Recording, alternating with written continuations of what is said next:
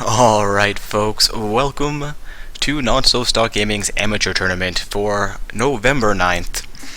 I believe we have 23 teams participating. We have 7 round 1 games with a number of teams with round 1 buys sitting in round 2 waiting to play.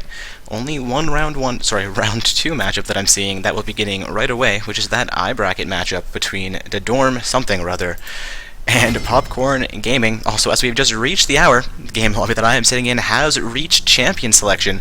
This matchup's going to be between Kappa Feel and Headrush Gaming.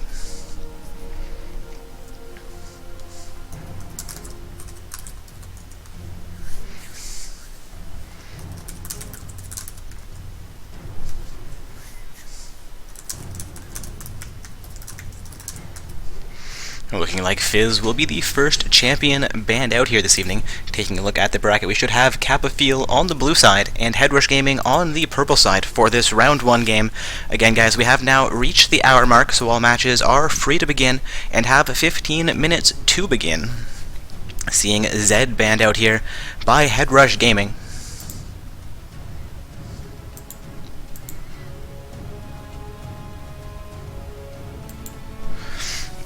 Also seeing Tristana as the second banned out champion from Kappa Feel, a very strong champion to be banning out, which will be answered by a Morgana ban coming from Headrush Gaming.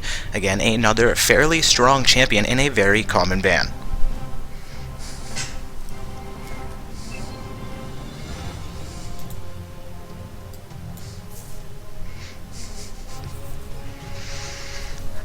We're going Sia Kali as the third ban coming through from the blue side here. Once again, guys, it is Kappa Feel on the blue side with Headrush Gaming on the purple team. Seeing Fizz, Tristana, and a Kali banned out by Kappa Feel. 3 very strong, very carry-esque champions. Also Zed, Morgana, and now Vi banned out by Headrush Gaming. Zed and Morgana, 2 of the stronger carryable champions. Morgana from that support lane can go utility or full damage. Zed, one of the top tier assassins at the moment. Vi also a very strong jungler, though she is more of a tank and utility role for their team. Not quite sure if that one is a targeted ban or one of their standard bans coming into play.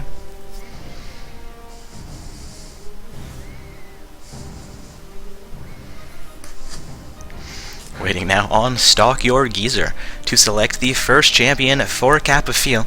Also looking down the roster of Kappa Feel, you'll see a common theme for their names, all of them with Stalk Your something as their name. We've seen Kappa Feel participating in a number of Not So Stock Gaming tournaments in the past. Also, I believe this is the second tournament for Headrush Gaming as far as Not So Stock Gaming tournaments are concerned. Stalk Your Geezer will lock in, and Alistar, I believe that will be their top laner, though it could be a support pick. Indeed, Alistar also capable in the jungle, but a little bit of a slower clear speed. Ezreal has also been locked in by Tango for Rango on HRG. Seeing Thresh also locked in, believe that will be their bottom lane pair showing for this matchup. Again, guys, it's going to be round 1 of play for Not So Stock Gaming's amateur tournament on November 9th. Also, Stalk Your Son will nearly insta-lock a Lucian pick.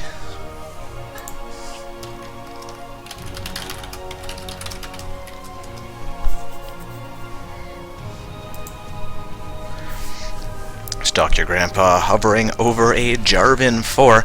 Swapping that out for a Shaco. Had not realized previously that Shaco received a visual update with that last patch.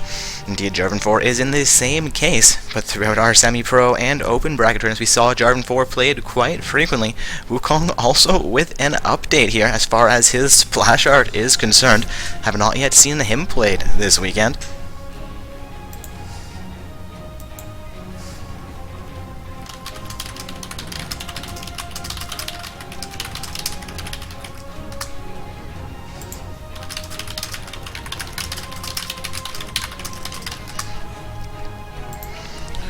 With Stalk Your Grandpa and Stalk Your Son locking in the Jarvan 4 and Lucian, that hands things back over to Headrush Gaming, where Native Bear and Josie the Noob Kid are going to be selecting their champion. Saw Rammus hovered over momentarily but swapped out for Shen, showing Shaco, and we're just going to be trolled by this champion randomization. Waiting still for Native Bear to show anything for his pick.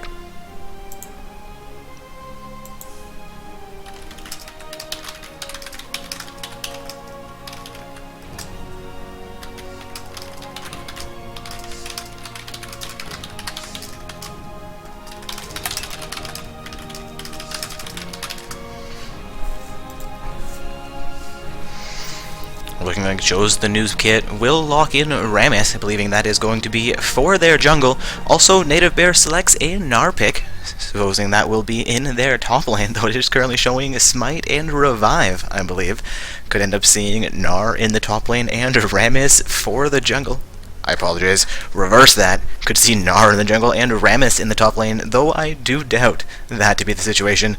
Teemo has also been locked in here by Stalk Your Homie, Stalk Your Coot, hovering over a Swain pick. This will be the first time, I believe, we get to see Teemo coming into any of Not So Stock Gaming tournament matches that make it onto the stream.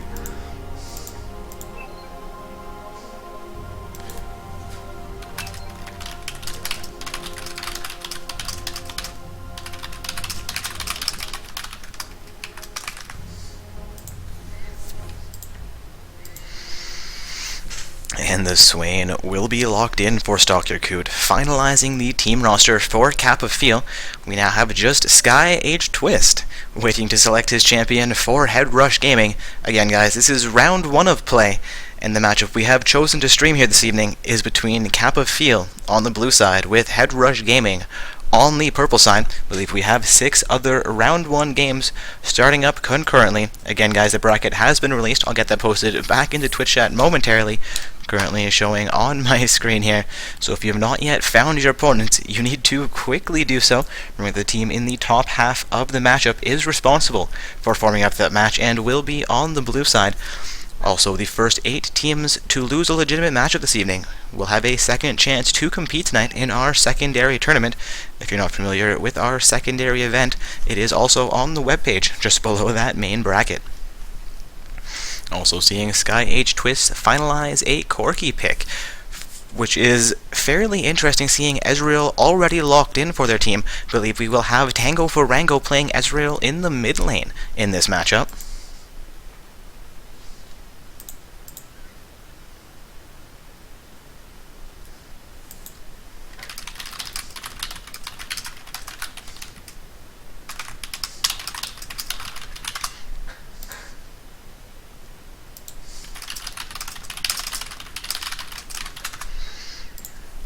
Again, guys, we are now seeing the finalized champion selections here for Kappa Feel on the blue side and Head Rush Gaming on the purple side.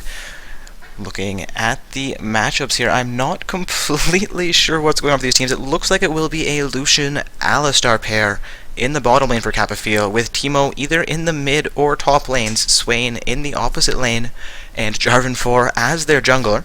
So a decent amount of tank coming out there, as well as a little bit of damage mitigation coming in from Swain, who can quickly regen his HP with his ultimate, and a huge amount of troll, as I'm seeing Sitarsky97 in Twitch chat scream out, Teemo! Indeed, there is a Teemo on that team.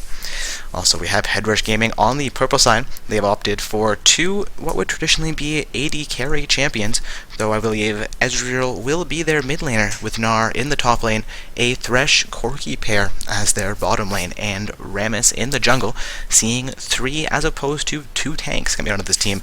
But I believe Swain will play a key role in absorbing a fair amount of damage for their team as well. Both teams have a fair amount of damage that they are capable of doing here. Going to see a huge amount of siege ability from both teams, as well as a little bit of a split comp potential, at least as far as I can see from the picks we have tonight. Again, guys, heading into round 1 of play here, we have Kappa Feel on the blue side with Head Rush Gaming on the purple side. All matches do need to begin within the next 6 minutes if both teams are showing into the bracket. Also, we'll get that bracket link posted back into Twitch chat for you guys. Apologize I didn't do that when I said I was going to the first time. Head back over to the website here. We do have 7 round 1 games. Camp Bite Me Please versus Dragon's Bane. North Korea Worst Korea versus Your Mid Sucks. Team Thomas Cat versus the Ugly Kids. Silence to Death versus Samsung Black. Purple Nips versus Fetus Bros Unlimited. And Kappa Field versus Headrush Gaming, the matchup we are currently streaming for you guys. Also, Second Four Boys versus Tanky DPS. Also, I believe there is one round 2 game that needs to get itself started within the next 5 minutes as well here, which is the Dorm Alliance versus Popcorn Gaming. The other teams sitting in round 2 are waiting for round 1 games to conclude before their opponents become available. Again, guys, we have Kappa Field on the blue side and Headrush Gaming on the purple side for our round 1 matchup on the stream. Remembering that all games do occur concurrently. We get to stream 1 game per round, following the winners of that game into the next round, and then the winners of that game into the next round, so forth and so on, until we make our way all the way through into the finals for the evening. Looking like spectator delay is finally about to tick down here. We'll be into load screen and onto the Rift momentarily.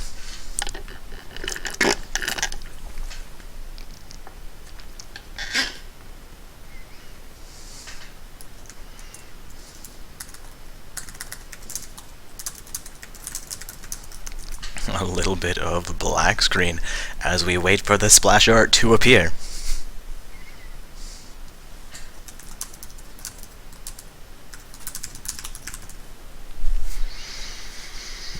Alright, coming into load screen here, seeing a number of silver trims. Only 1 gold trim so far, but we are waiting for Stalk Your Homie to show up into the screen still.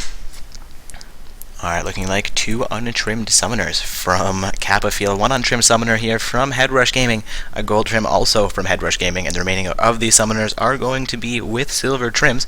Taking a look across the skins as well.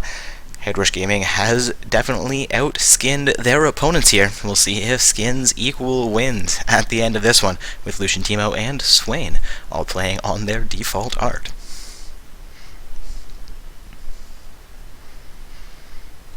Looking like Headrush Gaming is all sitting at 100% here, though we are 3 minutes behind these champions these summoners heading into their actual game. Not quite sure how spectators' load screen determines how fast people load into the game. If they mimic the actual load time and make us wait that much longer, oh Riot, why you do this to us? Anyways, guys, we'll be heading onto the Rift momentarily again for a round 1 game in a Not So Stock Gaming's amateur tournament, where summoners must be ranked between Bronze 5 and Gold 1 in the solo queue. We have Kappa Field on the blue side, with Headrush Gaming on the purple side. We have 6 other round 1 games as well as 1 round 2 game, also slated to start in the next 3 minutes if they have not yet started. If you have not managed to reach your opponents yet, as we are now 12 minutes past the hour, you do have 3 more minutes to finalize your matches and get into champion selection. If you are not the team causing the delay, you are waiting for your opponent still, you can report a win against them, and we will either advance you into the next round or swap in one of the 2 teams that are waiting, depending on how many no-shows we do have this evening.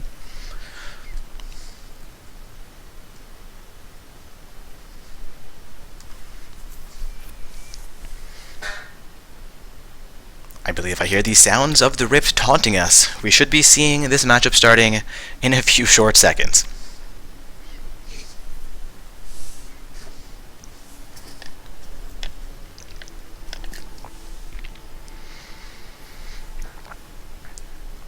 Looking to load into our round 1 game here, and here we go. Gnar will begin to move, finishes purchasing his items, and makes his way out of the base, looking like Lucian has done the same fairly quickly. The remainder of the summoners looking to pick up their items and get onto the map.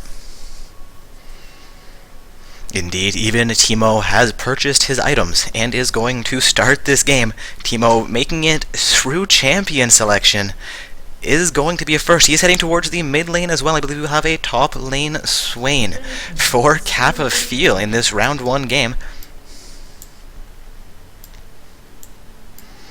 Also taking a look at the summoner spells, Rammus has finalized that smite, meaning Gnar will be in the top lane for Headrush Gaming. The Ezreal Thresh bottom lane pair, the Corki Thresh bottom lane pair with Ezreal in the middle. It's going to be a huge exchange here though. Corki getting Pharaoh and Lucian also down to 200 HP as both ADCs get a little bit of exchange, and the remainder of their teams are going to respond into the river. Lucian getting a little bit more poke, and Ezreal missing his onto Lucian. Getting some reports of Oh God AD Teemo from Twitch chat. Indeed, the Teemo has started with the Doran's Blade. A bit of an interesting choice onto Teemo. Could be looking for early damage before he starts to build AP. And indeed, we're going to see Teemo versus Ezreal in the mid lane. Teemo does counter most AD champions. We'll see exactly how his blind plays to his advantage and how Ezreal's range and poke can play to his. Looking like junglers will start in the bottom halves of the jungle here. Jarvan 4 starting on the red buff for the blue team, while Rammus starts on his blue buff from the red team.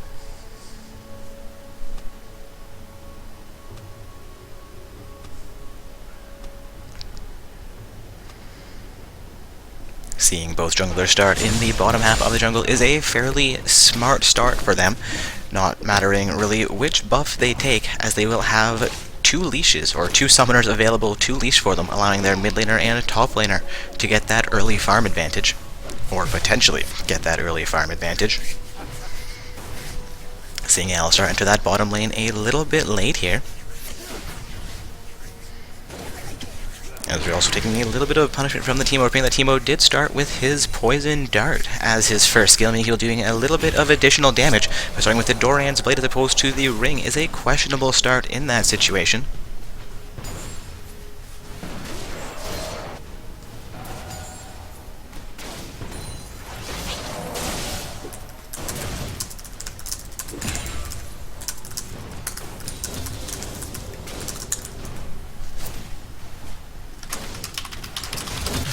Going to be a little bit of an exchange in the bottom lane, also some poke going down in the mid lane here. Thresh going to go for a death sentence, which does not connect. Alistar will punish Thresh fairly heavily for it. We could see first blood coming out in the bottom lane. Heal comes out from the Corki, and Corki begins to get focused. Alistar also getting fairly low here. Double shot coming out from the Lucian here. Corki down to 20 HP. Lucian also down to 100 HP. Heal comes out from the Lucian, though he re-engages. Flake comes out from the Thresh. Lucian is getting fairly low. Headbutt comes out from the Alistar, who will take a turret hit, keeping Lucian safe.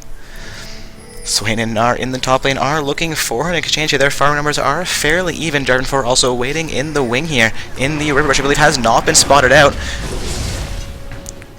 EQ combo comes through from the J4. A little bit of a glitch in the graphics there, I believe, as Jarvan 4 and Gnar's crowd controls intersect each other. Gnar will go down fairly low there, but gets back to his turret safely.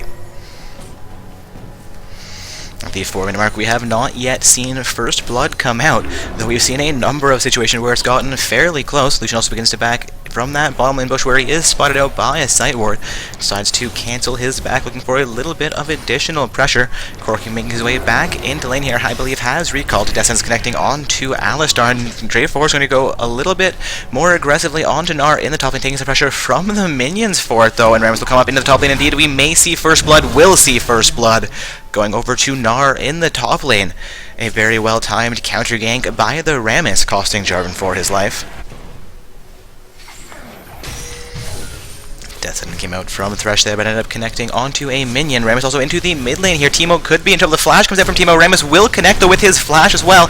Ezreal picks up the kill. Rammus takes 2 turret hits here. It remains with about 100 HP and nobody else in the mid lane to contest. He will escape with his life. Now a 2-4-0 score in favor of Headrush Gaming on the purple side.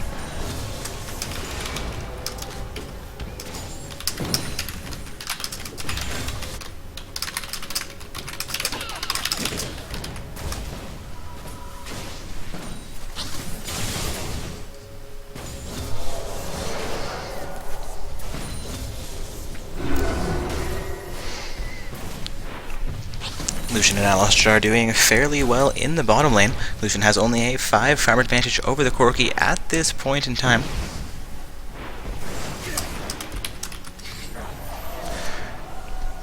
But we are seeing Alistar and Lucian do a fairly decent job of zoning the Corki Thresh against their turrets. We have not seen Rammus, however, come into the bottom lane. Yet going to be more action into the bottom lane. Corki has been exhausted. It's down to 50. He, I believe, has grabbed the lantern from the Thresh, but will go down despite that.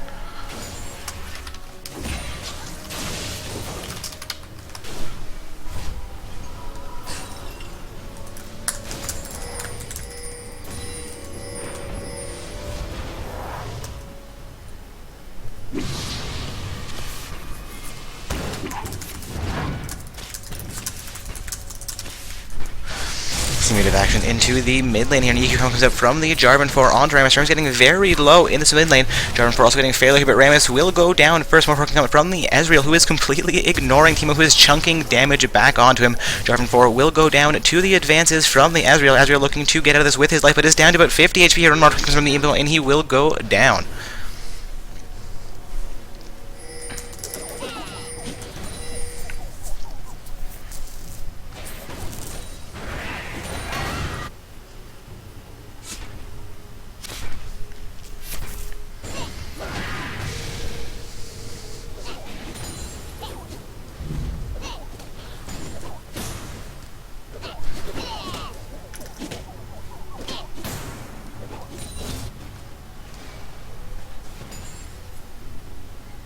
Apologize for my silence here, guys. A quick admin issue has come up here. Just need to swap one of those two waiting teams in to a slot of a team who has not shown up with their 5th member here this evening.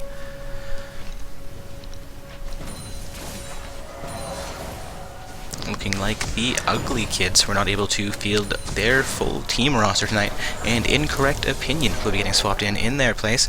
To apologize to the other team that was waiting. We were originally believing that all teams had started their matchup, but got a bit of a late report here at 20 minutes past the hour, that a team was still waiting for a 5th member to show up. And back to the matchup at hand, we are seeing currently a 3-4-3 kill score, despite Headrush Gaming having an early advantage in this game. Kappa Fuel has brought it back so far. Rammus doing very well for his team, handing 2 kills over onto his carries in both the top and mid lane. Teemo also picking up another kill in that matchup against Ezreal. Going to action into the bottom lane as Rammus coming in for a gank in the bottom lane. I believe for the first time in this game, Flay coming out from the Thresh onto Ezreal, onto the Alistar, and double teleports coming down into the bottom lane. Swain is in the bottom lane. Gnar now into the bottom lane as well, going to go full hammy. Heal comes out from the Lucian, but Gnar is knocked into turret range in that bomb, and Gnar will go down to the turret. Alistar down to finish here, but that's going to be a double kill here as Rammus goes down to the Lucian. Alistar somehow remaining his life, but below 50 HP. There's going to be a triple kill here for Lucian as he picks up a kill onto the Thresh as well in the bottom lane. That is very well played by Kappa Fuel. Teemo now roaming into the bottom lane as well, but will begin to recall, potentially not spotting Corki out behind that bottom lane outer turret. Ezreal back into the mid lane here, looking to respond to this play against the bottom lane outer turret with a play into the mid lane for himself as well. Jarvan 4 lancing over that wall will begin to recall from the river.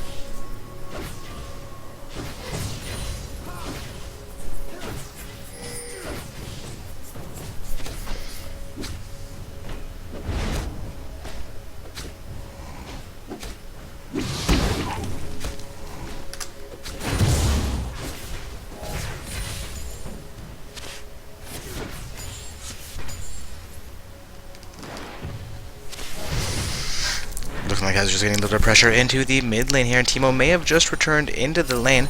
Did not take much damage from the Ezreal, who has now returned to his turret. Will begin to recall from the mid lane. We'll see exactly how that plays out for the blue side, leaving Ezreal out of lane for about 30 seconds here. Rammus looks like he may wrap into that mid lane, looking for some plays against the Teemo, though he may be going for a counter jungle here, timing out the Jarvan's blitz action into the bottom lane, though, as Thresh gets very, very low. Culling will come out from the Lucian, and Thresh does go down. Alistar tanking 2 turrets there to allow Lucian to finish off the Thresh. Lucian now taking turrets as he continues on to the Corki, and he goes down, taking that 3rd turret. Alistar could be overextended here, trying to finish off Corki underneath his turret. Action also into the top lane here as Rammus comes in for a gank to assist the Gnar. Both Alistar and Corki below 300 HP here. Alistar takes a turret as he steps a little bit too deep into purple side, and he will go down to the Corki. Teemo now into the top lane, begins to attack onto Rammus, who will begin to refocus onto Gnar. A slight work comes out into that bush. Flash comes out from the Gnar, and both Rammus and Gnar will survive that situation against the Teemo Swain in the top lane. Teemo looking to actually take a bit of farm from Swain, get pressure against this top lane outer turret. Ezreal has been left by himself in the mid lane, but Teemo comes into under this top lane outer turret, taking 4 turret hits, finishes off the Gnar, but goes down to Rammus, who he may not have been expecting to still be around there. Swain comes in from behind Rammus, and about 150 HP here, is still ticking down. Swain looking for one more hit onto Rammus, will not find that kill.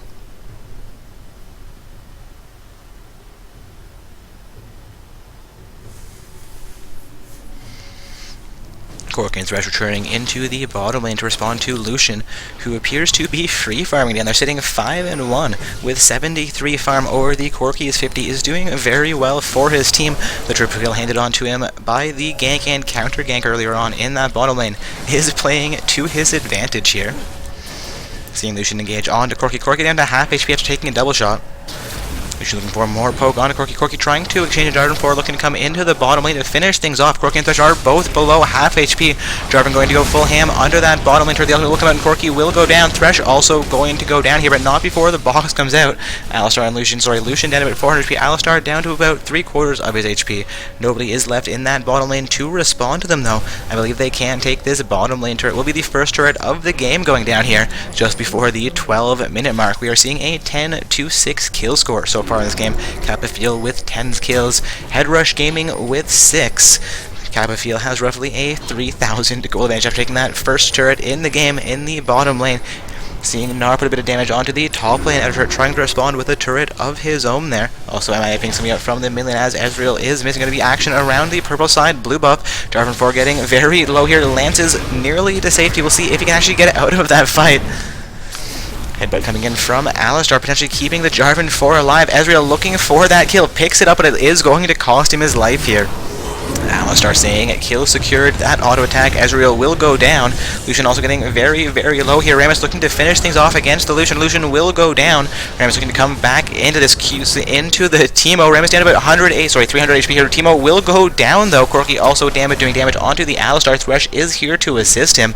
That is a decent exchange going over in favor here of Headrush Gaming on the purple side. A little bit of an overstay by the blue team as that fight did start out in their favor. Alistar getting very low here is distracting both Rammus and Thresh, who will chase him down. Rammus stepping onto a Shroom from the Teemo. Death and Cyber coming up from the Thresh will connect and be enough to finish off the Alistar. As a result, will come through and not quite connect onto Rammus. It may have been enough to finish him off had it connected. Corki taking damage in the mid lane as Jarvan 4 takes a turret hit for his assault. Seeing Rammus and Corki, the only summoners near the mid lane here. No, Ezreal is coming in. Corki and Rammus will begin to recoil as they are both sub 500 HP. Ezreal coming in with full health. We'll be looking to defend this mid lane against an assault from the Jarvan 4 Teemo pair. Lucian clearing out vision around the Dragon Pit while Thresh also looks to recall. Jarvan 4 will begin to recall from the mid lane as the Alistar Lucian pair make their way in the mid, looking for their second turret of the game here.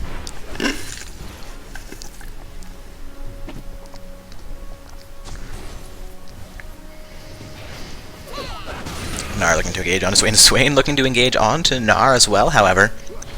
Taking a look at the farm numbers, Gnar is out farming Swain by about 20.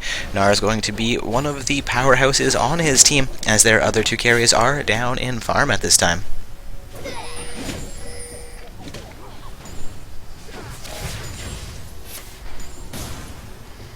Jarvan 4 looking for a play into the mid lane. Potentially here may actually head towards the top lane where Alistar is also waiting in the wing. Lucian is alone in the bottom lane against the Thresh Corki pair, and Rammus has engaged onto Dragon at the 14.5-minute mark. Teemo and Lucian could contest this. Corki and Thresh are also in range. Looks like Rammus will choose to fall off of his Dragon objective.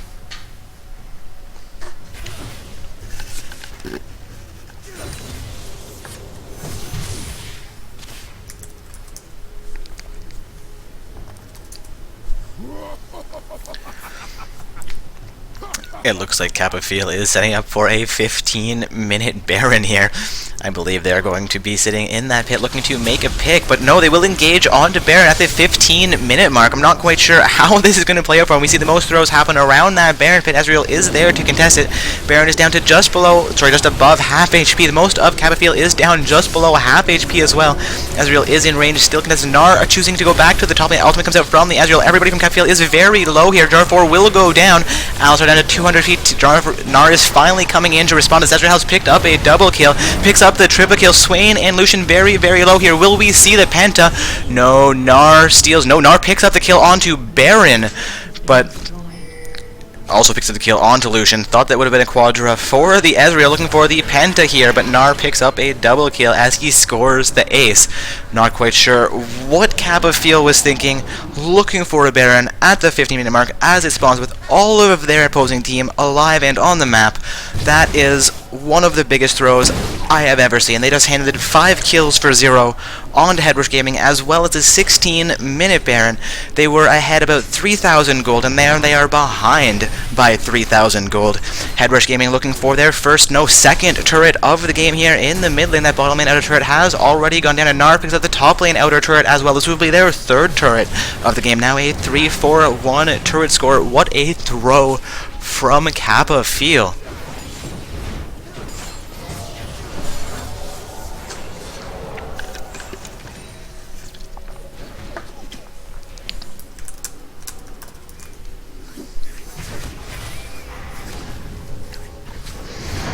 Seeing Headrush Gaming set up for their first dragon of the game here. Rammus did try and set up for one a little bit earlier, but was unsuccessful. Jarvan 4 and Alistar are in range to contest. Seeing Lucian also in range here. Jarvan 4 down to about 300. He forced to flash out over the wall. Thresh looking to finish things off, and Jarvan 4 will pick up that kill.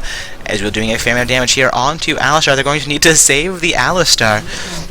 Alistar does go down to Ezreal. Dragon still on the map, though. We're seeing Teemo also down as Ezreal picks up a double kill. Lucian is going to be trouble against the Gnar, but Gnar will go down. See if Rammus can respond in time onto the Lucian. Looking like Lucian could be trouble. It dashes out of range of the Rammus. Looking like Rammus will, pick up the kill onto Lucian. Thought Lucian may have had that one, but indeed Rammus does pick up that kill. Seeing Headrush Gaming put their Baron buff to use here. Ezreal and Thresh in the mid lane looking for a mid lane inner tier turret. Corki and Rammus refusing to go down and lose their Baron buff at this point. A great play by Corki and Rammus in that bottom lane. Go to see more action into the mid lane here. Ezreal is getting fairly low with 3-man assault coming in from Kappa Feel. The ultimate will come out from the Jarvan 4. EQQ almost comes through, but Jarvan 4 will go down to Ezreal. A bit of an overextension there. Rammus looking to come in against the Swain Alistar pair. Alistar will get caught out as Rammus goes full ham into them. Ezreal looking to do a little bit more damage, but he will get caught out here. May go down. Swain, however, is down to 50 HP. Rammus finishes things off there. Ezreal picks up the kill. Ezreal does go down as well, though, to the Alistar. Ezreal has now lost his Baron buff. Going to see 2 members of Headrush Gaming without their Baron here. Again, that Baron was handed over to them more or less free of charge from Kappa Feel. Rammus forced to flash over into the Dragon Pit as Lucian tries to juke away. They will pick up another kill for their team. Now a 23-13 kill score. Only 3 short minutes ago, this game was in favor of Kappa Feel.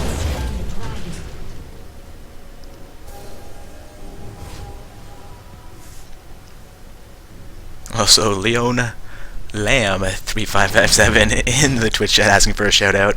Welcome to Not So Stock Gaming Tournaments. It's great to have you. Also, a huge shout out to all of our other viewers as well. We appreciate all of you coming out to join us for the evening.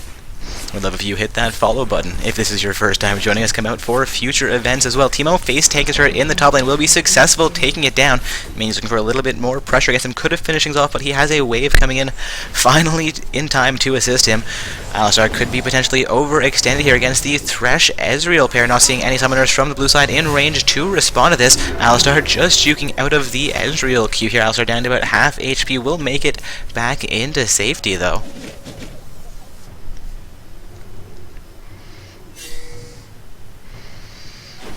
Again, guys, this is round 1 of play in Not So Stock Gaming's amateur tournament, where summoners must be ranked between Bronze 5 and Gold 1 in the solo queue. Currently watching Kappa Feel on the blue side versus Headrush Gaming on the purple side. Alistar will go down as Kappa Feel tries to engage against 3 members of Headrush Gaming. That was a 3 versus 3 fight. Thresh also getting fairly low here. Dessence will come up but not connect onto its target. Ezreal will get spotted out here by the Jarvan 4, but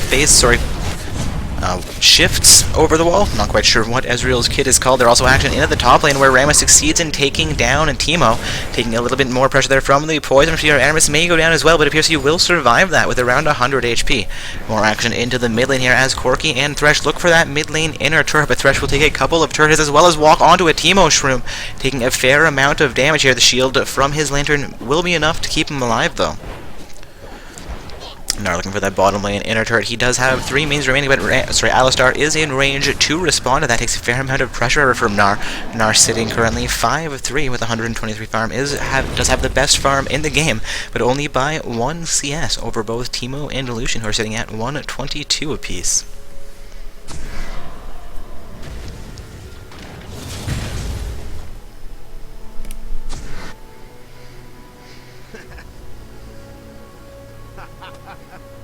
As we have just passed the 20-minute mark in this game, we are seeing a 27-14 kill score in favor of Headrush Gaming. They are also 3 turrets to 2, have roughly a 10,000 gold advantage. Lucian taking pressure in the bottom, and the culling will come out, but Alistar headbutts Gnar or Corki out of range from that.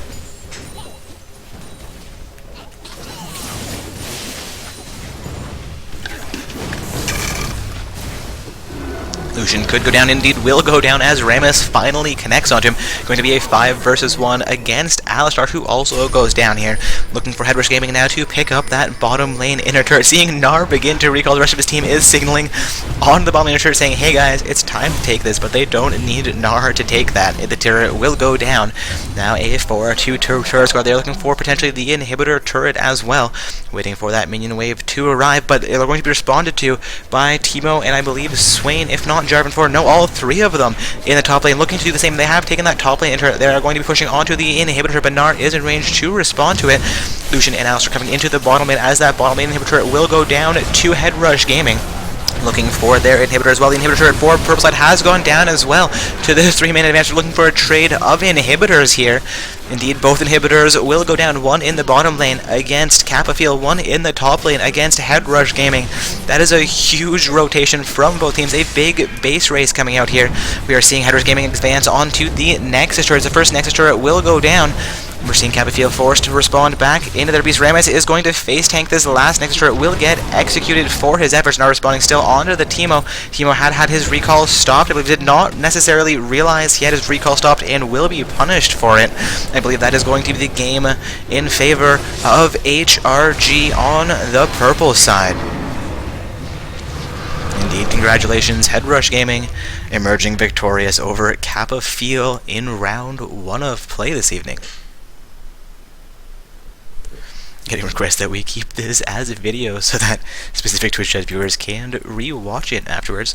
And if you guys are not aware, we do have a YouTube channel where most of our videos make it up, or most of our tournaments, I should say, make it up onto YouTube as an archive for our videos. Again, guys, that was Headrush Gaming emerging victorious over Kappa Field. I'm just going to take a look over at the bracket and check on our current match reports. Looks like we've actually had 3 round 1 games so far that have concluded. Looking to see if those are currently affected onto the bracket. Indeed, they are. North Korea, Worst Korea defeated Your Mid Sucks, meaning Your Mid Sucks will be moving on into the secondary tournament, while North Korea, Worst Korea moves on into round 2 of play in our main event. Headrush Gaming, we just saw defeat Kappa Field, meaning Headrush Gaming is moving on into round 2 of play to face off against Big Tree 10. Also, Team Thomas Cat defeated Incorrect Opinion.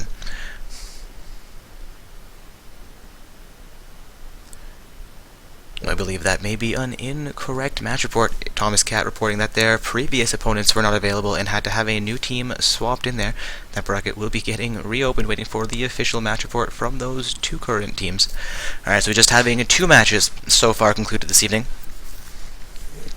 Looking to head into round 2 here, where Big Tree 10 had a round 1 bye, and then are going to be facing off against Team Headrush Gaming.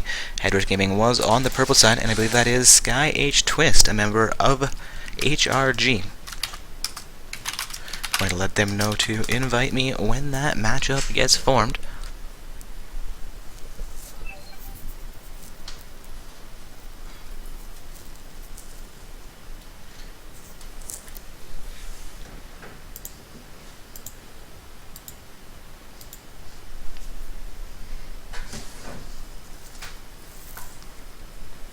Seeing some comments in Twitch chat about the early Baron play chosen by Kappa Field. Indeed, if they had succeeded taking that Baron without losing their entire team, they're giving the Baron over onto HRG, would have been a very, very different matchup than what we saw. We see most Baron plays before the 25-minute mark, unless you have roughly a 5 to 10,000 advantage, be huge throws generally. Of course, if your entire enemy team is dead, you potentially have a chance with 4 to 5 members above half HP, but it is always very difficult to make those early Baron plays, and it was a huge choice, a huge risk for Kappa Feel, and it definitely did not work out in their favor.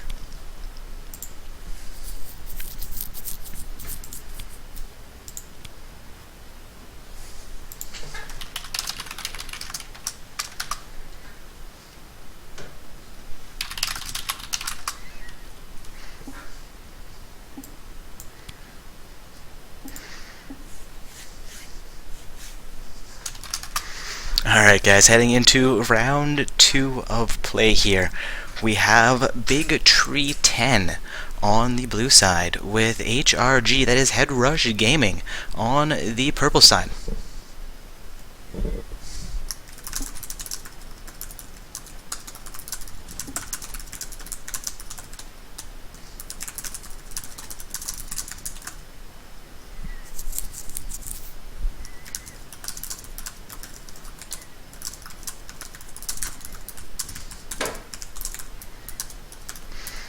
Getting some more requests for the video of tonight's tournament. It won't be on YouTube until the tournament concludes. We do need to upload that afterwards.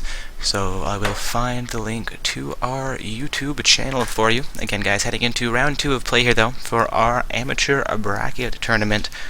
We have Team Big Tree 10, if I'm not mistaken. Going to double check the bracket here, make sure I've gotten that name correct. Indeed, Big Tree 10 on the blue side, and they're going to be facing off against Head Rush Gaming Inc. on the purple side. Also looking for our YouTube channel here. I believe this is the link for you. Get that posted into Twitch chat momentarily. Also getting questions about the secondary tournament. For anybody not aware, we do host 2 tournaments, as long as we have more than 12 teams that check in for the evening. The first 8 teams that play their matches and lose those matches will be compiled into a second bracket. We will have 8 teams competing for a second prize pool of 40,000 RP and 5 Triumphant Rise skins. So once the 8th matchup does conclude, we will be releasing that secondary tournament bracket for you guys. I believe we've had 2 matches so far conclude, so waiting on 6 more matches to finish up.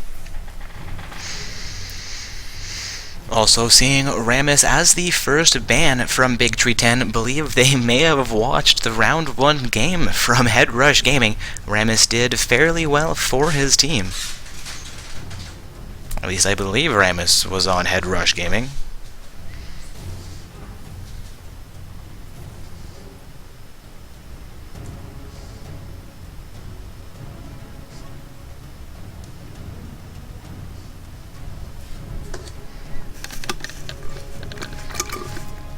Head Rush Gaming has opted to ban out Morgana for the second time this evening. I believe that is a fairly standard ban for them. Of course, Morgana is one of those fairly strong champions that you never really want to be playing against.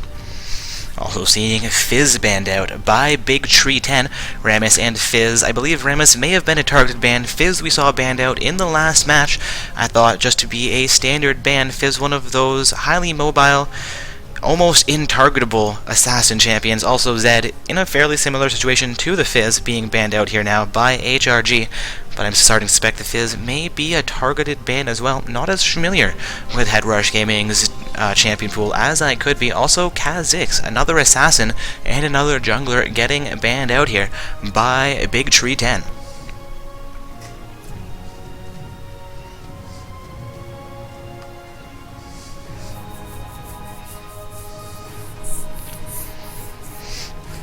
And Vi will be the last ban here from Head Rush Gaming. I believe we saw them ban out identical champions in round 1 of play. So these are standard bans coming through from Head Rush Gaming. I believe the Rammus is a targeted ban from Big Tree 10, and the other 2 should be fairly standard bans. We see them very, very frequently. Also, Lee Sin locked in by Sir Asian Man On Big Tree 10, Joe's the Noob Kid locking in Lucian with Tango for Rango hovering over a Leona pick for their team.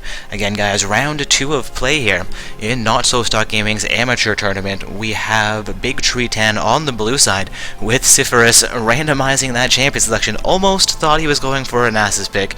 Chicken Finger, an interesting name, waiting to select his champion still.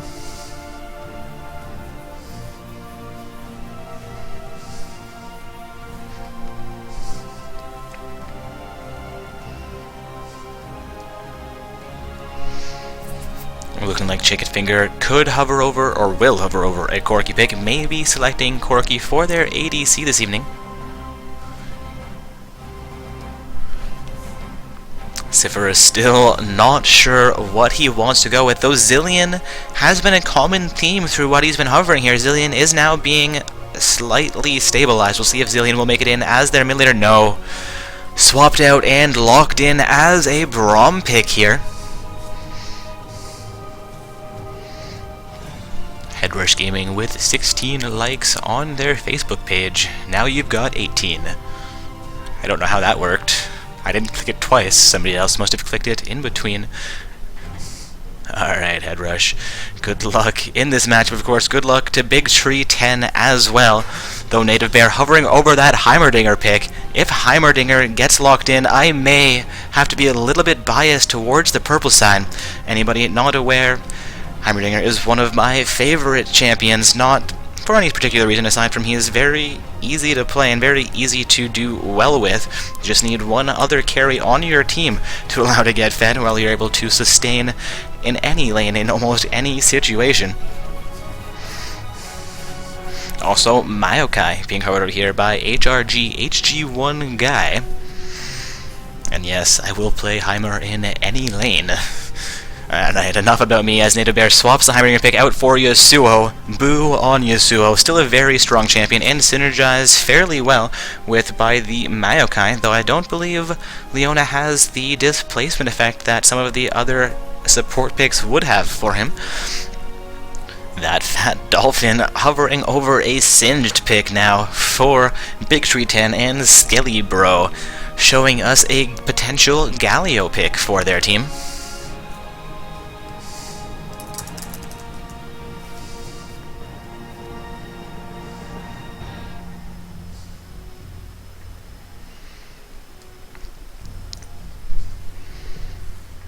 Looking like that fat dolphin will not opt for the Singe pick as we are now seeing them hover over an Akali pick.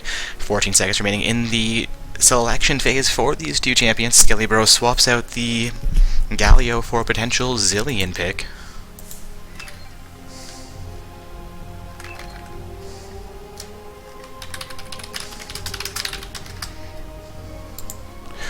Alright, Akali, and I believe that is Talon with a visual update, getting locked in here by the blue side. Also getting reports from a member of one of the teams participating this evening that one of their opponents is being rather insulting in all chat. It is stated in our rules that you guys abide by the summoner code, and by extension or via proxy to that, we do expect you guys not only to be respectful to your teammates, but to your opponents and our staff as well.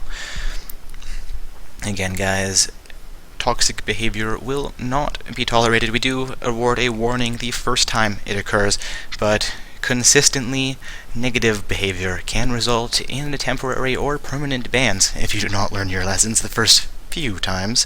Anyways, back to things at hand here. SkyH Twist is going to be the last summoner from Headrush Gaming to be selecting a champion this evening, at least in round 2 of play in this current matchup between Big Tree 10 on the blue side and Headrush Gaming on the purple side.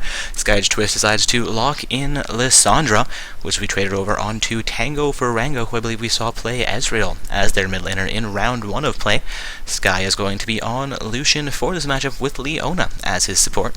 I believe Yasuo will be in the top lane with Lissandra mid and a Maokai for their jungler.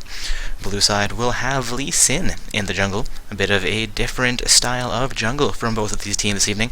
Corki and Braum in the bottom lane. Again, this is for Big Tree 10 with Akali showing teleport. I suspect she will be in the top lane with Talon as their mid laner, though Akali could end up in the mid lane with teleport as well.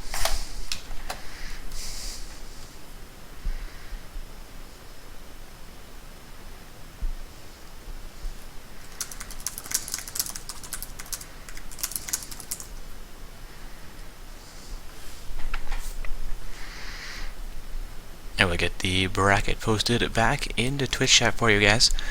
Again, teams are responsible for reporting the status of their matches as they conclude, and we do our best to get that status reflected onto the bracket as quickly as possible for everybody.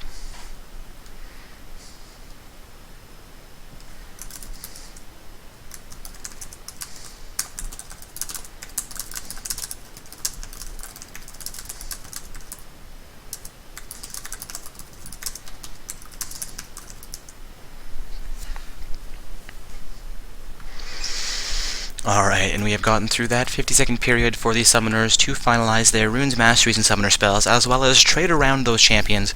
We are into our 3-minute spectator delay period, and now that I have actually finished my drink, I'm going to leave you guys for these 2 minutes until we get back into load screen and onto the Rift here to refresh my drink and potentially run to the washroom.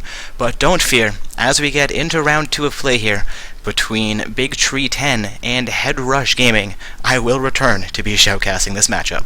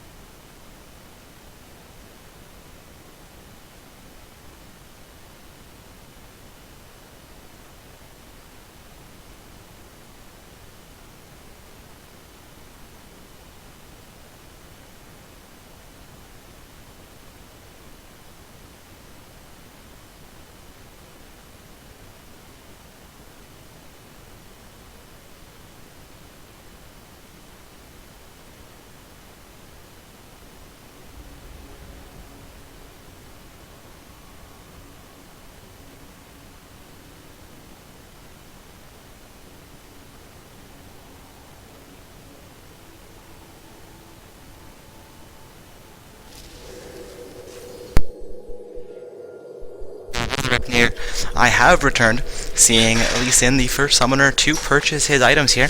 Everybody else quickly making their purchases as well. Also, JP Ham in Twitch chat claiming to be the new master of the stream. Welcome to Not So Stock Gaming Tournaments, JP Ham. Blue side will be the first team to make their way out of the base here. Purple side is quickly doing the same. Braum, still sitting in the pool, has just purchased his last item and is making his way now onto the map.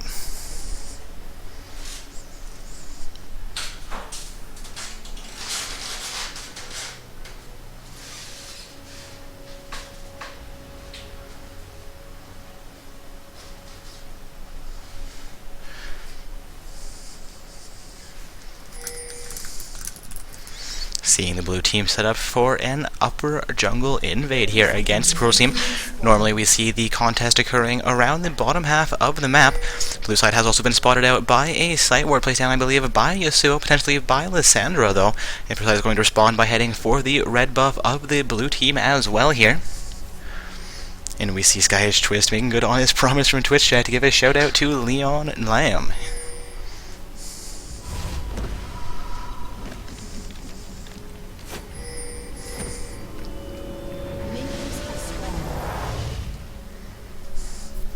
Minions now onto the map again. We are seeing Big Tree 10 from the blue side with a red buff invade against the purple team. They have all of their summoners in the upper half of the map. I suspect they may be going for a lane swap here. No, Corki is heading towards the bottom lane now. Their support and their top laner may be up to assist their jungle. Their support may be under the Corki. I'm seeing a second bubble there. I believe the support is heading into the bottom lane as well, leaving only Akali and Lee Sin in the red team jungler. Leona and Lucian have released the red buff for Maokai in the blue side of the map. I believe they will both be heading directly for their blue buffs as they finish these counter invades.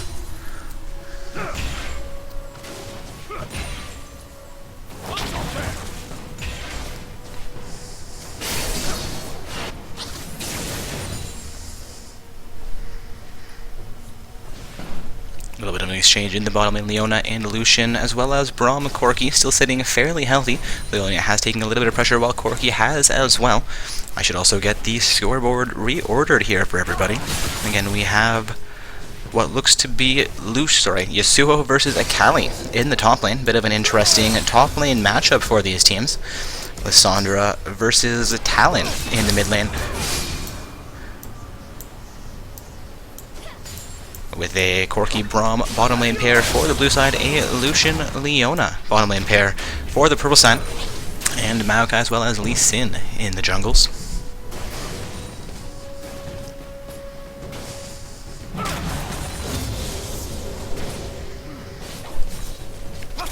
Akali has utilized the Hellish here. He's going to go full ham onto Yasuo. Both of them are taking a fair amount of pressure, but Yasuo is down to about 200 HP after that exchange. This could go in favor of the Akali. 3.5 minutes into the game here, Akali is looking for first blood in her laning matchup.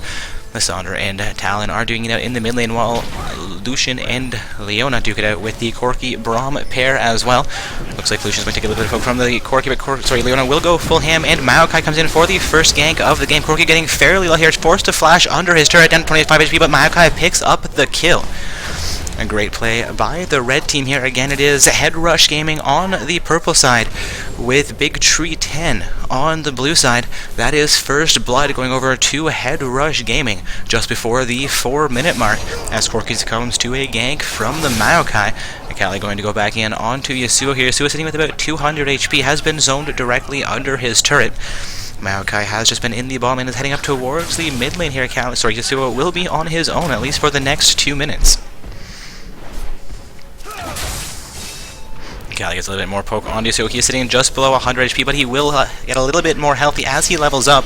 Another poke coming up from the Akali, but Yasuo's shield is activated. Akali flashes another turret, picks up the kill, evening out the kill score here. Takes 2 turrets, but escapes that with her life. Very well played by Big Tree 10's Akali. Lissandra also getting her way to safety here as Lee Sin comes in for a gank in the mid lane. Maokai looking for a counter gank here, and there's going to be action in the bottom lane as well. Braum has locked down the Lucian. Corki going to follow things up, completely ignoring the Leona. Lucian down below half HP here. The exchange will continue as Lucian tries to get a bit more poke back onto the Braum. Maokai now into the mid lane, gets a sapling out, but will not connect onto Talon. Talon gets a bit of poke back onto Maokai for his efforts.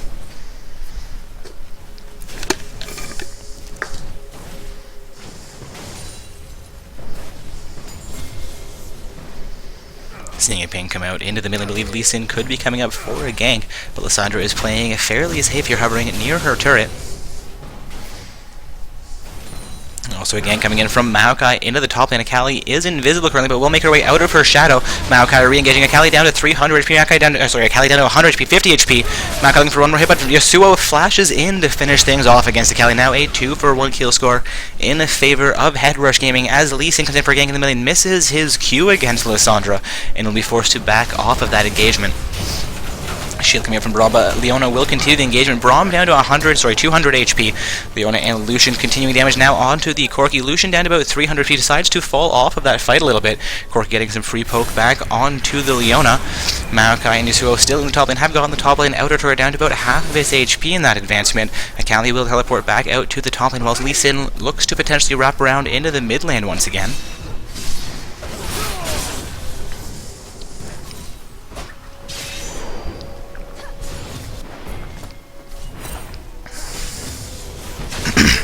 Taking a look down the board here, seems like we have a fairly even matchup in the mid lane. Talon is going to go in onto Lissandra, and Lee Sin will come in to assist him. Lissandra will go down, but Ignite has been activated onto Talon. We could have an exchange in the mid lane. Talon will go down as well. Now a 3-4-2 kill score. We see Head Rush Gaming with roughly a 400 gold advantage over Big Tree 10 at the 7-minute mark. We still have a fairly close game at hand here.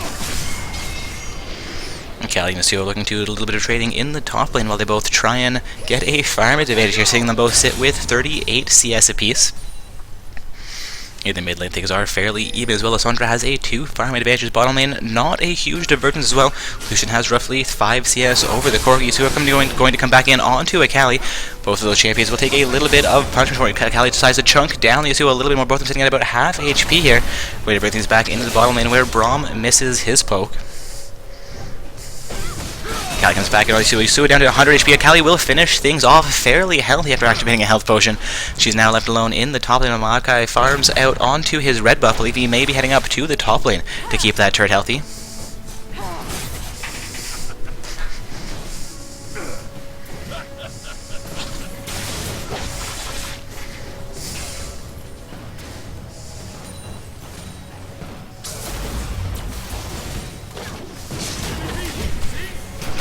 Move action into the bottom here as Leona locks down the Braum Corki combo once again. Leona taking a little bit of punishment for it, but the Braum and Corki are both down to half HP. Lucian also getting just above that half HP mark. Lee Sin will come in for a gank in the bottom lane while Akali and Akali and Maokai duke things out in the top lane. Yasuo is looking to come back into the lane. Akali is taking a little bit of pressure from the Maokai. Both those summoners fairly low here. Maokai will flash out. Akali comes in under the turret, picks up a kill onto Maokai. Yasuo looking to finish things off there against Akali, making it at least a bit of a more even exchange here. Akali down to 50 HP in the top lane. Lee Sin has fallen off the gank in the bottom lane without picking up a kill, but Yasuo will pick up the kill onto Akali. Seeing now a 4-4-4 kill score. 11.3k gold for both teams as well. We are now deadlocked at the 8.5 minute mark.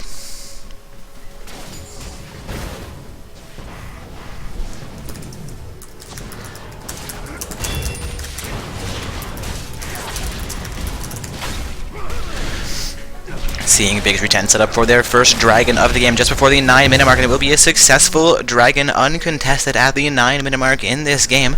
Leona and Lucian looking to come in, realize the dragon has been taken, will not be able to pick up any kills here.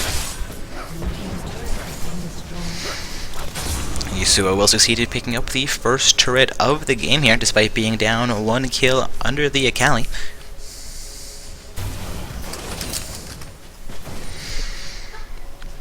Lucian and Leona looking for pressure against this bottom lane Corki, against this bottom lane turret. Only Corki available to currently defend it. Braum will be about 10-15 seconds till he gets out into lane. Talon also looking to return to the mid lane, while Lissandra has pinged that he is MIA currently. I believe that is Braum. He's coming into the bottom lane to assist the Corki. Leona looking for an engagement here as Corki potentially extends past the turret range. However, they have now pushed minions back into his turret, and Corki will be fairly safe to farm here momentarily. Braum returning into lane is going to be action around the mid lane here as Maokai and Lucian both look for a gank, but they will both end up on their farms here as Lee Sin pings out that he's going to hand over that blue buff to the Talon currently. Maokai heading up towards the top lane while Lissandra looks for pressure against the mid lane turret. A nicely timed Q from the Yasuo leading into an ultimate against the Akali. Both those are getting down to below half HP. Maokai wrapping up from the river. Akali will go full ham under Yasuo's turret, but Maokai comes in to try and finish things off here. Akali down to 300 HP. Maokai taking pressure from the Akali, though. Akali down to 150 HP. Comes back in against the Maokai. Lee Sin also up into the top lane. Akali will go down. Maokai could be in trouble against Lee Sin. There's going to be action in the bottom lane where Lissandra has roamed into the Corki. Going to get locked down by the Leona as well. Corki at about 100 HP. Corki will go down here, but Talon is also going to come down into the bottom lane where Lissandra has gotten fairly low. Lissandra will go down to the Talon for a second kill against the Lucian now while Braum is going to assist him. Leona has been forced off of that fight completely. Going to be a double kill for the Talon. It appears that Maokai survived somehow against Lee Sin in the top lane.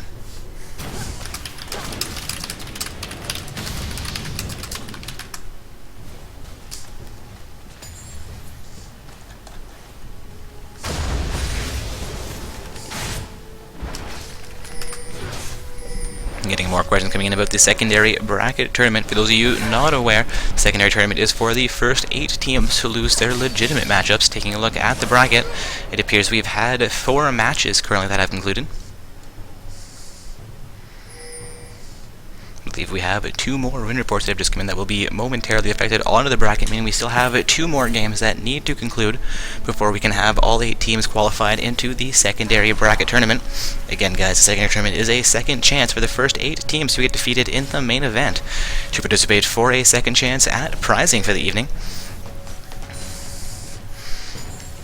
Of course, we stream only the main event here, where we are in round 2 of play. Lee Sin going to go a little bit ham into the Maokai Lissandra pair. Lee Sin will be going down here, potentially taking down from that red buff. Indeed, he will go down. Seeing Lissandra also go down as Talon and Akali continue their advancement on to Maokai. Going to be a 1-4-1 trade for both. This is now an 8-4-7 kill score. Still a fairly close game.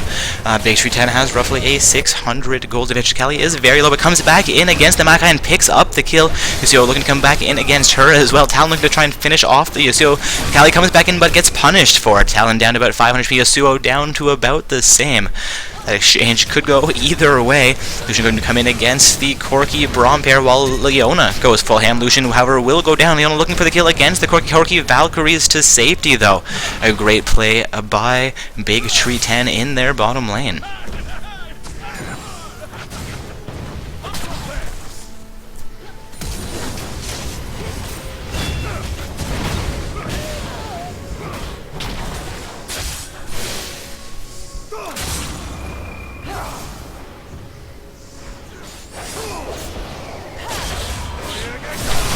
Going to be action in the million as Yasuo and Lissandra go full ham here. Yasuo gets the shutdown onto Talon but pays with his life as the turret does a little bit too much damage to him, seeing a 12-10 kill score here in this round 2 game between Big Tree 10 on the blue side and Headrush Gaming on the purple side. Big Tree 10 has roughly a 1500 gold advantage as we are sitting at the 14-minute mark, but Headrush Gaming has picked up the first and only turret of this game. I believe they've also picked up the first, no, I believe blue side did pick up the first and only dragon of the game, though. So we are seeing a fairly even goal score here in favor, however, of Big Tree 10 on the blue side. Lissandra looking for the second turret of the game for the team. Lee Sin is going to try and contest it, and will be successful at keeping that turret alive at least for the time being.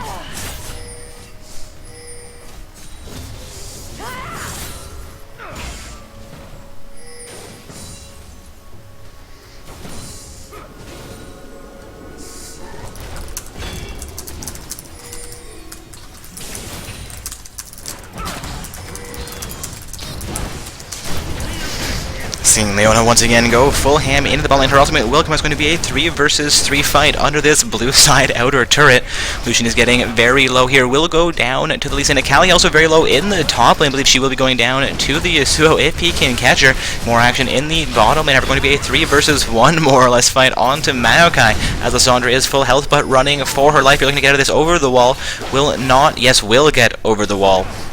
However, Lee Sin will drop a side ward and continue the engagement against Lissandra. Is looking to come back in against the Yasuo, but Braum is there to assist him. Lissandra taking a little bit more pressure from the Braum. Braum could be overextended here, but gets a nice stun onto Lissandra. Lissandra looks to come back in, but another side ward will come out into the Tribush. Lee Sin clearing out a ward around the Dragon Pit is very low here.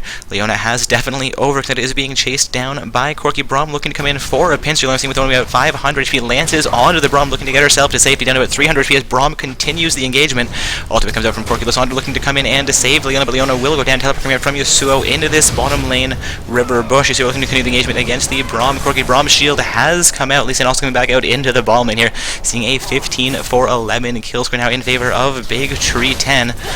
Going to be a 4 versus 3. Lissandra will go down. The Culling comes out from the Lucian, connecting on to Talon, but Braum is stand behind me onto the Talon, keeping him fairly healthy through that exchange.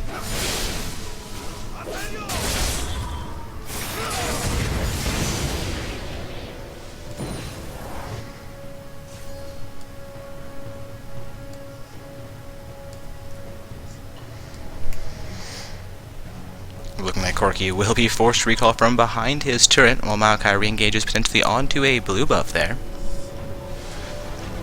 It also looks like a few more win reports have trickled in here, so the secondary tournament should be getting set up momentarily. Looking like Purple Lips, Samsung Black, and Dorm Alliance have finished their games victorious.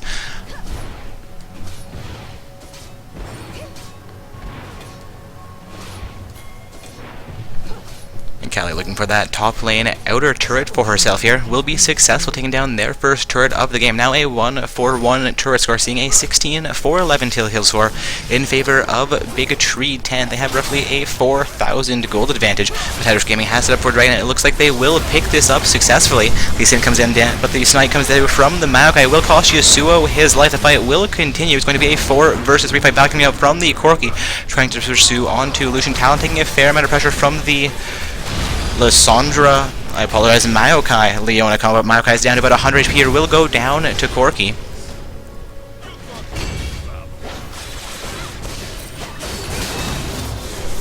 Fight will continue as Leona ends up going down as well.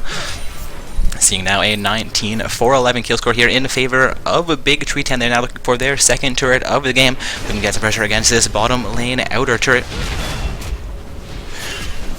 Alright guys, we now have 7 matchups that have concluded. I've gotten those affected onto the bracket, just waiting for the matchup between Team Thomas Cat and Incorrect Opinion to conclude, and that will be our 8th matchup this evening. That will be concluding, and after that matchup finishes, we will have the secondary bracket tournament getting released for you.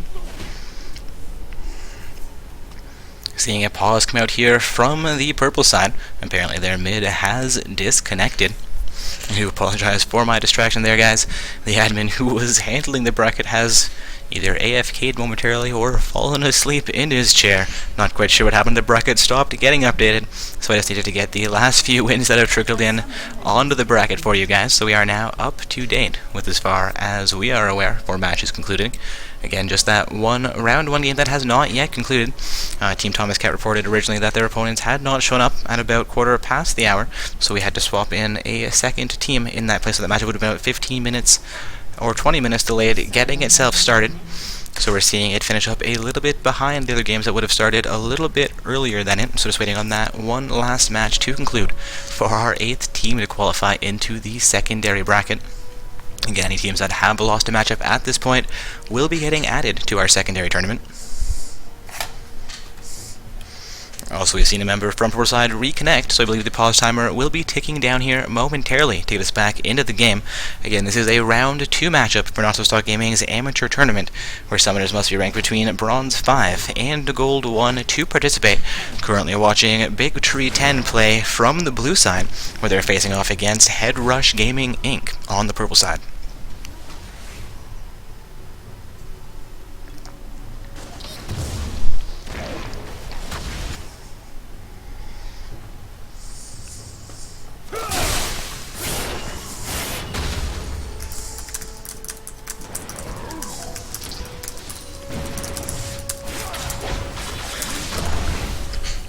Seeing action into the middle as Maokai to get a bit of pressure against that mid lane outer turret from the blue team. Talon was in range to defend, and Braum quickly comes in to assist, and Maokai has been forced off of that objective. Seeing Lucia looking for that bottom lane outer turret as well is going to be responded to by the Corki. Maokai coming back in here against Braum, potentially looking to clean up that wave of the Blues team minions and get himself back against that outer turret. Again, guys, it is Big Tree 10 on the blue side with Head Rush Gaming on the pro side. Maokai is now assisted by Lysandra. Only Braum here to defend that turret. Has only a few auto attacks of HP remaining on it.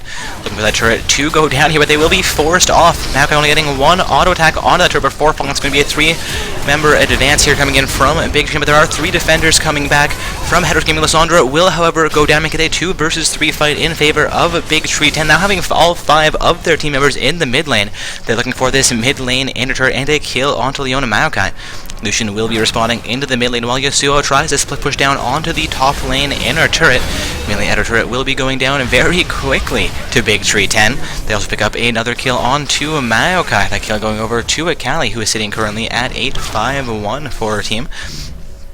I believe she has the best farm on her team, but Yasuo is currently out farming her by roughly 30 CS. Akali engages onto Yasuo as she teleports into the top lane. Yasuo looks to re-engage onto the Akali. There's going to be a kill onto Lucian in the mid lane as well. Yasuo will actually go down to the Akali after getting very, very low in that fight. A great play for Big Tree 10. Corki picks up a double kill as Leona goes down as well. Too many turret hits come in onto the Talon, though, and he goes down for their efforts. I believe that is a 3-for-1 exchange in favor of Big Tree 10, currently seeing them sit 24-12 as far as kills are concerned, and 3-1 in turrets. I believe we are also 1-1 in Dragon score. They have roughly a 7,000 gold advantage as we have just reached the 20-minute mark against Team Headrush Gaming, but Headrush Gaming will finish off that mid lane outer turret for themselves, making it now a 2-4-3 turret score. We're seeing also a huge minion wave coming into that bottom lane against the inner turret of Headrush Gaming. There has been a ping coming out onto that, and it appears that Yasuo will be responding into the bottom lane here. Lucian also relieving pressure from the top lane, where Big Tree 10 has gotten another large-sized minion wave coming in against their inner turret.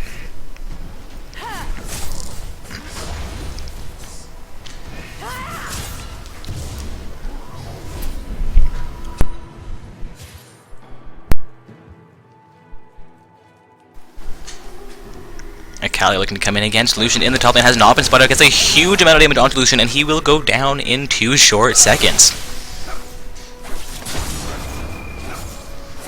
You see, we're looking to split push into the bottom lane here, will be responded to by the Corki. Bramos looking to head towards the bottom lane for his team. Talon has utilized a sweeper and will clear out a sight ward placed down by Headrush Gaming in the mid lane bush. Looking like Corki has successfully defended the bottom lane outer turret against Yasuo. Yasuo opting to recall from that lane. Maokai is around his blue up here, has initiated onto it, is not looking to hand this over to their mid laner. It's going to be responded to very heavily by Big Tree 10. Big Tree 10 will be coming in for a kill onto Maokai as he has smited down the blue buff, and blue buff will be transferred over with red buff onto the Corki. A great play there by Big Tree 10, cost Maokai his life and both of his buffs.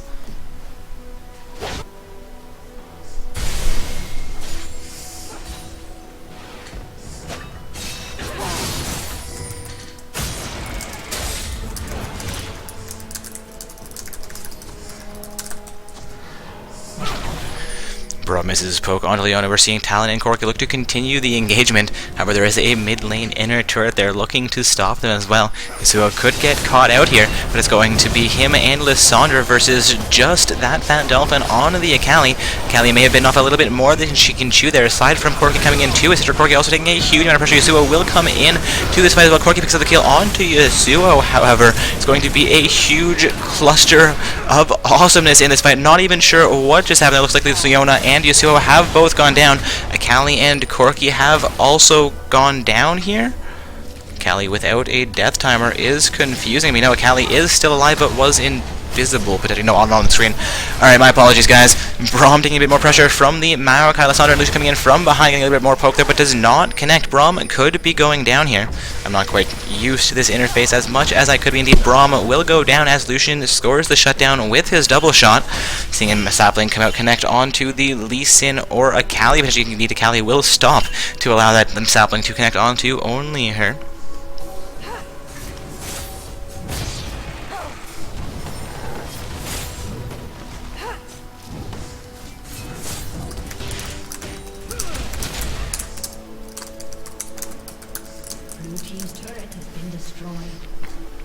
Going to see a blue side turret go down there. I believe that may have been the bottom lane outer turret going down to minion pressure. We are now seeing a 3-4-3 turret score, despite Big Tree 10 having double the kill score of Headrush Gaming at this point in the game. They have roughly a 6,000 gold advantage, and we are at the 23-minute mark. That is a very distinct kill lead, though not as large of a gold deficiency as I would have expected for that kill lead from Headrush Gaming. They are doing very, very well, staying relevant in this matchup.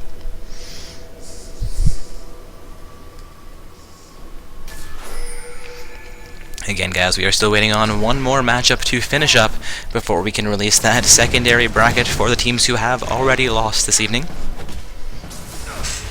Again, we do host 2 tournaments for every event where we have more than 12 teams participating. We have our main event where everybody gets an equal chance, and then we have our secondary event where the first 8 teams to be defeated from play in the main event have a second chance for prizing during the evening.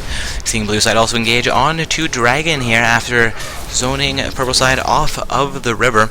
Indeed, that will be a successful Dragon play coming in from Big Tree 10 on the blue side.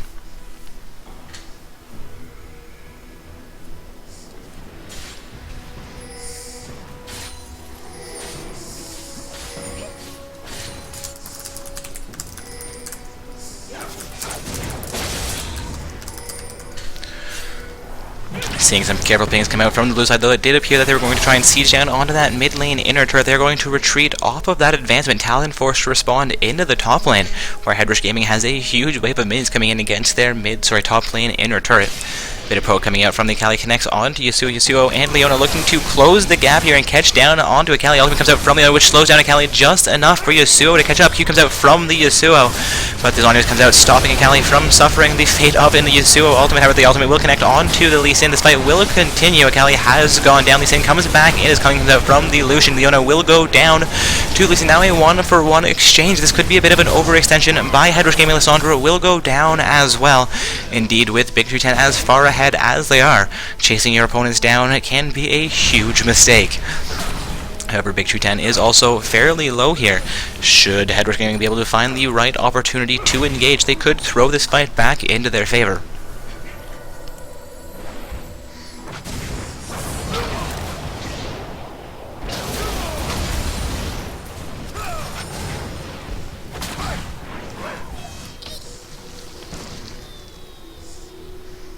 Alright, it does look like our 8th matchup has concluded, meaning that our secondary bracket will be released momentarily for you guys. Just waiting for our admin to give me the all good for that, saying he's gotten those teams formed up into the list and put it back into the webpage. Just give us 2 to 5 minutes to get that secondary bracket finalized for everybody, and then you guys will be free to start those matchups.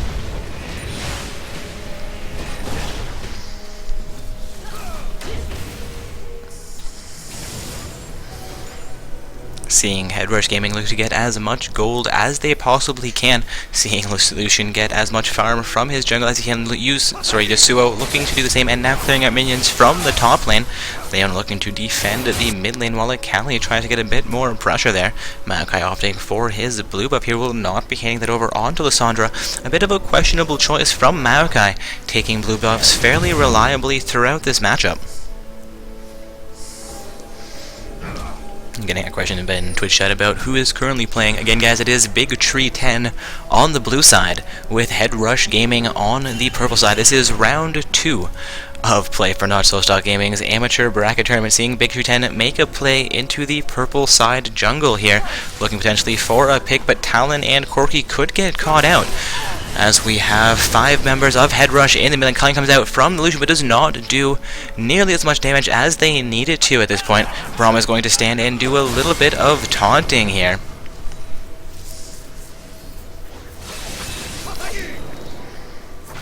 Headrush Gaming looking for a pick in this fight, while Big Tree 10 look to siege down into the middle, looking for their 4th turret of the game. Again, guys, we are currently even in turret score. Despite Big Tree 10 being double the kill score of Headrush Gaming, we have a 30-15 kill score. A fairly impressive lead for Big Tree 10, but they only have a 7,000 gold advantage at this time, so they do not have a huge itemization lead.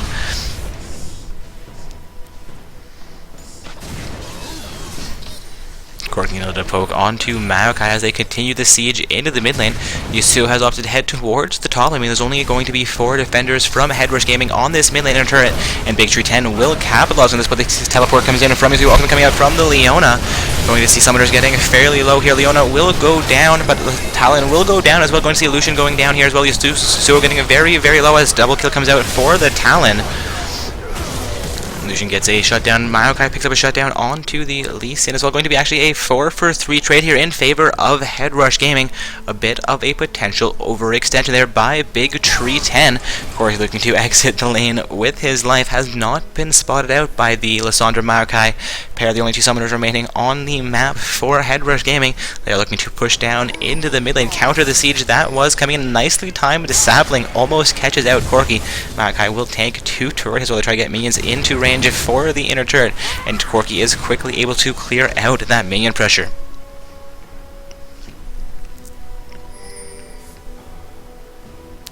Alright, and I am getting reports that the secondary tournament bracket has now been released. So go ahead and refresh those web pages if you're sitting there waiting for it. I am seeing 8 teams seated into the secondary bracket. I've gotten that posted back into Twitch chat as well for you guys. Also, if you have any difficulty finding your opponents are currently in a game, let us know and we will potentially be swapping them out if they don't become available within the allotted time period. Seeing Braum also cleared a little bit of vision control from the purple side, utilizing the vision ward placed inside the Baron pit by their team. Sleeper will also come out for Braum. He takes down a second sight ward from Headrush Gaming.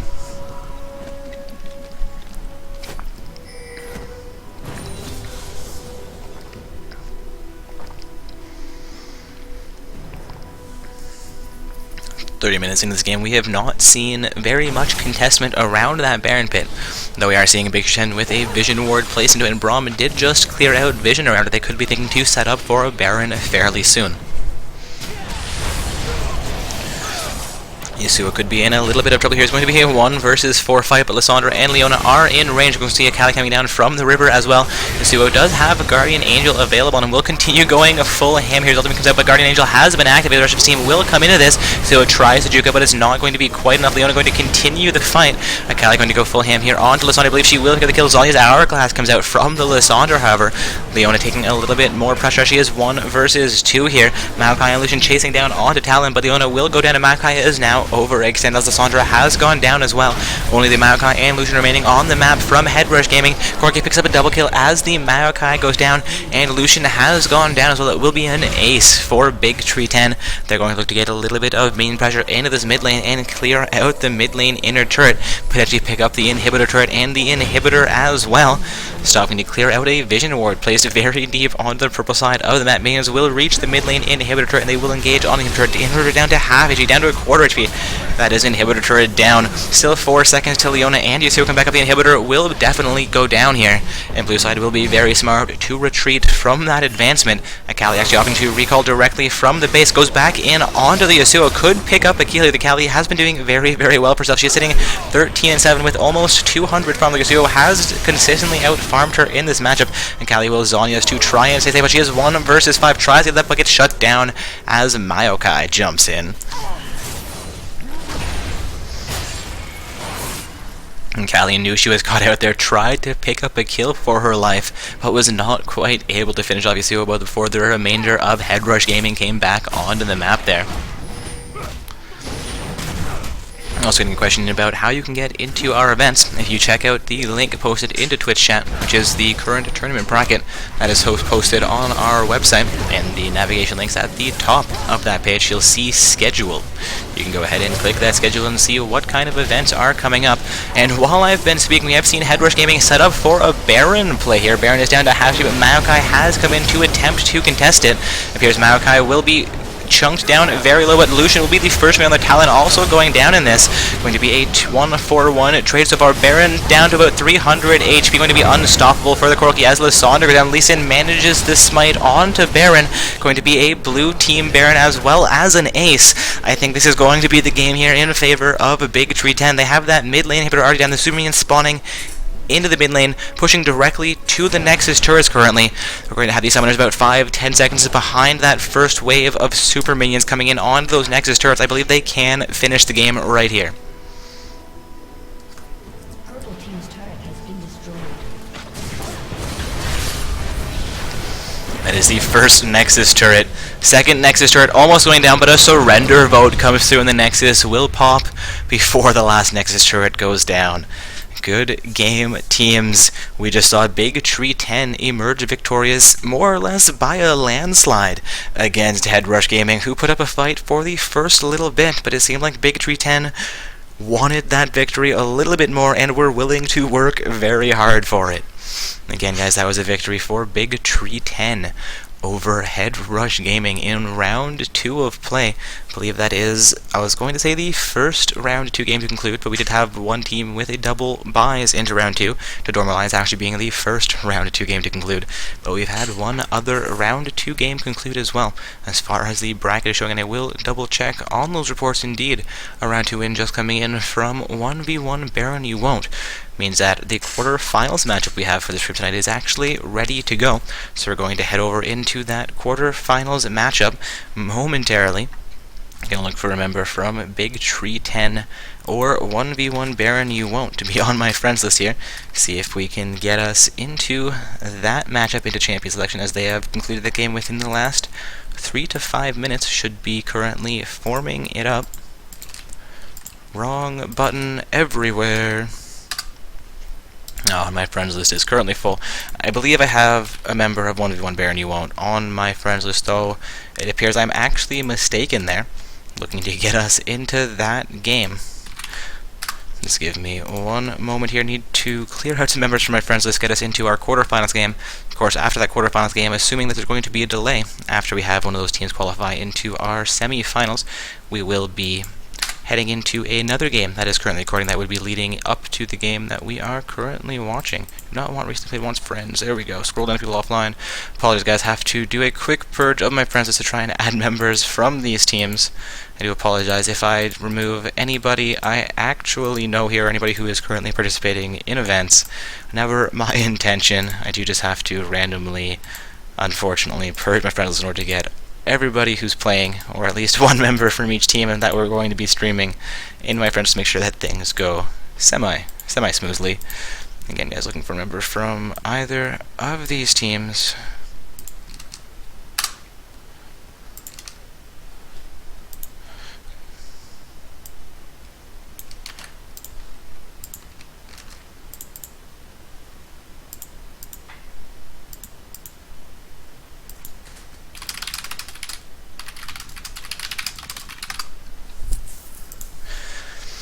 Alright, guys, again, that was round 2 of play we just had on the stream. It was Big Tree 10 playing from the blue side against Head Rush Gaming Inc. on the purple side. Big Tree 10 did emerge victorious, and they're slotted to play against 1v1 Baron You Won't in the quarterfinals. So we are looking to get that game between those two teams set up and get me into a spectator slot so we can have that occur on the stream for you guys momentarily.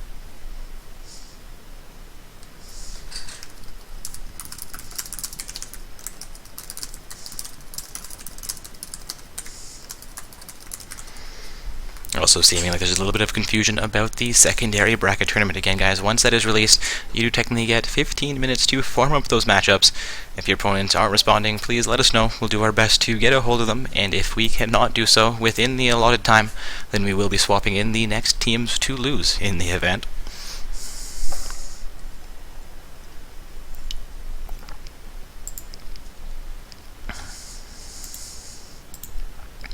Alright, and here comes my invite. I am going to be sitting in this lobby. Oops. Again, guys, heading into round 3, the quarterfinals of play here. We're going to be watching Big Tree 10, I believe, on the blue side, where they'll be facing off against 1v1 Baron You Won't on the purple side. Move myself down to spectator mode here, so both these teams can get themselves into the lobby. Looking like 1v1 Baron You Won't is ready to go here with all 5 of their summoners. Waiting on 3 more members from Big Tree 10 to come into this lobby this evening. Again, they did just finish their matchup between Head Rush Gaming, so it's understandable to take a couple more minutes than the team that had a slight delay waiting for them to finish that matchup.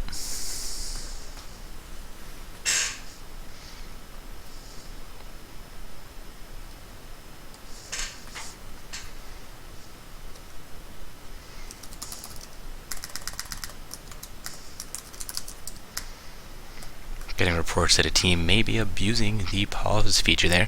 let us know which matchup you are currently in, and we will do our best to investigate that. And unfortunately, when people do decide to troll with that pause button, it is difficult to get them to stop in the matchup, but they will be disqualified if we can verify that situation. So play through your matchup as best you can, and if they do win or do cause delays with the pause, we will be looking at overturning that victory for them, assuming that they have been pausing, as you're saying. Again, thank you for that team name. We'll be looking into that for you.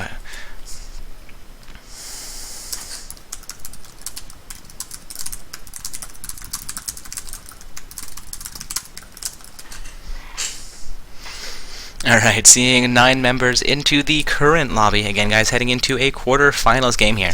So the winners of this matchup will be guaranteed some form of prizing for the evening, as once you get into the semis, you have reached the prizing positions, whether you win or lose your semifinals matchup, and whether you win or lose your matchup after the semifinals matchup, you will be getting a prize, as long as you play.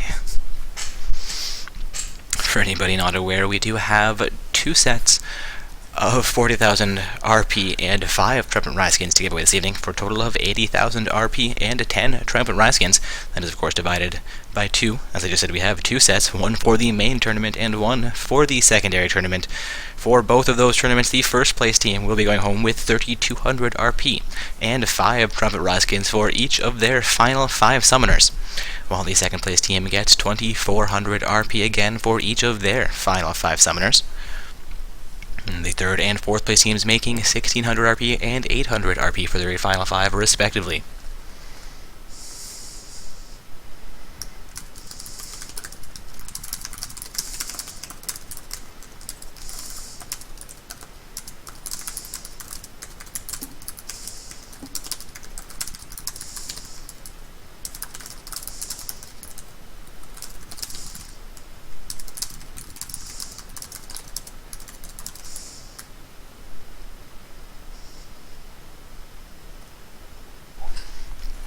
Also getting reports again that Fetus Bros Unlimited have not yet responded into the secondary bracket.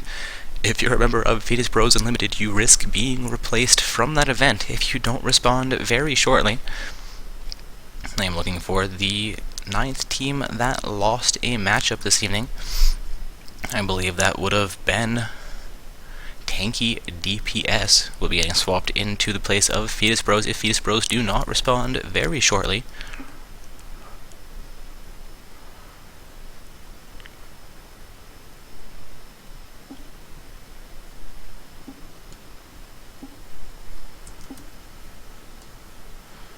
Alright, UC Demon from Twitch chat, go ahead and try to contact Tanky Bros. Also, refresh the webpage so that the correct team is showing against you in the bracket. And we are considering Fetus Bros a no-show from the secondary event and are swapping in the 9th team that has lost. Of course, should Tanky DPS not show up either, we will look for the 10th team that finished from the main event. Also, we are into champion selection for our quarterfinals game here, the game between Big Tree 10 and 1v1 Baron You Won't. I apologize, guys. New team coming in here. We have Big Tree 10 on the blue side and 1v1 Baron You Won't on the purple side. Of course, 1v1 Baron You Won't is not a new team to Not So Stock Gaming's tournaments, but a new team for the stream this evening. We're seeing Fizz and Rammus banned out by Big Tree 10. Also, Lee Sin and Morgana banned through from 1v1 Baron You Won't.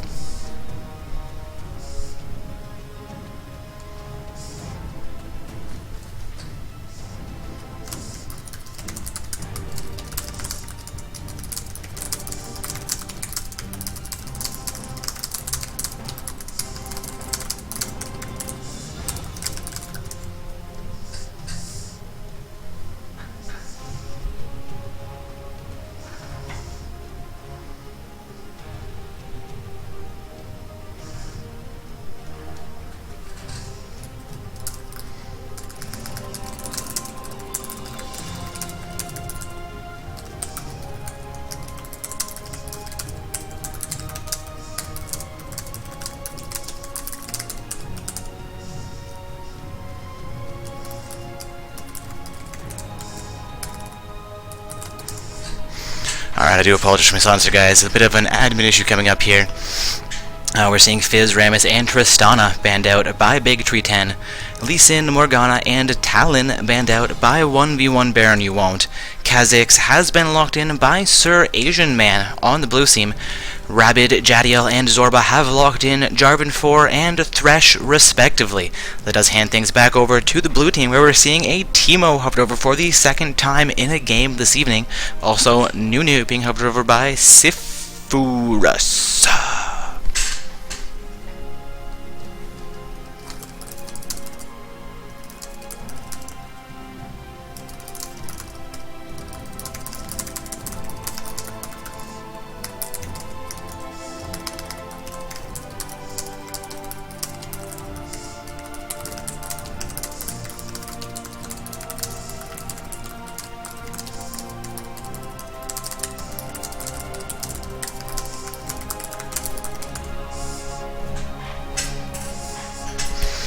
Alright, we're seeing Sifurus lock in a Braum pick, as well as Chicken Fingers swap out the Teemo for a Lucian pick.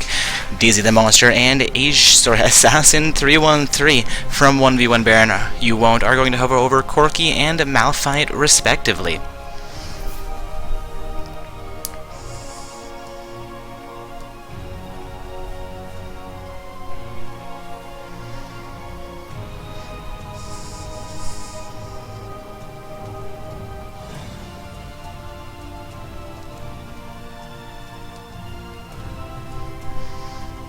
DZ the Monster and Assassin 1313. The Assassin 1313 is still hovering over the Malphite, but DZ Monster is swapping out his ADC. We're seeing Kaelin, then Ezreal, now Corki hovered over by this team member. And again, guys, I do apologize for my distraction. Just trying to get a brief issue sorted out so that everything can continue as expected here.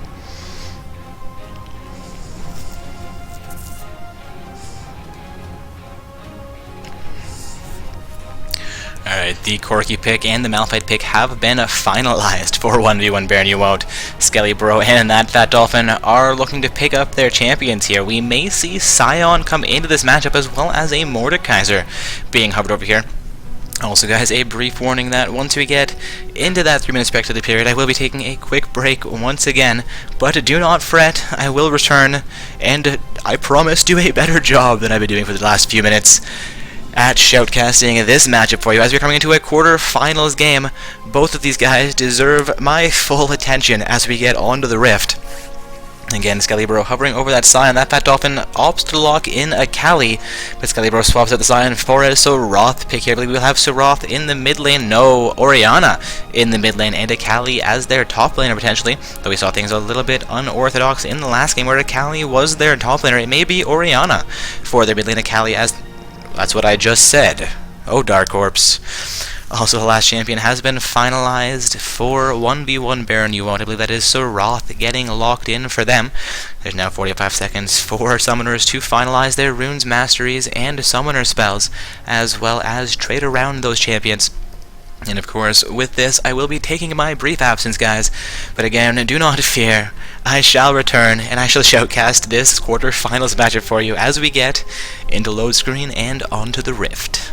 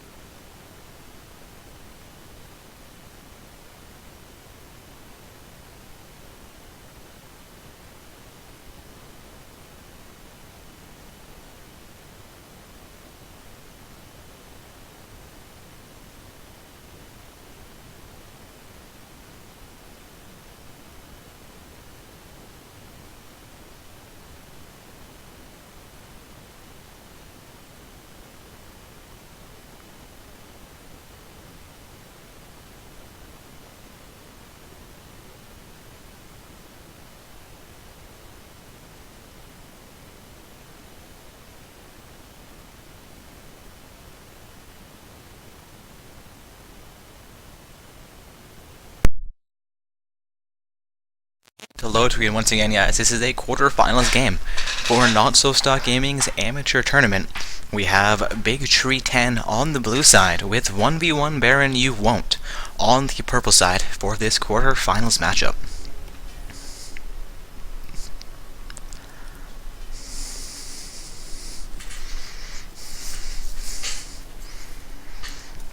I am hearing the sounds of the rift, meaning I'll believe we'll be into this game momentarily. Indeed, we are now onto the rift, seeing all summoners quickly purchase their items here. Akali going to be the last champion to get her items and begin to move here. Seeing her sit very close to the center of that pool, may not have connected. No, she has connected, has purchased her item that is making her way onto the map. Again, guys, this is a quarterfinals matchup for Not So Stock Gaming's amateur tournament. Summoners must be ranked between Bronze 5 and Gold 1 to participate. Seeing all 5 members of the purple team set up for a early invade potentially.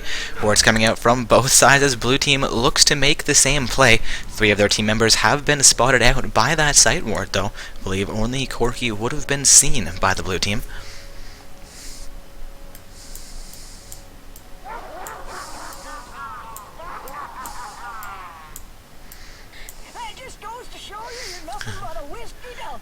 Alright, I believe I have the scoreboard now accurately organized for us as well, with Akali versus Malphite in the top lane, Kha'Zix versus Jarvan 4 for the junglers, Orianna and Serath duking it out in the mid lane, with a Lucian Braum pair facing off against a Corki Thresh pair. Again, that is blue versus purple, or Big Tree 10 versus 1v1 Baron You Won't. Awareness is the key to victory. Be sure you never let your guard down. Hitting Jarvan 4 with some solid advice there. Awareness is the key to victory. For anybody not aware, vision control wins you games. Seeing both sides content to set up for their bottom side of the map buffs here. Kha'Zix will be starting with his red buff while Jarvan 4 starts on blue. And buffs are now onto the map again, guys. This is a quarterfinals matchup between Big Tree 10 on the blue side and 1v1 Baron You Won't on the purple side. A little bit of poke coming out from Serath fairly early onto Orianna. Looking like Orianna will not be deterred from her lane though, and has picked up two more farm than the Serath. Serath quickly responding by picking up one more for himself. Braum looking for a little bit of zoning potential against the Thresh Corki pairing here. Lucian and Corki are going to be even in their farm numbers. Both Braum and Thresh opting to last hit 2 minions, so they have used both of their relic shield charges in this first wave, which is a questionable choice, meaning I do not believe they will have a relic shield charge available for the first siege minion of the game.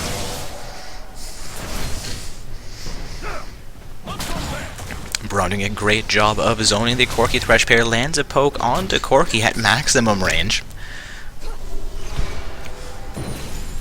Bit of poke coming out from Corki onto Braum. Believe that did not connect onto Lucian. Thresh looking to pick up this soul, sitting fairly deep on the blue side.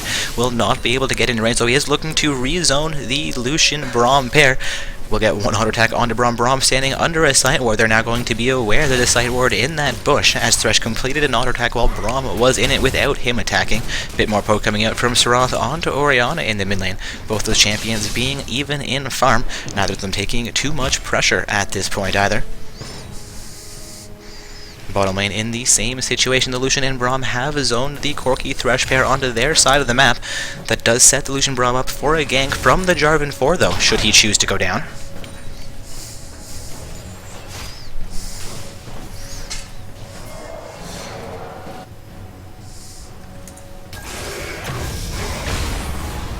Bit of action happening in the mid lane as Kha'Zix comes in for his first gank of the game. Gets locked down by Serath and punished very severely for it. However, he does survive that with his life. Continuing back onto their side of that main wraparound for their Wraith camp here before recalling.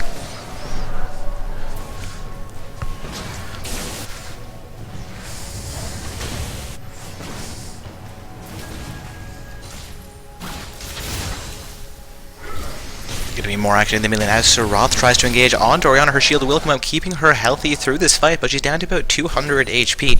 A great exchange for the Serath, though he did get punished for it. Seeing Jarvan 4 potentially wrap around into the mid lane here. We're not seeing any vision from the blue side on this side of the mid lane, so he will not be spotted out coming in for this gank. Orianna has utilized the health potion. J4 is going to come out with an EQ combo, but is just long enough to connect. Thought that was not going to reach her.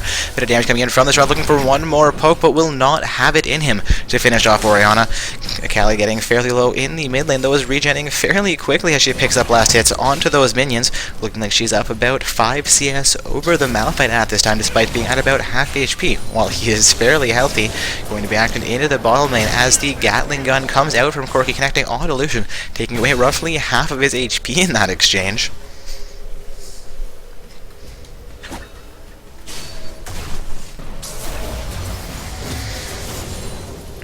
Seeing Corki Thresh level up, reaching level 4, moments behind the Braum Lucian pair. Lucian and Braum have once again gotten main pressure onto this bottom lane outer turret, but the turret is still sitting at full of health. Orianna signaling that Serath is currently missing from her lane, though it appears that he has recalled and is making his way back out towards the mid lane. Also seeing Jarvan 4 recall from his wolf camp. After successfully clearing that out, it's going to be action between Malphite and Akali in the top lane. Still having the Lucian Braum pair zone their opposition against that bottom lane outer turret. Corki doing a great job of picking up his last hits despite that fact, though. Jarvan 4 has not yet come into the bottom lane to try and punish the Braum and Lucian for doing so. Actually now seeing the Thresh Corki pair push minions back into the midpoint of this lane, even out the laning positions there a little bit more. Also Orianna and Serath are duking it out in the mid lane, while it appears that Jarvan 4 may be coming in for his second gank there as well. We're looking for a bit of vision control here. Drops a sight ward as Jarvan 4 enters that bush. He will see her drop, then Orianna retreats back onto her side of the map fairly quickly. Poke coming out from Corki will not connect onto either Lucian or the Braum. Braum and Thresh trying to do a bit of exchange there. Lucian and the Braum will level up. And Callie looking to punish Malphite in the top lane. Malphite is down to about half HP. It does not have that much mana for himself. Looking like Callie has picked up a 12 farm advantage in the top lane. Still seeing no kills come out in this matchup as we have almost reached the 7-minute mark. Only a 100 gold advantage, or gold difference between these teams. Actually seeing things even out completely. Both of them sitting with 8.7k apiece.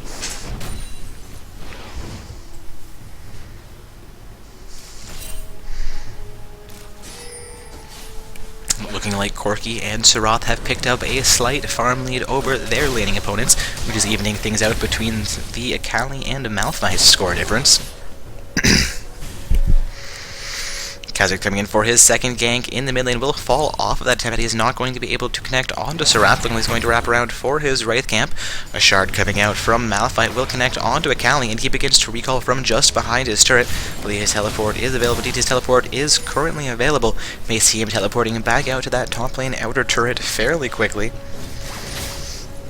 Malphite has now completed his chalice and picks up a second Doran's ring as well as 2 health potions. Indeed, he does teleport back into the top lane where he's not going to miss any CS here. Or potentially not miss any CS. Of course, those minions are directly under his turret. He will pick up the siege minion for his efforts here. Picks up the AD minion as well. One turret hit will take one away though.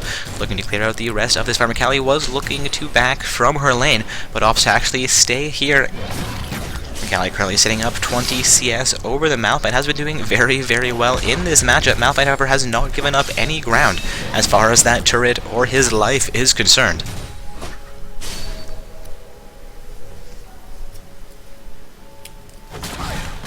Pokemon from Braum onto the Thresh. Thought we may have been seeing a gank coming into the bottom. It was just Corki coming back from, I believe, getting vision control around the river. We do see Corki's ward totem actually available, so maybe not getting vision control. It does have a ward currently in his inventory. May have had 2 moments ago. Kha'Zix also coming in for a gank against the Serath, who is doing huge amounts of damage to Orianna. At the time, Ignite is on Orianna, but will not be quite enough to finish her off. Kha'Zix coming in, taking away half of Serath's HP, but he will flash over the wall and to safety from the mid lane. Ultimate comes out from the Serath, but it will be enough to finish off Orianna as she flashes away. That sentence may have made half sense. What I was intending to say there was Orianna flashes away, so the first hit from Serath's ult will not connect, but his second one is on target and finishes things off there. We are seeing first blood come out in the mid lane at the 9-minute mark. Also action into the bottom lane here to Flay, as well as Gatling Gun connect onto Thresh, trying to make an advancement. Sorry, onto Braum, trying to make an advancement. More coming out from Serath, doing a fair amount of damage to the Kha'Zix. Both of those champions sitting at about half of their health. Action from Malphite in the top lane onto Akali. Akali not looking all that healthy right here. She is only up about 15 farm over the Malphite currently. Malphite's been slowly coming back into this matchup. Ultimate will come out from Jarvan 4, but Braum dashes away. I believe that was a stand behind me on Lucian, taking him to safety. A very good use of the stand behind me skill. Getting yourself out of that Jarvan 4 as he looks to Loki down the Lance, just connecting onto Braum, but apparently the Lance did not connect onto the stanchion, so will not affect any crack control. Ultimate comes out from the Braum, but Braum is down to 300 HP. Still 3 members of 1v1 Baron You Won't in this bottom lane, looking to continue the siege onto that bottom lane turret and contest against the Braum Lucian pair, who have been doing fairly well in this matchup. Seeing Jarvan 4 actually recall from underneath the ward, so Lucian and Braum will be aware Jarvan 4 is no longer there for them.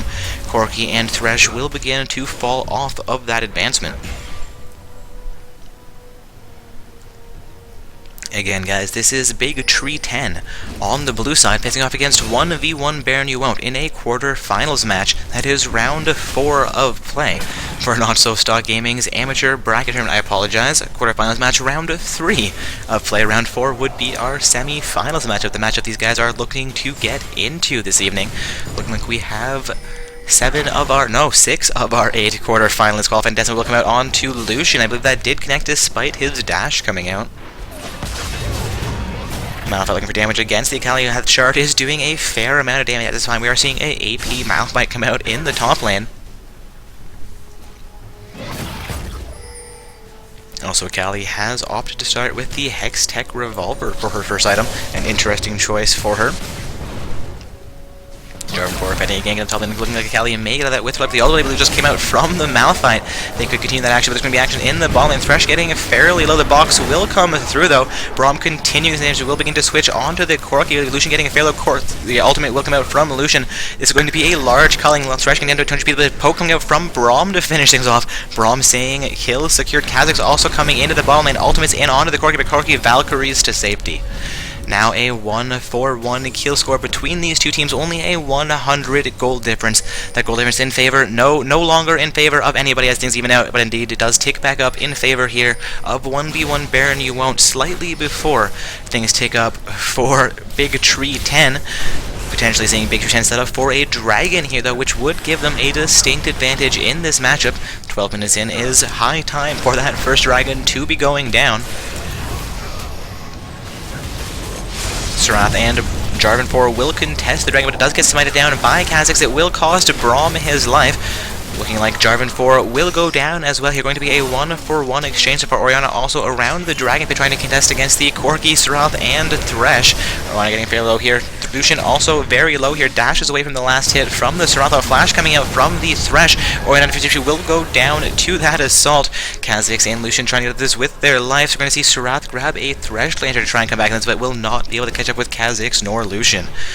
Akali can respond to that by taking a turret in the top lane. We'll get it down to about half HP before Malphite is able to respond.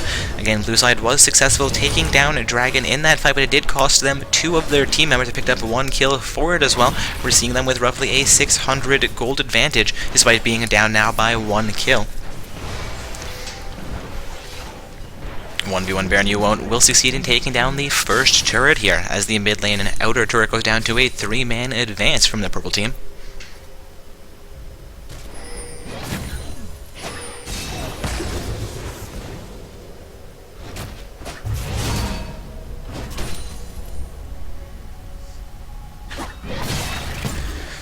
Malphite gets another shard onto Akali, but it's not doing nearly as much damage as it was moments ago, as she has picked up a Negatron Cloak to try and contest against this Malphite, who has been fairly strong so far in his lane.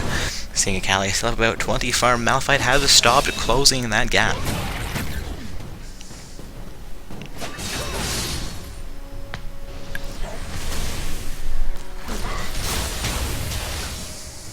Taking the look at the scoreboard here now, only a 300 gold difference between these two teams.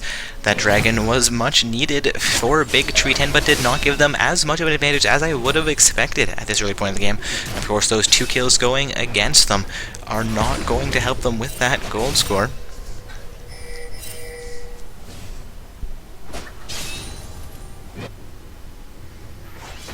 Kha'Zix looking for a little bit of counter. Notes that the red side blue buff is not currently on the map. Retreats back to his side.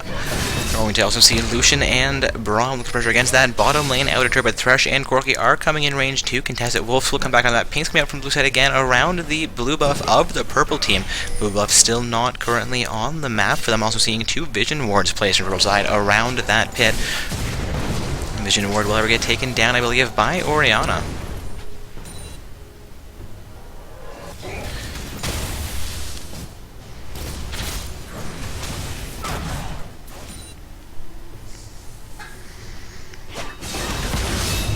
Akali is going to go back in against the Malphite, but his ultimate will come out, and Jarvan 4 is coming in for a gank into the top lane. Akali could have bitten off more than she can chew there, but it appears she will get safely back onto her turret. Kha'Zix also coming in for a gank in the mid lane.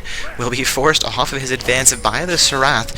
And it did come in to assist him, was a little bit too late, as Serath had already made his way back onto that turret. Seeing some huge stalemates in this game so far.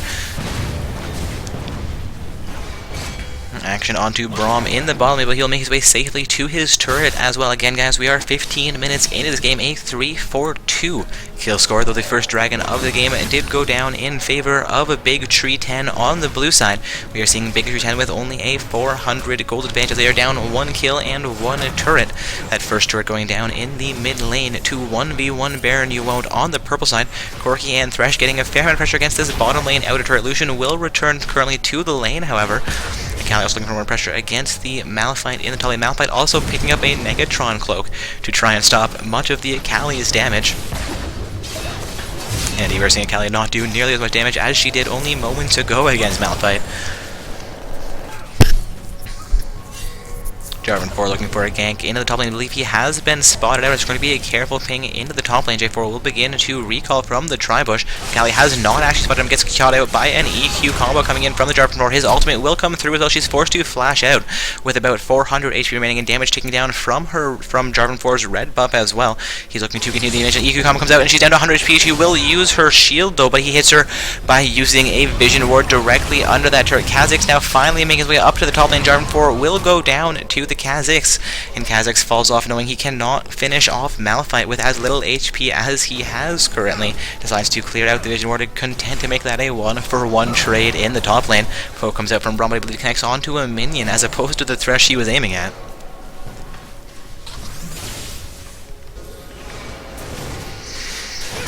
Looking like Big Tree 10 has managed to secure roughly a 800 gold advantage at this point. But a flash flay will come out from the Thresh. Box coming through as well. Braum has been cut out by one part of the box. Also coming out from the Braum, but Corki, I apologize, Serath is coming in for a gank. In a minute, Akali going to teleport down into the bottom lane as well. Serath will go, and Corki has going to be a 2-for-0 trade in favor of Big Tree. Make that 3-4-0 as Lucian picks up a double kill here. Now seeing a 6-for-4 kill score in favor of Big Tree 10. That is not the play that 1v1 Baron You Won't was looking for in the bottom lane. Roughly a 3,000 gold advantage now here in favor of the blue side. Purple team's turret has been destroyed.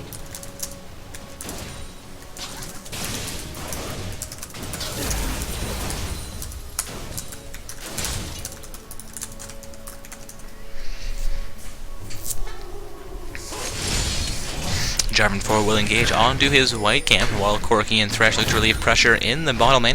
It appears that Lucian has just been successful taking down that bottom lane outer turret for his team.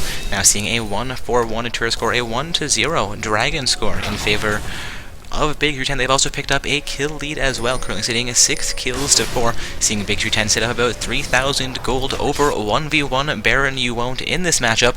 1v1 Baron You Won't did start out fairly strong. They had a kill advantage moments ago. They also picked up the first turret of the game, though the first dragon did go down to Big Tree 10. We've seen a fairly even matchup up to the 15-minute mark, where Big Tree 10 finally picked up an advantage for their team. Looking to be action against Braum, who is locked in a 1 versus 3 surviving Sarath and Malphite looking to come in as well. Braum, I believe, has gotten out of that fight, however. 1v1 Baron will utilize the opportunity to engage on a 2 Dragon. Malphite and Sarath looking to provoke against the blue team of Kha'Zix down to about 3/4. Obviously, Braum is still fairly low from that previous engagement. Kha'Zix taking more poke here. Dragon will go down to the Jarvan 4 from the purple team. Jarvan 4 is going to get quickly low. And Callie has come in, and it will cost her life despite the Shroud being there. We're seeing a Vision Ward drop down by the Purple Team. Malphite will utilize his ult onto 3 members from the blue team. Big 310 loses 2 more of their team members. Lucian and Orianna looking to exit this fight with their lives. Now a 7-4-7 kill score and an evened out Dragon score. We are seeing 2 turrets still in an advantage of a Big 310 to the 1 turret from 1v1 Baron You Won't, but they have just picked up a 1 kill lead and are now down by only 1,000 gold after that play. That was a great play for 1v1 Baron You Won't, putting this game back into even odds for the most part.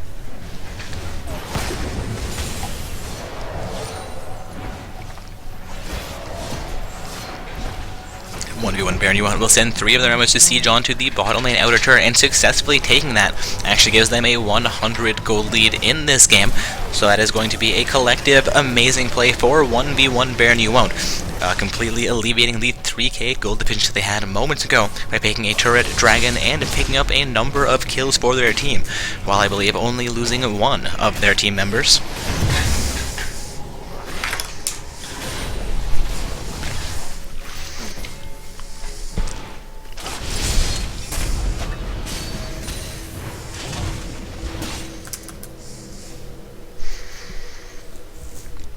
A little bit of a lull in the action here. We're seeing both sides look for some farm in the jungles. Lanes getting reset a little bit potentially, though. Purple side has gotten some pressure against the top lane outer turret. Looking like Callie will be responding to that. Malphite may make his way onto the top half of the map as well. Descendants will come out from the Thresh onto Orianna. Orianna could be in trouble as Corkin comes in from the side as well. Lucian is there to respond. Ultimate will come through from Sarath, and the first hit of Sarath's at maximum range, more or less, finishes off Orianna. That was some great teamwork coming through from 1v1 Baron You Won't. Sarath will pick up a double kill as Jarvan 4 locks down the Kha'Zix for his team as well. 1v1 Baron You Won't now looking for their 3rd turret of the game, the first inner turret of this game, and indeed the inner turret in the mid lane will quickly go down to their 5-man assault. Braum and Lucian looking to respond into the mid lane here, while 1v1 Baron You Won't looks to siege down onto the inhibitor turret. Only 20 minutes in the game. This could be a bit of an overzealous goal for them. Destin comes out from the Thresh. Lucian is very low here. Thresh follows up against taking the turret. Here, no, I apologize. Jarvan 4 is taking the turrets, but Lucian and Braum will both go down. It's going to be a 3 versus 5 fight here if Blue Team decides to try and contest this turret. Indeed, they will try and contest it. Destin comes out from the Thresh again. He follows that in onto the Akali. Akali will go down. Thresh this time will go down. 4-7 Jarvan 4 will go down as well. Going to be a 3-4-2 trade. Kha'Zix looks to continue the engagement, gets poked out by the Sarath, and Cork though chooses to fall off of that fight. Damage coming in from the Orianna. They will keep this turret alive, but they have lost 3 members to the 2 that were taken from 1v1 Baron You Won't. So another successful fight for 1v1 Baron You Won't. We're seeing them with now a 2,000 gold advantage. Malphite comes back in onto Orianna. Will actually pick up the kill with about 300 HP remaining, but Kha'Zix comes in to finish it off. Poke coming in from the Sarath will not connect onto Kha'Zix. Seeing a huge exchange there. Kha'Zix going a little bit ham, at least answering the kill coming out from the Malphite onto Orianna. Thought Malphite had bitten off way more than he could chew there, but a great play by the purple team Malphite. Again, guys, Big Tree 10 on the blue side, currently down about 2,000 gold, down 1 turret and 4 kills, with 1v1 Baron You Won't on the purple side. Again, roughly a 3,000 gold advantage. They are up 1 turret as well as 4 kills, currently a 14-10 kill score, a 3-2 turret score. Looking at the farm numbers across the board, bottom and mid are fairly even, though Akali for Big Tree 10 has about 50 farm advantage over the Malphite in his lane, seeming like she has 1 kill over him as well, though he has 2 assists. Taking a look at their gold scores, he is down about 1,000 gold under the Akali. Akali doing very well despite her team not having the gold advantage at this time. She has an advantage of 1,000 over her laning opponent.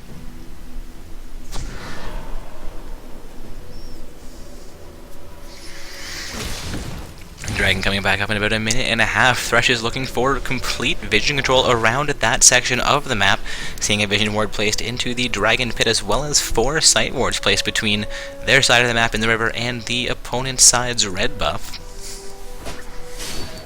Again, guys, it is Big Tree 10 on the blue side with 1v1 Baron You Won't. On the purple side, we are in the quarterfinals of play for the evening. The winners of this match make their way into the semi-finals. We're assuming they play their next 2 games. They are guaranteed some form of prizing for the evening, while the losers, unfortunately, will be eliminated from the tournament.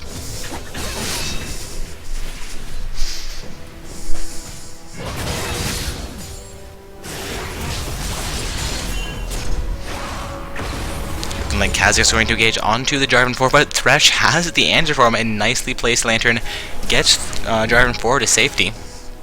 Also looking like a couple of win reports have dribbled in over their last few minutes. We will be doing our best to get those affected onto the bracket momentarily.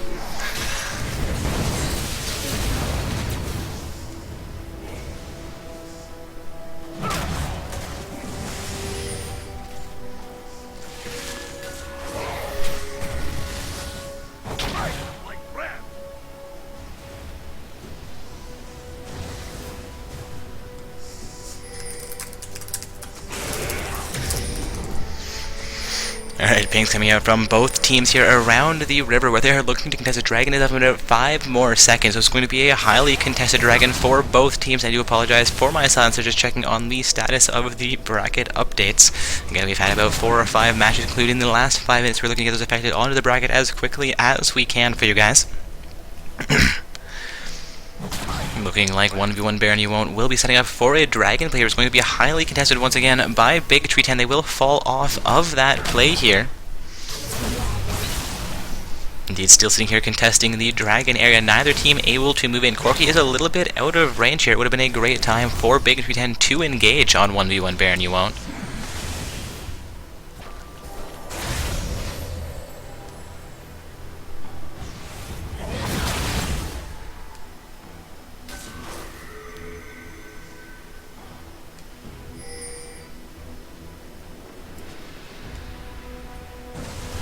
Alright, it does look like our last round 2 game has concluded. Advanced Muscology emerging victorious over Samsung Black.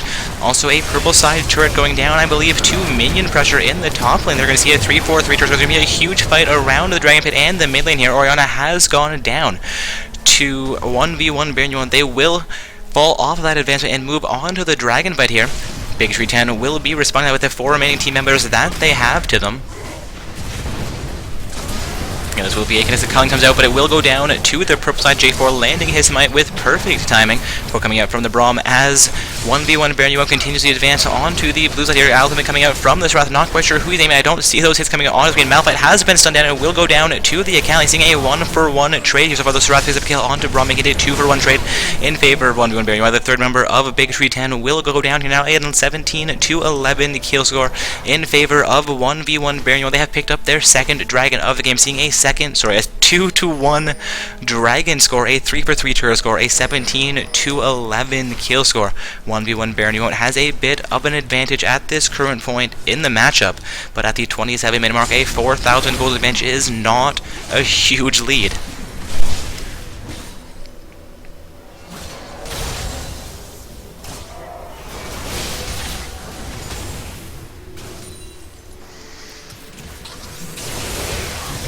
Alright, I'm seeing a bunch of those wins getting reported onto the bracket here. Looking like Kappa Field won a match in the second round, as well as Second Floor Boys winning a first round match in the secondary event.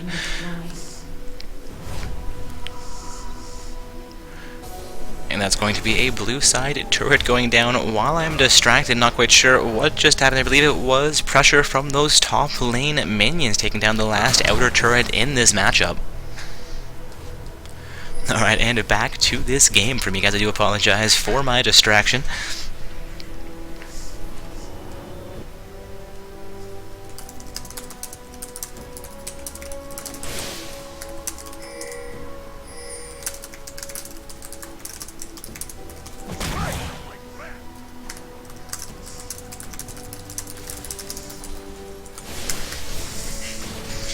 Going to be a little bit of action in the mid lane, potentially as Malphite extends into the Lucian Orianna pair. Also seeing Braum recall from his side of the jungle. Jarvan 4 looking for a pick into the mid lane as well, but they do have blue side with control around the Baron, but there's going to be a Vision Ward placed down into the Pixel Blister. We're going to see 1v1 Baron. You won't make their way down the mid lane.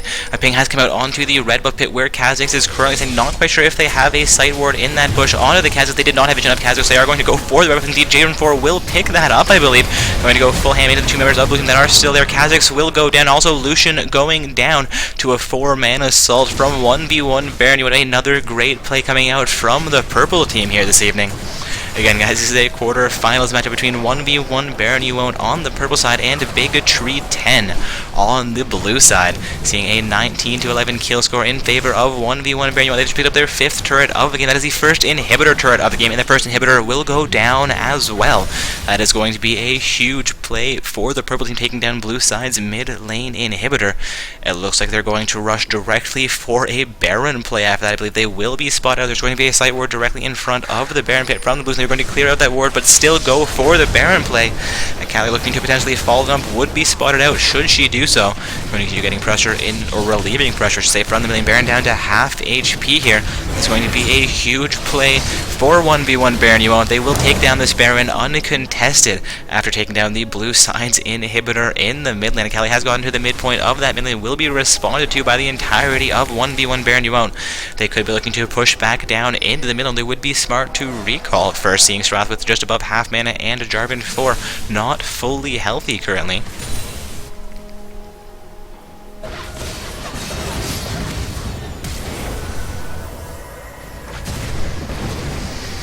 Akali could get caught here, but it looks like she will actually get to safety. Thresh looking for a death item to finish things off there, but will not get in range to throw. It comes in behind the turret, though may actually still catch the Akali. The Thresh team will not come in range to assist him. Would have been a great play by the Thresh, but it looked like his team was not in position to support it.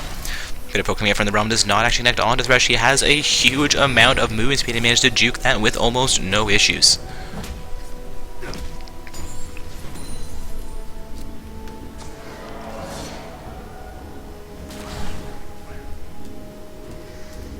Also, we'll get the bracket posted back into Twitch chat for you guys. We are in the quarterfinals of play currently. Our secondary bracket tournament has also started up. Seeing 1v1 Baron Yuwon't look for a siege into the bottom lane here against Big Tree 10. They do have huge minion pressure in the top lane as well. They could take that top lane inner turret via minions. We have 5 versus 5 fight in the bottom lane. A bit of damage coming out from both sides. Lucian down to about half HP. The culling will come out not quite long enough to connect onto any summoners. From 1v1 Baron Yuwon't, the turret is down to just below half HP. Corki starting to chunk that down even further. Will take some turret support, but the turret will go down in the bottom lane. Seeing minions reach that top lane inner turret as well. Braum quickly goes down here to the Corki as he gets caught out all by himself. Again, guys, this is round 3, the quarterfinals of play in a Not So Stock Gaming's amateur tournament. We have Big Tree 10 on the blue side with 1v1 Baron Yuwon't on the purple side. 1v1 Baron Yuwon't with their Baron buffs are going to be successful sieging down into the bottom, take their second inhibitor turret as well as second inhibitor of this game right here. The minions have not yet succeeded in taking down the top lane inner turret. Akali will go down to the 5 members of 1v1 Baron Yuwon't. Thought they may have bitten off more than they could chew there, but Akali was not enough. Lucian also going down. Corki picking up a double kill. All members of 1v1 Baron Yuwon't still alive somehow, despite a huge fight coming in from Big Tree 10 there on top of the inhibitor. First Nexus turret will go down. 1v1 Baron Yuwon't looking to finalize their win here. Braum and Kha'Zix are still alive, trying to contest the second Nexus turret. Has been down. Kha'Zix going to go full ham into all 5 members of 1v1 Baron Yuwon't, who will get instantly deleted.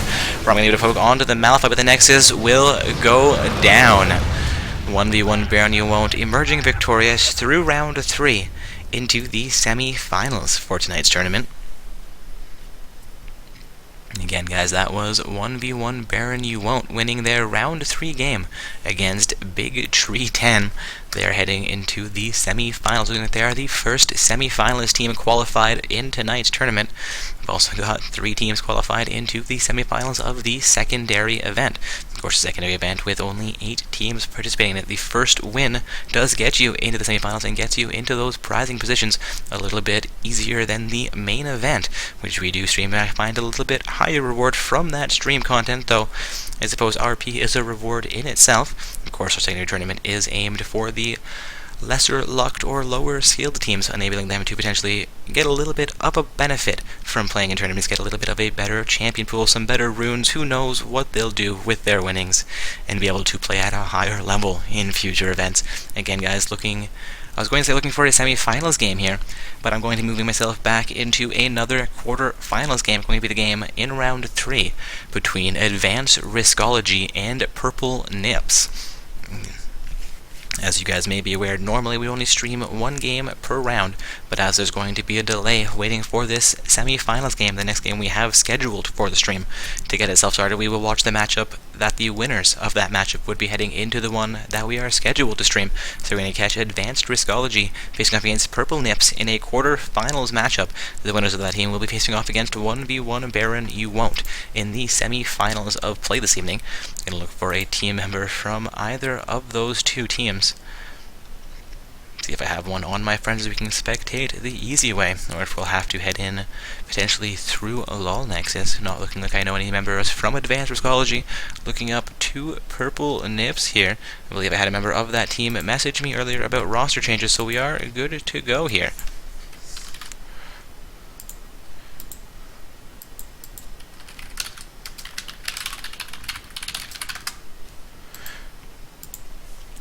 Alright, again guys, heading into a quarterfinals game between Advanced Riskology on the blue side and Purple Nips on the purple side. Looking like this matchup is actually just getting started.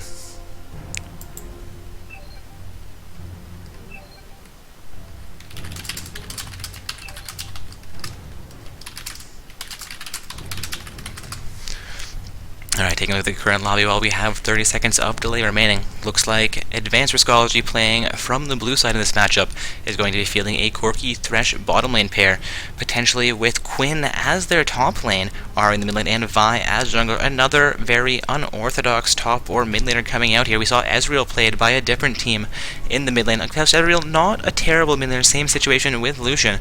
I've seen Quinn also played in lanes other than ADC. We'll see how she performs for this team in the top lane. Also a Caitlyn Nami pair in the bottom lane here. And we're going to hit a load screen, so I will continue this analysis as we get those champions back onto our screen.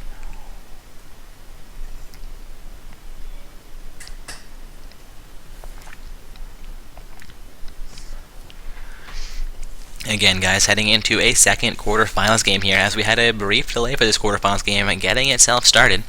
This is the game that will be leading into the semi-finals game we have slotted for the stream, as 1v1 Baron You Won't emerge victorious over Big Tree 10 in our first quarterfinals game this evening. Seeing 2 silver trims come out from the purple side here, as well as 3 gold trims and an actual platinum trim coming out from the blue side. So a little bit of higher ELO experience last season, but not any sort of ELO increase from this season. We'll see how these 2 teams face off together. Again, guys, we're going over the purple side team, which we have a Nami Caitlyn bottom lane pair with Warwick in the jungle, Maokai for the top lane, and Zed in the mid lane. I'm interested to see how Maokai and Quinn kind of lane against each other. Looking to see exactly how that one plays out. If Maokai has an answer for the huge range advantage Quinn will have, RP is simply going to be able to stick to her, and she won't be able to kite damage coming in from that Maokai. Again, guys, this is going to be the matchup between Advanced Riskology playing from the blue side with Purple Nips playing from the purple side. Going to be calling purple for the purple side game. That was too many purples, but you know what I'm saying. On the blue side we have Advanced Riskology, and on the purple side we have the team named Purple. I am hearing the sounds of the rift here, so we should be into this game momentarily.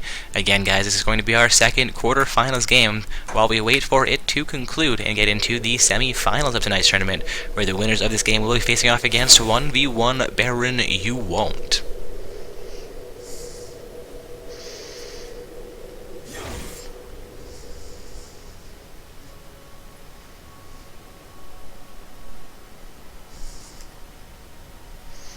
Alright, and we are on to the Rift here, seeing all summoners make their item purchases, make their way onto the map as well.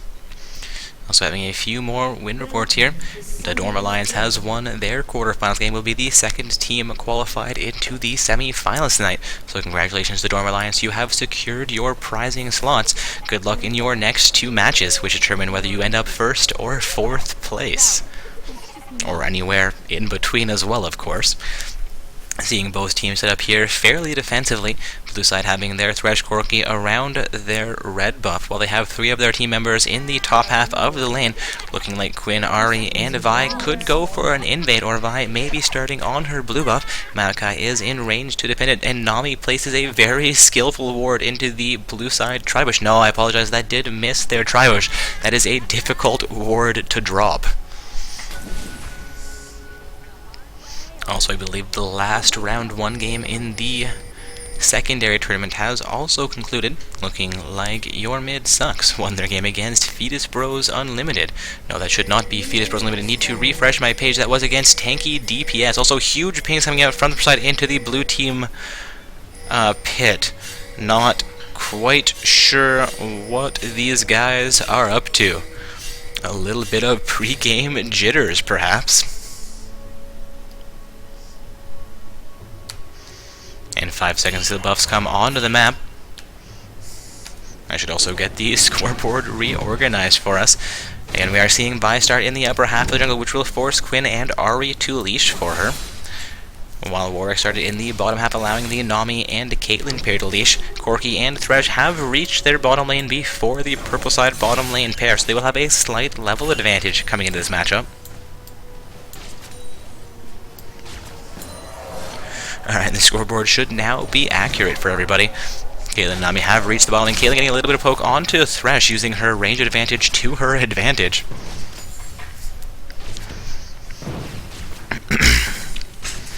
Two and a half minutes into the game, we're not seeing a whole lot of action yet, though Zed has managed to clear out his entire first minion. I believe their second wave has also arrived here.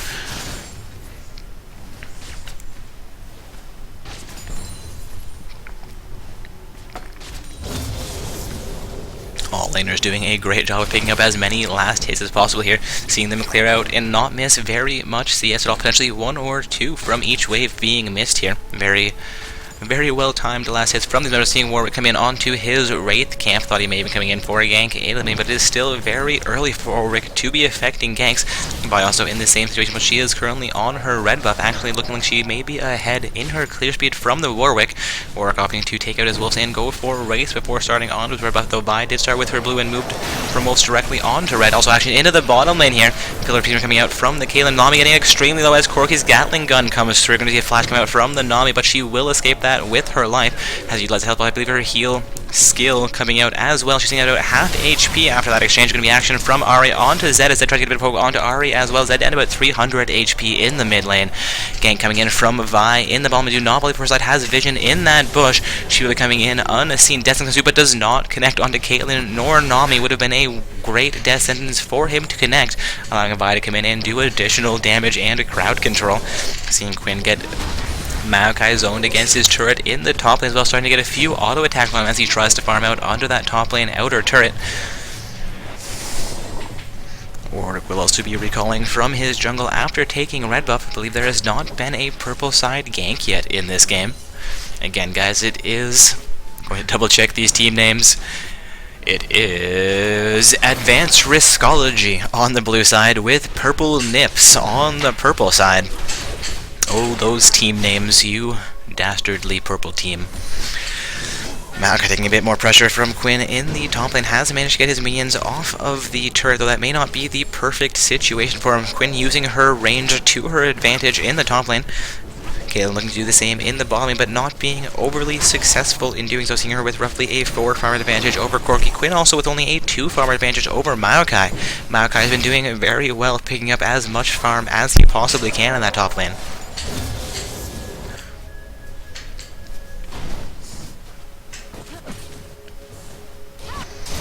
Ahri gets a bit of poke thrown out, but will not connect onto the Zed. Zed looking to exchange poke back onto Ahri here.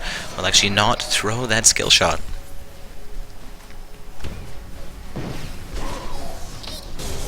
Something coming from Mac, I believe, will connect onto Quinn, though Quinn does not seem too concerned about the damage coming in from that sapling. Also seeing Maokai start with a flask, Quinn starting with the longsword. I believe Quinn will be going to attempt to rush a Bork in this lane, opting not to start with a Doran's Blade. Gives her a slight advantage heading into the Vampiric Scepter with her first back. Maokai actually looking to get a little bit of pressure in the top lane currently. Quinn has now been zoned against her turret. Not quite sure how that situation turned around so quickly. Warwick also into the mid lane, only level 5 that was coming in for his first gank of the game, I believe, gets another shot onto Ahri. Zed going to hop over the wall, flash will come out from the Ahri, they're going to say that a successful gank and will fall off of their advancement. Ahri looking to get a poke onto Zed, will not throw it blindly into the bush, however.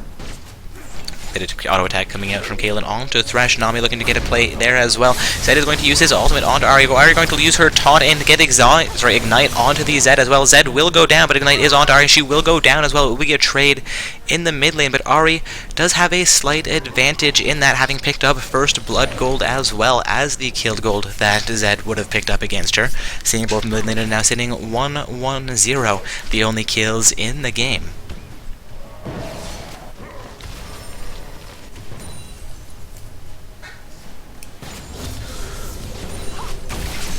Pillar Peacemaker comes out from Kaelin and does connect onto the Corki. Corki's without half HP and no mana at this point, is going to have a rough situation as Kaelin and Nami looking at pressure against that bottom lane turret, but a nice death comes out onto Kaelin. She will be forced to flash out as she takes a turret hit. Vi also coming into the bottom lane for her second gank of the game, has not been spotted out by a ward in the try, which wraps around for golems, however. They're looking for Oak against Ahri. Ahri has used a health potion, but I believe she is sitting near full HP. Corki can come back in against the Kaelin and Nami pair. Gets an auto attack onto Kaelin, not being punished for it. And Vi is fairly far away. If Nami or Kaelin could lock down the Corki, they could pick up the second kill for their team. Vi, however, now looking to come back into the bottom lane, sitting in that tri-bush, waiting to make a play. Not seeing a vision in the river from the purple, so she will not be spotted out coming in this way. Warwick is also coming in. It's going to be a 3 versus 3 situation in the bottom lane. A terrible time for Vi to try and initiate the gank. Warwick is coming in directly behind her. Ultimate comes out from Vi onto Kaelin. Vi will get locked down by bows coming out from the Nami. I believe Warwick has utilized ultimate, but gets flayed for it. No, he utilized ultimate now. Flay not being available. No play comes out anyways. Warwick will go down. A couple comes out from Quinn into the bottom lane. I believe Quinn picks up that kill onto the Warwick, and he's seeing Quinn sit 1-0-0, has picked up the second kill for their team. Two summoners going to step on traps from the Kaelin. Vi and Quinn will both lose a little bit of HP and be revealed for a few moments. Kaelin and Nami still alive in this bottom lane, though both very low on mana. Corki has done fairly well, regenerating a bit of mana and getting fairly healthy here. Blue side will initiate onto Dragon at the 8.5 minute mark of the game. This is a great time for them to take Dragon a little bit early, but not overly early. We could see blue side responding. There's no, we will not see a purple side response. That will be a uncontested Dragon taken down by, I'm going to check these team names. It is the blue side Advanced Riskology on the blue side. Again, guys, between the 7 and 12 minute marks is roughly when we expect that first Dragon to go down. So seeing it go down at the 8.5 minute mark, that is a great choice by the team, a great amount of team coordination in order to get them all into that same position and not contested by the opposition. Of course, Warwick having just been killed was also a great time for them to set up for a Dragon. I don't think the enemy team would not have Smite available to try and steal it away.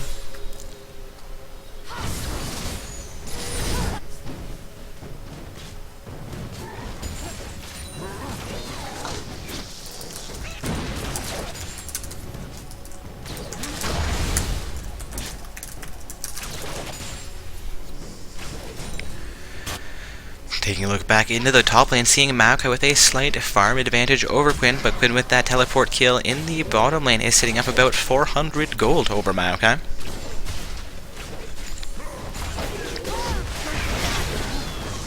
Gonna be action from Maokai onto Quinn. Quinn getting the blind onto Maokai. He will be forced off of that advancement. She will get a few more auto attacks on him, but he will get to the safety of his turret.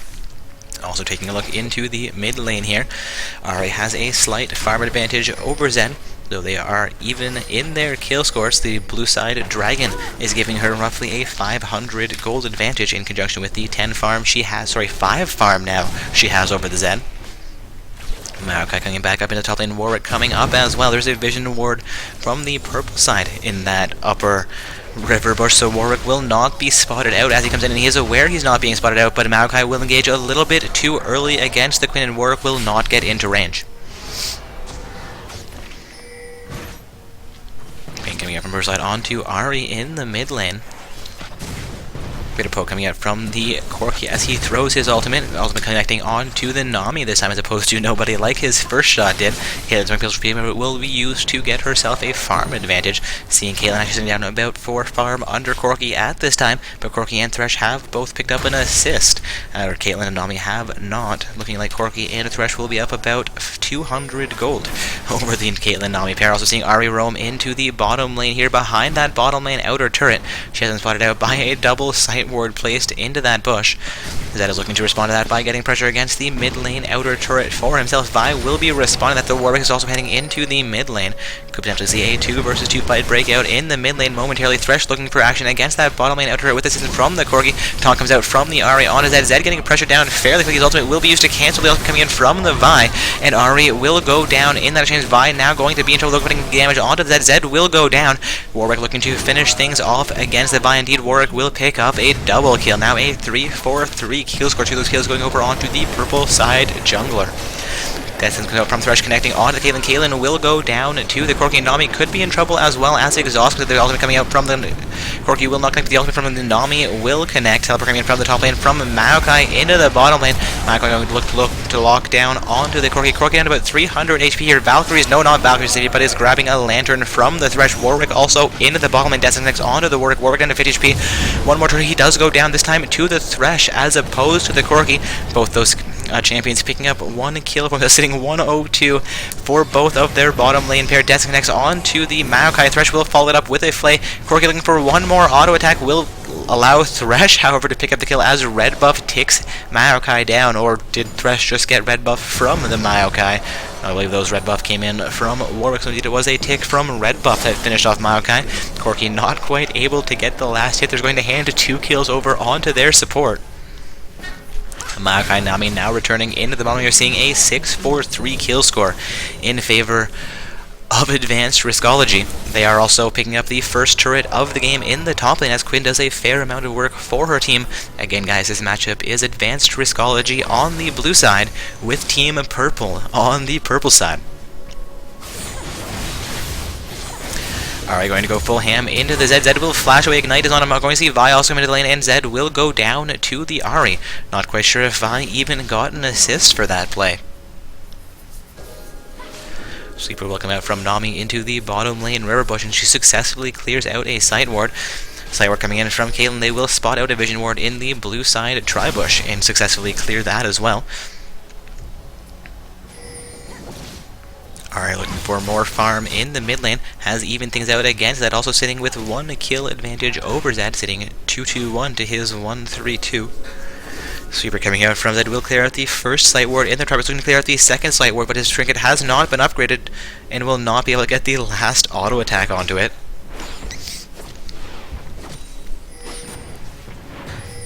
Warwick leading pressure in the mid lane will be forced down into the bottom lane. Corki and Thresh looking pressure against that bottom lane. Outer looking for their second turret of the game here.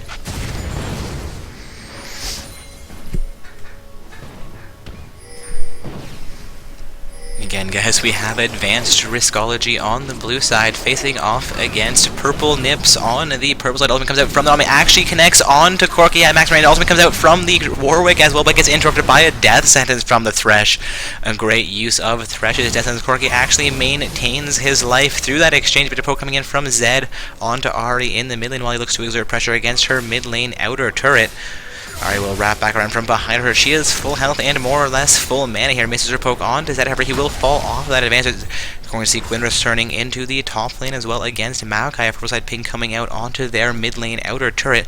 Warwick will be spotted out by the Thresh of Vi pair. Desmond will come out. I believe that did not connect though onto the Warwick. Are looking for more poke against Zed in the mid lane. Warwick will finally make his way to the mid lane by waiting in the wing, however, to make a play. But she actually just cleared out a vision ward placed down by the purple side. Will drop a sight ward of her own. That was coming out from the enemy, not able to connect onto Thresh. Corki also making his way back into the bottom lane here. Vi makes her way to the bottom as well. Kaylin getting fairly low here as Vi continues the advantage. Keep coming out from the Kaylin as well as her flash. She gets back under the turret with half of her HP coming back up. Warwick also heading to the bottom, and Nami getting very, very low in the fight. Will begin to recall from behind her turret. Ahri getting damage onto Zed in the mid lane. Zed down to 200 HP, continues the advance, but back onto Ahri though. Going to see Quinn also coming into the mid lane. Will advance against Maokai as Maokai tries to exchange onto Ahri. Zed having already gone down in that fight. Now seeing an 8-4-3 kill score in favor of Advantage. They're looking to pick up their second dragon of this matchup. They now have roughly a 5,000 gold advantage over Team Purple Nips. Again, guys, this is round 3, a quarterfinals game in Not So Stock Gaming's amateur tournament, where summoners must be ranked between Bronze 5 and Gold 1 in order to participate. Currently watching Advanced Riskology play on the blue side with Purple Nips on the purple side. Nami and Kaylin for a play into the ball lane. Warwick also coming in from behind, but Corki will grab the lantern from the Thresh. 90 caliber net coming out from the Kaylin, and Corki steps on a trap. Destined out from the Thresh, but does not connect onto Nami.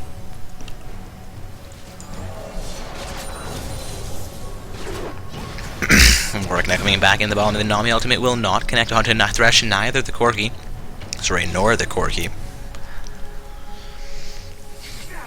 Taking a look at this map. Oh, Death Head connects onto Nami, and that will cost her her life. Box coming out from Thresh as well. Warwick, however, taking one hit, will ultimate back in onto the Corki. Kaylin coming in to assist Warwick. They will fall off of this advantage, ultimating out from the Corki. Death Head is coming through as well, but not quite long enough to connect onto Kaylin. Zed looking to potentially roam into the bottom lane here, though may wrap back around into the mid lane, gets spotted out by a Sight Ward, and continues back the safe route, I believe, into the mid lane, not looking to roam to the bottom lane at all, leaving the Kaylin-Nami pair by themselves. I apologize, Kaylin-Nami pair is non-existent. Kaylin is the only champion for her team in the bottom lane, Nami having been killed in that last exchange. Quinn looking for more damage against Maokai here. Apparently the cheese Quinn pick is working out in blue team's favor here, seeing her set up about 20 farm over Maokai and has 1 kill while Maokai has 0.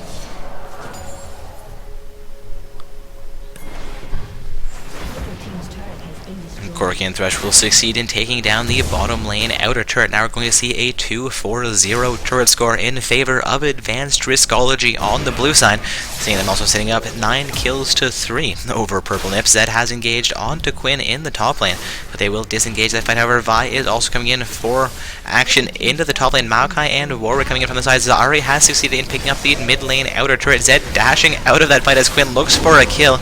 Quinn will go down to Maokai, and Vi going to be all by herself against the Maokai-Warwick pair. Vi down to 400 HP in this fight, looking to dash away. Warwick looking to ultimate in. No, will flash in, get one more. I believe that's his Q coming through. Maokai looking for a way to close that gap.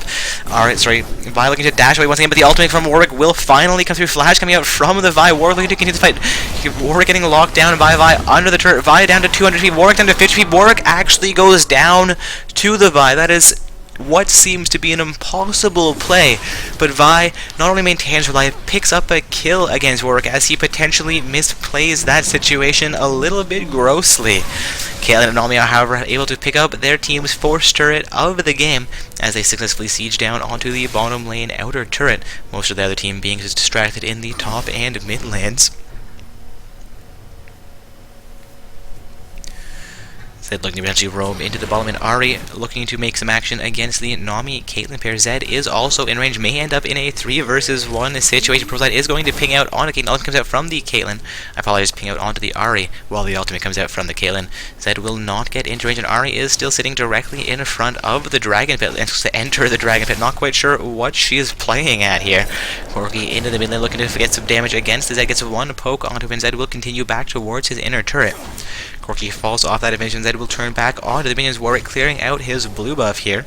Nami and Caitlyn also in the jungle. Damage coming out from Corki onto Caitlyn. Caitlyn taking a huge chunk of damage. Their back comes out from the Corki. Corki continuing the engagement onto Caitlyn. Flashes for the kill. Zed now coming in onto Corki. Death comes out onto the Zed. Ultimate from Nami connects onto both Thresh and the Corki. Corki will go down. Zed and Caitlyn going down as well as the Nami being finished off there.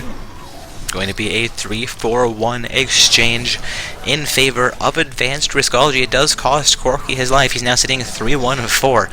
Thresh, the only champion left not dying in this matchup so far.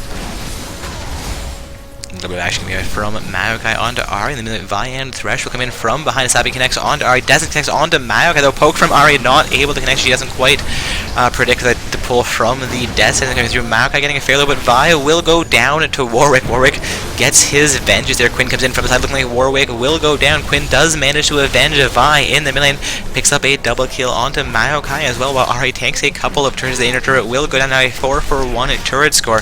Quinn continuing the engagement against Caitlyn in the mid lane. Will grab a Thresh Lantern as he throws it back for Ahri, looking to recall from the mid lane. Might get caught out by the Nami Caitlyn pair. All of it comes out from the Caitlyn. That may actually connect onto Ahri in their base. A little bit of a glitch coming through from Riot's gameplay, I believe. Indeed, Ahri says ow as she gets back into the base, and Caitlyn's ultimate chases her down. Another well-placed lantern coming through from the Thresh gets Corki back to safety as 3 members of Purple Imps look to siege down into the mid lane.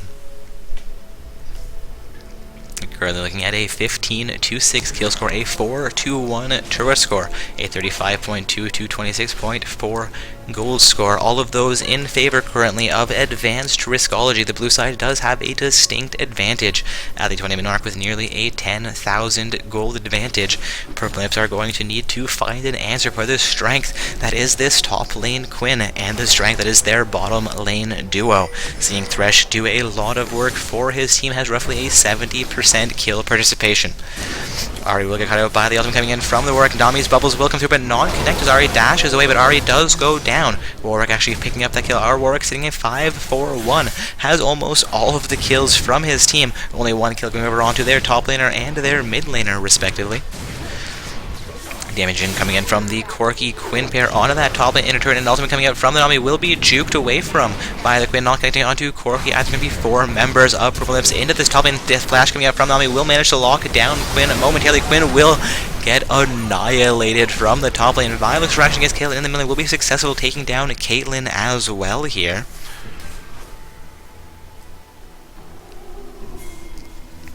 Side ping coming out towards the upper lane. Tribusher is going to be a sight ward from both teams in that push. Zed will utilize his sweeper and clear out the blue side sight ward. Taking a look at the map, blue side has doubled purple side's kill score. They're also sitting up 4 turrets to have roughly a 7,000 gold advantage at this time. Nami will get caught out by the Descendants of the Thresh, and Corki picks up that kill. Vi has begun a solo dragon, but Corki and Thresh come in to assist her. Vi finishing things off with her smite there. Again, guys, this is a quarter-finals game in Not So Stock Gaming's amateur tournament. We have Advanced Riskology on the blue side, and they're facing off against Purple Imps on the purple side. Seeing Advanced Riskology do fairly well in this matchup, a 17-8 kill score with 4 turrets to their opposition's 1 is a very, very strong start.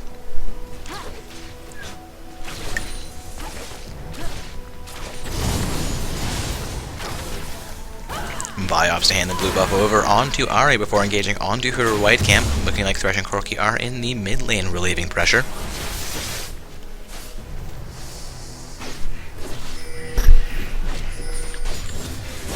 Pings coming in from the side as Ahri engages onto Warwick. Vi coming in from the side as Ahri is into Happy Thresh also coming in. It's going to be a 3 versus 2 fight, though Zed and Corki are doing out in the mid lane, so technically a 4 versus 3 fight. Warwick will go down to the Vi. I believe Corki just went down to the Zed. Maokai getting fair low. Ahri also fair low. Zed comes back in this fight. Maokai will, however, go down. Zed now on his own versus 4 members of Advanced Riskology. The Zed will go down in the fight. Ultimate coming in from the Caitlyn, not all that effective against the 4 still healthy members of Advanced Riskology. Only Ahri all that low in this fight. The ultimate was blocked, though I believe it was targeted onto her. Seeing Advanced Riskology set up for their first inhibitor turret of the game. That will be their 5th successful turret, their first inhibitor turret of the game. Looking to take down this inhibitor as well. Caitlyn and Nami are looking to contest. Warwick having only 1 second, comes back up on the map. Caitlyn will get intersected with by a Descent, is going to get taken down by the 4-man advance from Advanced Riskology. They succeed in taking down the inhibitor here as well. Now Nami, Warwick, and Maokai are on the map, and then Zed coming back up as I say that as well. Corki also back onto the map for his team here. We've seen Advanced Reality take down the first inhibitor of this game and set up here for a blue buff steal. Dragon not currently available, but Baron is on the map. With a purple side inhibitor down, we could see blue team looking to set up for Baron fairly shortly.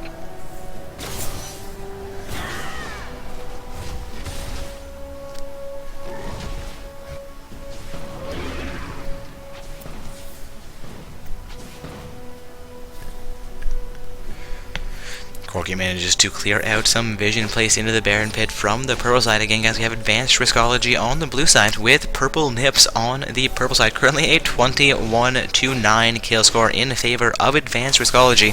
They have picked up the first inhibitor turret of the game as we have reached the 25-minute mark here. A 5-1 turret score as well. Advanced Riskology has roughly a 12,000 gold advantage at this point in the matchup.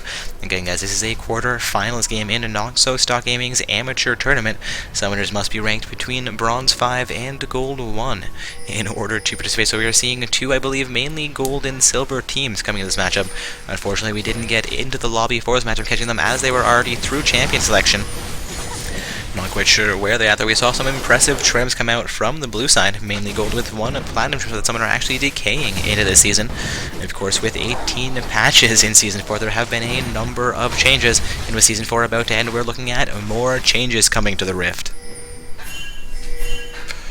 Careful pings coming out in the top lane, I believe, from the purple team. Are going to go a little bit ham there. Could get punished for it, but Vi will come in. Going to be in a 1 versus 4. No, a 4 versus 4. Her team will stay to respond to that. Maokai going to go into that fight, initiating things. Namiel coming through, connects onto 4 members of Advanced Reality. We're going to see Quinn be the first summoner to go down. Zed and, Maokai getting very low, taking an ultimate in from the Vi, I believe. Maokai will get a 1-for-1 trade so far. However, Nami will go down as well. Quinn and Vi have gone down, though. Going to be a 2-for-2 trade in this fight. Pale Piece coming up from the Caitlyn, getting a damage onto the 3 remaining champions, but not quite enough to finish us off. Warwick also recalling from the bush. Arya can come back, and this will be engaged onto by the Zed. Zanya comes out to stop the Caitlyn ultimate. A dance comes through from the thresh onto Zed. Zed will go down. Arya actually maintaining her life in that fight. Exhaust comes out onto Caitlyn. Corki looking for a little bit more damage onto Caitlyn. Death Sentence not quite able to connect, but Corki's ultimate does, and finishes the job there onto Caitlyn. Corki and Thresh now looking for this top lane outer turret. Warwick is alive, but stuck in the mid lane currently, defending against these super minions which are currently spawning. Maokai and Nami are back onto the map, as I said, seeing a 25-11 kill score, 6-1 turret score. Advanced Riskology has a 14,000 gold lead at this point in the game. Not quite sure Purple Nips knows quite what to do to turn this back into their favor.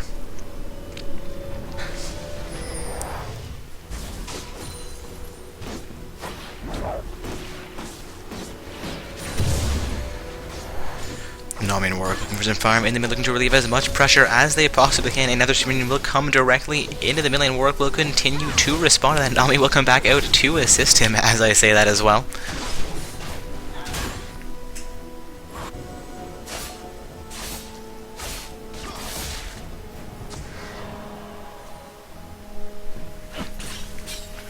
Blue side looking to set up for a bit more siege into the mid lane. They do have super minions spawning into that mid lane currently, with a few members of their team in the mid lane. Will effectively allow Quinn to split push. Though they have already taken that top lane inner turret, so you would do more work in the bottom lane, looking for that bottom lane inner turret, unless they can get more members of their team to set up and take down a second inhibitor turret of the game.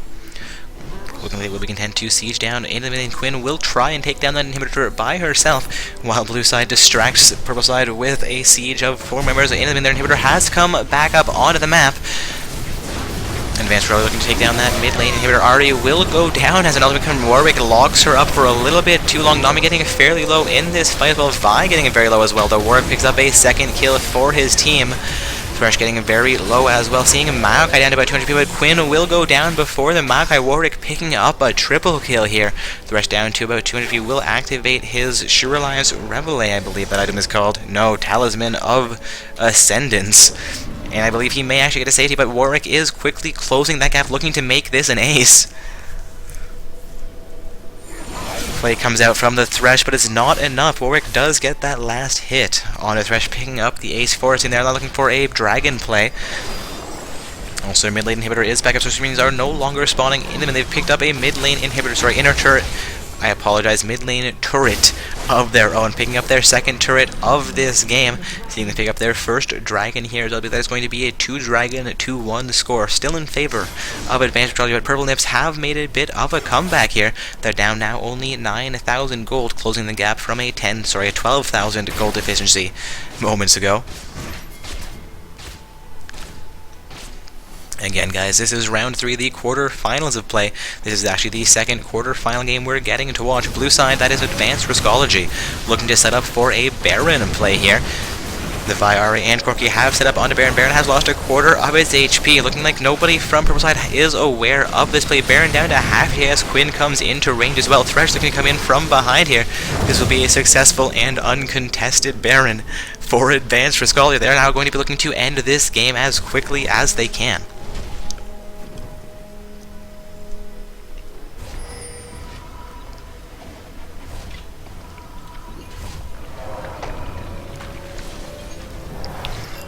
Looking like Advanced Riskology will actually take the safe route here and recall before making their push down the mid lane. Of course, just taking the Baron, they would have all been awarded a fair amount of gold and could potentially finish a couple more items, giving them a little bit more advantage in their next push.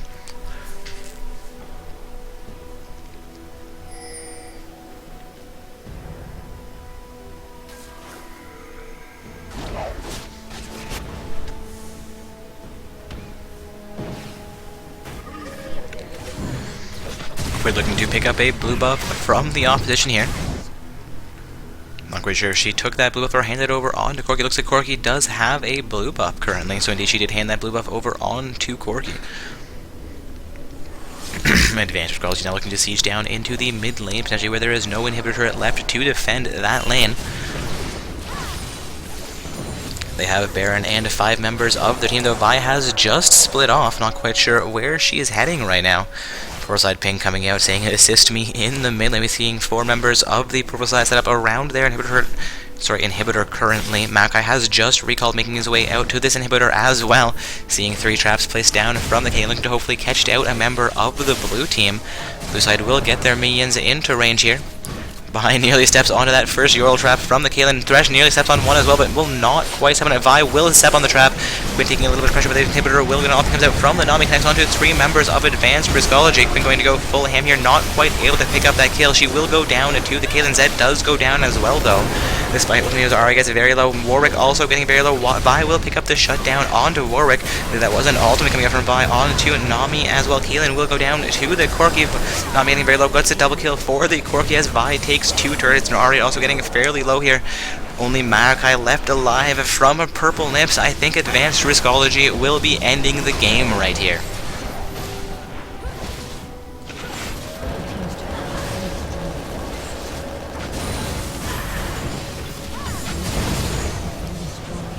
Indeed, that will be a win here for Advanced Riskology on the blue side in the quarterfinals of play this evening.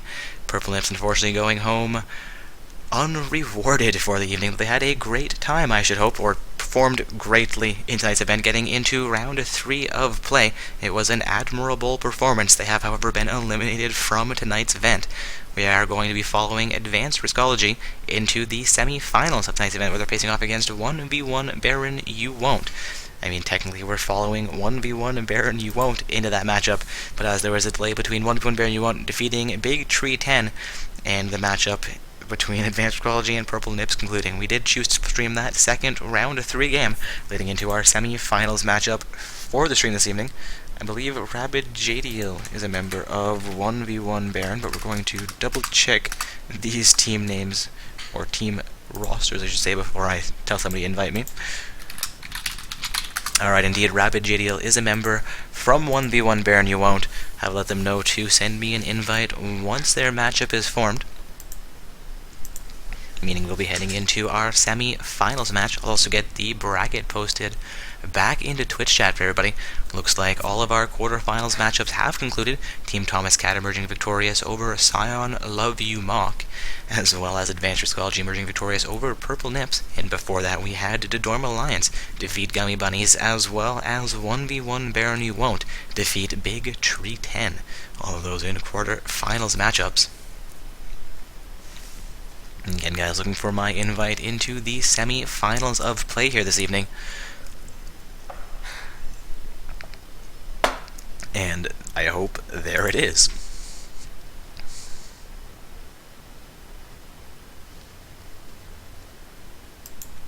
Alright, move myself down to spectator mode. Looking like blue side is currently sitting with all 5 of their team members into this lobby, while Rabajadiel is the only member of 1v1 Baron you won't. That is the purple team coming into this matchup. I believe we have, let's head over to the bracket here. I believe it is Advanced Riskology facing off against 1v1 Baron you won't in this quarterfinals matchup. Indeed, we have Advanced Riskology on the blue side, 1v1 Baron you won't on the purple side. This is going to be a semi-finals matchup for Not So Stock Gaming's amateur tournament. Also, our other semi-finals match this evening is the Dorm Alliance with the tag of DD Ally, and Team Thomas Cat, the tag TTC. Again, guys, we have gotten to the semi-finals of tonight's event, so only 4 teams remaining in our main tournament. I believe our secondary tournament is in the same position, though I need to refresh this page for that to show. Indeed, we have only 4 teams remaining in the in the secondary tournament as well. Both events in the semi-finals currently. All of these teams, assuming that they play through this game and their finals or bronze match, will be receiving some form of prizing for the evening. The collective prize pools between the 2 events are 80,000 RP and 10 Trumpet Rise skins. That is 40,000 RP for each tournament, 5 Trumpet Rise skins for each tournament as well. The winning team of both events taking home 16,000 RP and 5 Triumphant Rise skins. That is 3,200 RP for each of their final 5 summoners, as well as a Triumphant Rise skin apiece. Second place team, I believe, gets 14,000 RP, or whatever 2,400 times 5 is. Again, those summoners get 2,400 RP for each of their final 5 summoners in the second place team. Third place team is 1,600 RP apiece and 800 RP apiece for the final 5 of the fourth place team.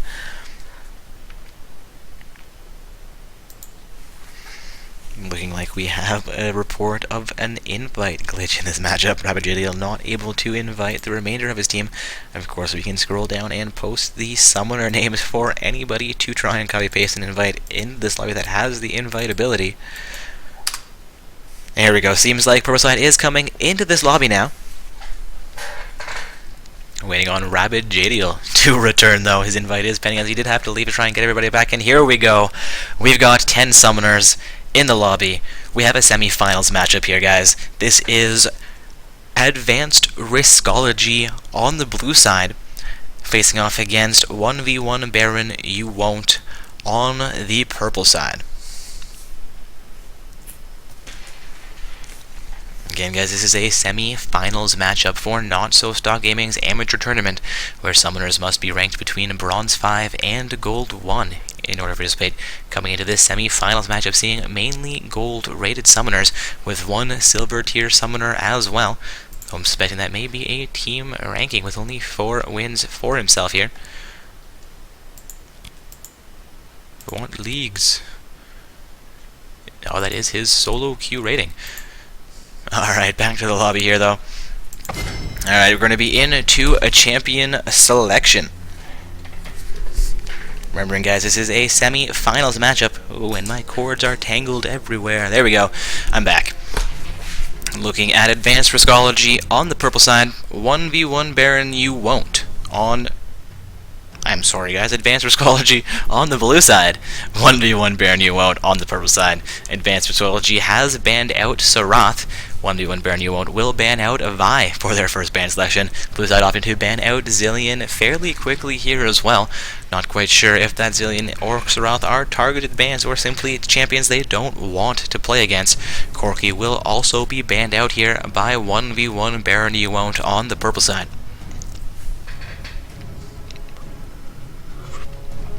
Also, guys, just for fair warning, as we get into the spectator delay period, I will be vacating my post for those 2 to 3 minutes and waiting for you guys to get back into low screen and onto the Rift before I rejoin you, so that I can refill my water, run to the washroom, and do all of those things that administrators and showcasters occasionally need to do. Seeing Rise now banned out by the blue team, followed up by a Thresh ban from the purple side. Again, guys, this is Advanced Riskology on the blue team, with 1v1 Baron you won't. As our purple team, RV will quickly lock in Lucian for advanced Riskology. Hands things over to DZ the Monster and Zorba from 1v1 Baron you won't. Looking like DZ the Monster is going to be picking up Caitlyn for his team, though that has not yet been locked in.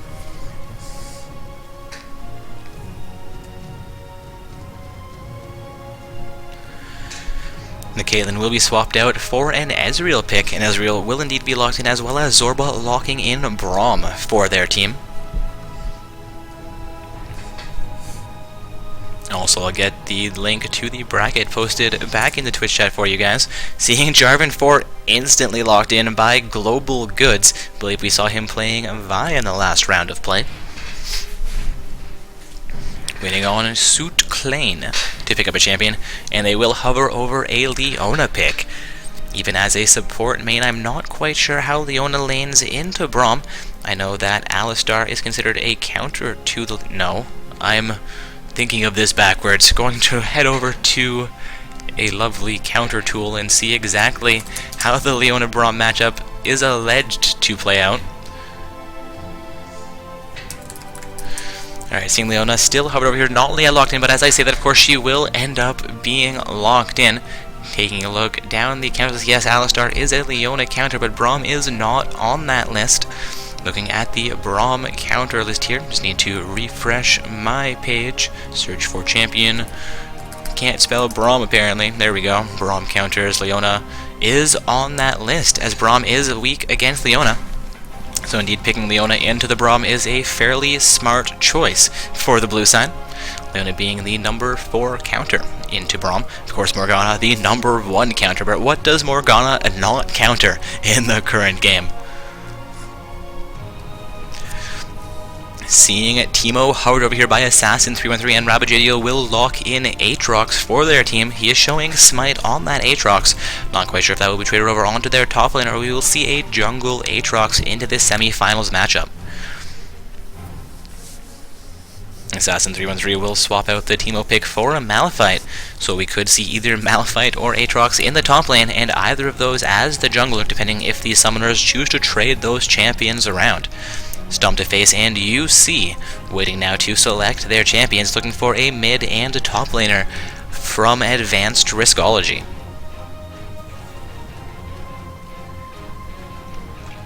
USC will once again hover over a Quinn pick. We saw him play Quinn into Maokai in the last match.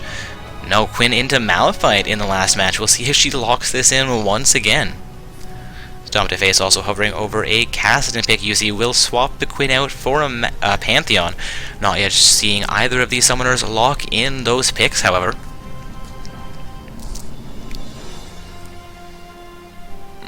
Stomp to Face will finalize a Gragas pick. I do believe that will be their mid laner. Waiting on UC to finalize this pick, I believe Pantheon, and yes, Pantheon will be locked in as we see him finalize that selection. Only Ajax 9 left from 1v1 Baron you won't to pick up a champion here. I believe we are looking for a mid lane pick from purple side as well, unless of course we have Ezreal in the mid lane once again.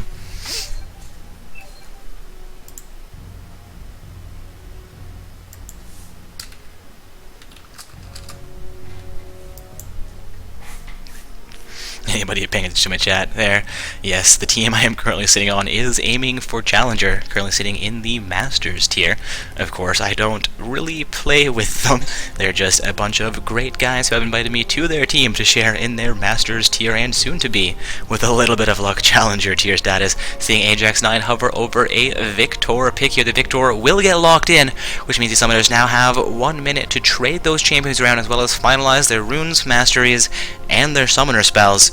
And with that, I'm going to take a brief absence here, guys, and as this period as well as spectator late ticks down, I'll be back to look at that low screen and cast as we get onto the Rift.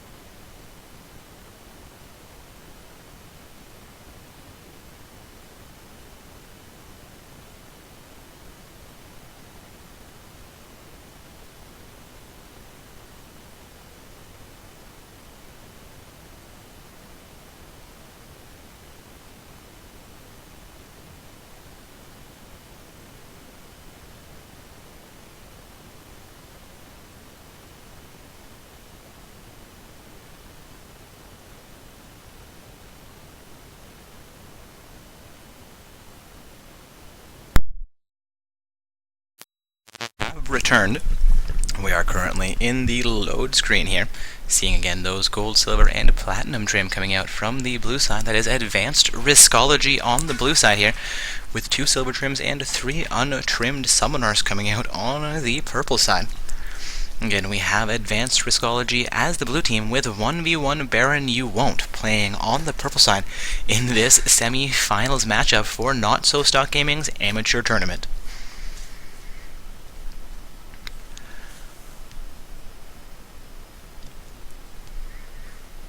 Also looking like a couple of the matches in the secondary event may have just concluded here. Looking at a win for Incorrect Opinion. Indeed, Incorrect Opinion was facing off against Kappa Feel in the semi-finals of that event. So congratulations to Incorrect Opinion on making their advancements into the finals matchup. Of course, Kappa Feel still has that last chance to play in the bronze match.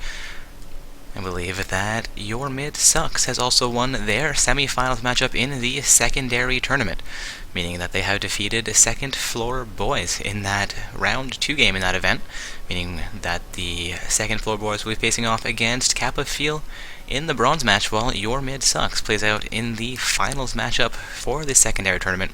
Of course, we are just starting the semi-finals of our main event currently. We have, once again, Advanced Riskology on the blue side facing up against 1v1 Baron You Won't on the purple side. All summoners have bought their items. It looks like purple side might be setting up for a early invade. Blue side also setting up for the same thing in the top half of the map. Gragas going to go fairly, drops his trinket ward behind the purple side red pit, and will come back into the Baron Pixel Bush. Also, our other semi-finalist teams are the Dorm Alliance, who is facing off against Team Thomas Cat in the second semi-finals matchup. One of those teams will be facing off against the winners of this matchup in the finals match, while one of those teams will be facing off against the losers of this matchup in the bronze match. Those matches determining the first and second place teams, as well as the third and fourth place teams, respectively. Jarvan 4 going to throw a ward over the Baron wall into the top lane Tribush. Not quite sure if that is any more difficult than throwing it into the Tribush of the bottom lane. Looking that actually was not a ward, but his stanchion going down there, as it was not going to affect full vision and did expire after only a few short seconds. Also 25 seconds till minions come onto the map. Here we're seeing Leona and Lucian sitting around the blue side red buff pit. Not quite sure if Jarvan 4 is going to be starting with a red buff steal or his blue buff on this game.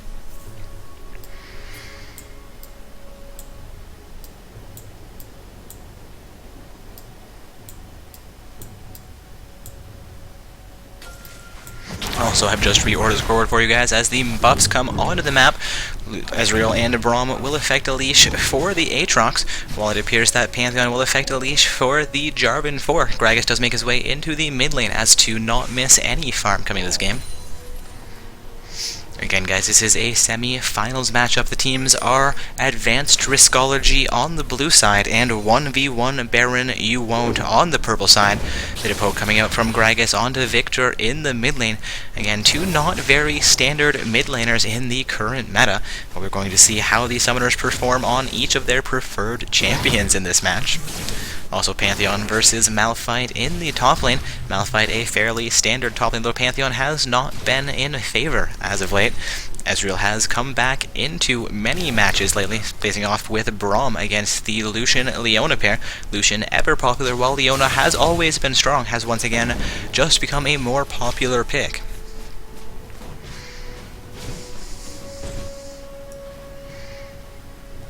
Looking like things are going to be fairly even so far, but Pantheon does have a slight advantage over Malphite in the top lane at this point of the matchup. Gragas also looking to zone Victor against his turret. We'll see how Victor manages to last hit while his minions are taking damage from that mid lane outer turret. Aatrox also on her Wraith camp here. Looked like she may have been coming in for a gank, but Gragas has decided to, I was going to say decided to recall, but he will cancel the recall and return into lane here.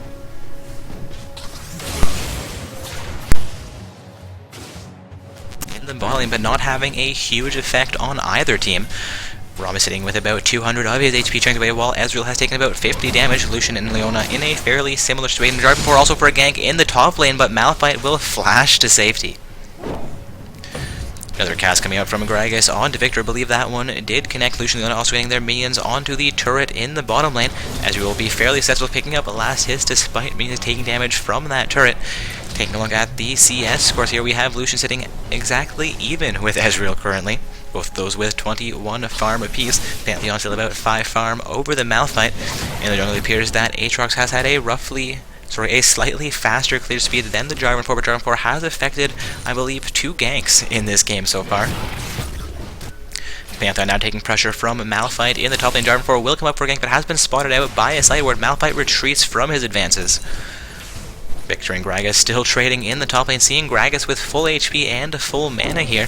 Victor is with full HP and 3/4 of his mana, a fairly even matchup in the mid lane. Victor has roughly 3 farm over the Gragas at this point. And as we approach the 5-minute mark, we have seen neither team pick up First Blood, and of course all turrets are currently on the map. Gragas body slams into Viscera, and another cast comes out. Victor is down to half HP. Pantheon also still taking pressure in the top lane. Malphite doing fairly well for himself. Is still sitting down about 5 farm. However, Gragas looking to come back in against the Victor once again. Cask will explode, doing damage to Victor. Aatrox still in the wing, has taken out her right camp. May look for a gank into the mid lane here.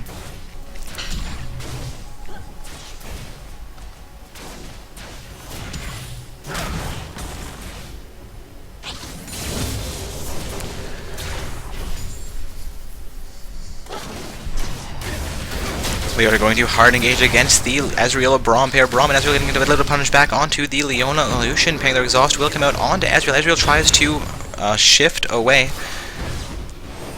Aatrox will come in for a gank in the mid lane as well. Greg takes a little bit of punishment for that, but Aatrox is down to half HP. Jarvan 4 also for a gank into the bottom lane, but has only 300 HP remaining. Ezreal and Braum remaining fairly healthy here. Braum and Leona have both popped to help her. Leona tries to leash onto the Ezreal, but will not connect with her root.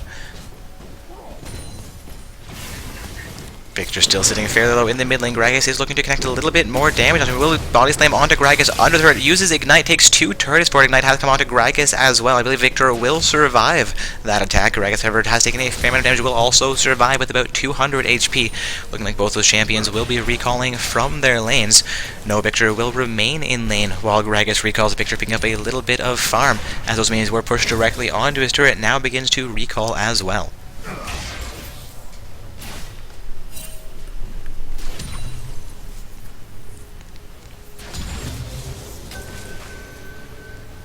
An MIA ping coming up from Pantheon in the top lane as Malphite looks to return to the lane. Also a bit of a stalemate in the bottom lane, seeing Lucian and Ezreal as well as Leona Braum all perfectly even as far as their farm numbers are concerned. Lucian is currently out of mana though, while Ezreal has more than half of his remaining. Poke coming out from the Braum will not connect onto Lucian nor Leona.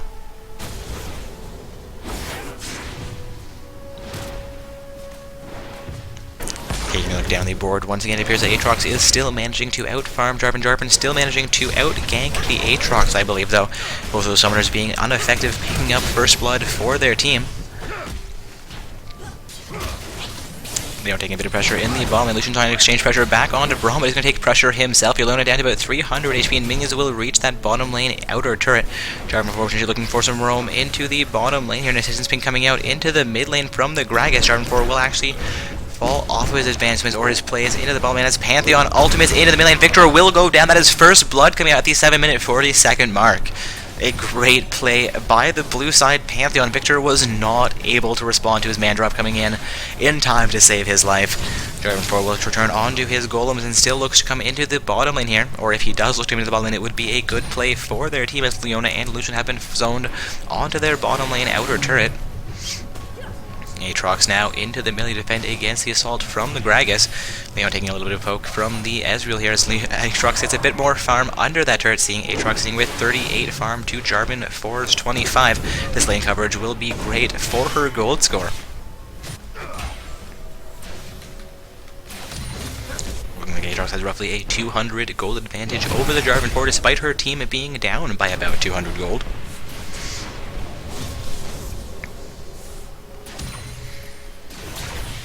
Leona is solo defending this bottom lane outer turret. Ezreal is getting a little bit of a farm advantage over the Lucian, but not managing to get any pressure against that bottom lane outer turret while Leona remains under it to defend. Panther able to poke onto Malphite in the top lane. Seeing them take a bit of pressure from the Ezreal, but Lucian will return into lane, and Ezreal will fall off of his assault. Shard coming up from Malphite onto Panther, and Panther going to get a little bit poke back onto the Malphite. Panther sitting about half HP in the top lane. Gets the last hit onto one of those minions, and minions will be forced into the mid part of the lane. Malphite again looking for more damage against Pantheon, but Pantheon has regened most of his HP. Another Shard will come out, dropping him back down to nearly half HP. Shard doing about 200 damage at this point in the game for Malphite. Gragas clearing out a Vision Ward placed into the Dragon Pixel Bush by the purple side. Once again, guys, this is advanced Riskology on the blue side in the semifinals of Not So Stock Gaming's amateur tournament, and they are facing off against 1v1 Baron You Won't. On the purple side, so far we have seen only one kill in this matchup. Gragas coming back in against the Victor will get stunned out by Victor, though. Gragas down to about half HP. Ultimately had just come through from the Victor. Gragas down to 200 HP. Victor going to continue this out, but will fall off of it. Lucian for pressure against the bottom lane outer turret. I believe that's an ultimate coming through from the Ezreal, actually not coming towards the Lucian though, heading towards the mid lane and that Gragas. Pantheon also into the mid lane here looking for play against the Victor. Jarvan 4 coming in, misses the EQ, but his ultimate will lock Victor down, and Victor does go down to that play. Going to be the second kill for Advanced Riskology, another huge rotation for their team. Panther making his way into the mid this time without Mandrop, and Jarvan 4 also in the mid lane for that play. Seeing Malphite and Aatrox respond into the mid here while Jarvan 4 initiates onto Dragon by himself. Aatrox and Malphite will make their way towards that Dragon, but Kerrigan coming out from the blue side. They spotted out Aatrox making her way towards them. Braum also being Aatrox will go full ham into this Dragon, but Malphite picks up kill onto Jarvan 4, who is getting a fairly low. Their passive of Aatrox has been utilized. Aatrox, however, manages to smite on Dragon, so this is going to be a worth play for them. Malphite and Aatrox will both go down for it, though. Ezreal and Braum looking to effect escape, but Ezreal is 1 versus 4 right now, will go down to the Pantheon. Taking a look at the goal scores, they did manage to secure Dragon, but losing 3 of their team members. They are now 5-1 and may lose their first turret in the bottom lane here, so not the best exchange. Braum folk onto Lucian in the bottom lane, while Lucian and Leon look for that bottom lane outer turret, and they will succeed in taking it, as it had only about 2 auto attacks of health remaining on it. Lucian and Leona both begin to recall from under a purple side site ward, but there are no members from purple side able to respond to this at this time. Again, guys, this is a semi-finals matchup for Not So Stock Gaming's amateur tournament, where summoners must be ranked between Bronze 5 and Gold 1 in the solo queue in order to participate. We are currently watching Advanced Riskology on the blue side face off against 1v1 Baron You Won't. On the purple side, taking a look at the bracket, it appears that Advanced Riskology started out in round 2 here this evening, with a round 1 bye where they faced off against Samsung Black, who emerged victorious from their round 1 game. 1v1 Baron You Won't, looking like they also had that round 1 bye starting out in round 2. So both of these teams have won 2 games, both of those games against teams who had previously won games in tonight's Not So Stock Gaming tournament. So both these are fairly strong teams, seeing a fairly even goal score at the 12-minute mark, a 1,000 goal advantage for Team Advanced Riskology. They are 5 kills, 1, and have picked up the first turret of the game. However, 1v1 Baron You Won't seems to be having a little bit of trouble with the blue team. Of course, we have Malphite in the top lane, who is very much a late-game champion. Braum and Aatrox also scaling fairly well into the late game. We'll see how things progress as we reach the mid and late games of this semi-finals matchup.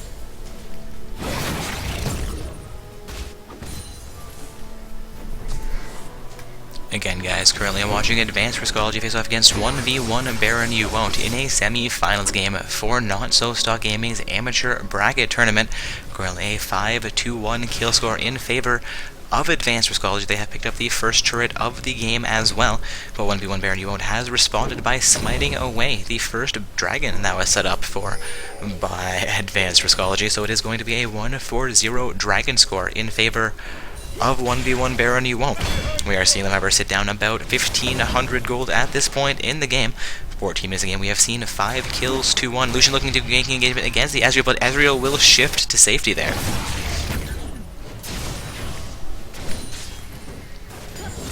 Lucian Leo looking for more pressure in the bottom lane. Braum and Ezreal are in lane to contest this. Aatrox looking for a gank here, potentially. I'm going to catch out the Leona, will not quite connect that skill, but Aatrox, oh my god, Aatrox may go down here, will go down for her efforts. A 6-4-1 kill score now in favor of Advanced Rally. Lucian getting very, very low in this fight. Exhaust has come out, and Ezreal will pick up the kill on, but Braum may finish off the Ezreal. I apologize, Leona may finish off the Ezreal. Indeed, Leona will be successful picking up that kill. Jarvan 4 and Gragas now come in against the Braum with Leona. Braum is going to be in trouble here. A 7-4-2 kill score, flash coming out from the Gragas, and Gragas will succeed at finishing off Braum. Going to be a 3-for-1 trade in the bottom lane. Advanced Astrology now sitting 8-2 against 1v1 Baron Yuont in this semi-finals matchup. Advanced Astrology has picked up roughly a 2,000 gold lead at this time.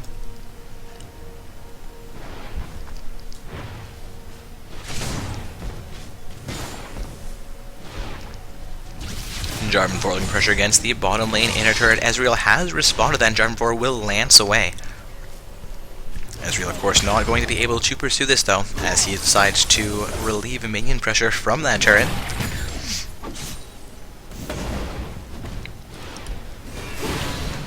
Aatrox responding into the mid lane while Gragas tries to take down that mid lane outer turret. We're seeing it sit about half of his HP. I believe top lane has been a little bit more successful keeping their turret healthy. Poke coming out from Braum onto Lucian, who has just entered the mid lane as well. Minion wave from Advanced Astrology will reach that mid lane turret. The culling will come through from Lucian. Braum begins to take turrets here, but I believe this mid lane outer turret will be going down momentarily. Indeed, Lucian has just destroyed the turret. Leona will get stunned down by the Victor. Bit of damage coming through from Victor onto the Lucian, but Lucian, Gragas, and Leona will survive this exchange for the time being, beginning to retreat onto their sides of the map. Ezreal has also just gotten some pressure into the bottom lane, but will choose to recall, as opposed to getting pressure directly against the bottom lane outer turret for his team.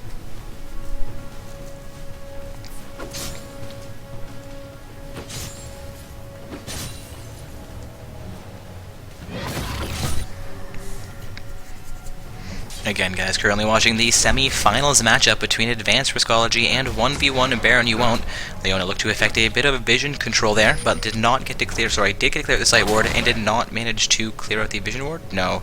Left a vision ward, which Braum responded to by clearing. I do apologize, guys. Been going for a few hours here, looking to get back in his matchup, though Victor will stun out the Leona. Leona has been locked down, and Aatrox comes in to try and finish things off. Victor will get the last hit there. Braum getting fairly low in this exchange. Victor getting a bit more damage in onto the enemy team. Jarvan 4 going to go full ham, get his ultimate onto the Aatrox, but will pay for it with his life. A 2-for-1 exchange here, this time in favor of 1v1 Baron Yuont. Lucian comes in getting some damage onto Victor. I believe there's a Mandra coming in from Pantheon as well. Victor will go down, this fight now turning back in favor of Advanced Riskology potentially, but Aatrox getting a fair amount of damage onto the Gragas. Her passive has been activated. Ezreal is in range to assist her as well. Gragas will go down. Ezreal and Aatrox looking for damage against the Pantheon. Pantheon looking for a kill against the Ezreal. Ezreal flashes away, not flashes away, but dashes away. Pantheon picks up the kill onto Ezreal, but Aatrox finishes things off against the Pantheon. I believe that was fairly well played for 1v1 Baron Yuont. They were sitting down 8 kills to 2. And now they're sitting 11-7, so they picked up 5 kills in that exchange. Unfortunately, spaced out too much for it to be an official ace, while Advanced Riskology only picked up 3. So it's a 5-4-3 exchange in favor of 1v1 Baron Yuont. We are seeing them slowly close that kill score gap, but they are still down by 2 turrets. They are up by 1 dragon at this point. There's only a 2,000 gold difference between these two teams as we near the 20-minute mark in this game. Again, guys, a semi-finals matchup between Advanced Riskology and 1v1 Baron Yuont. Seeing Lucian get a little bit of split push down into the bottom lane, with Ezreal will be responding to. Braum and Victor also looking to respond to that, but Gragas and Leona will also roam towards the bottom lane.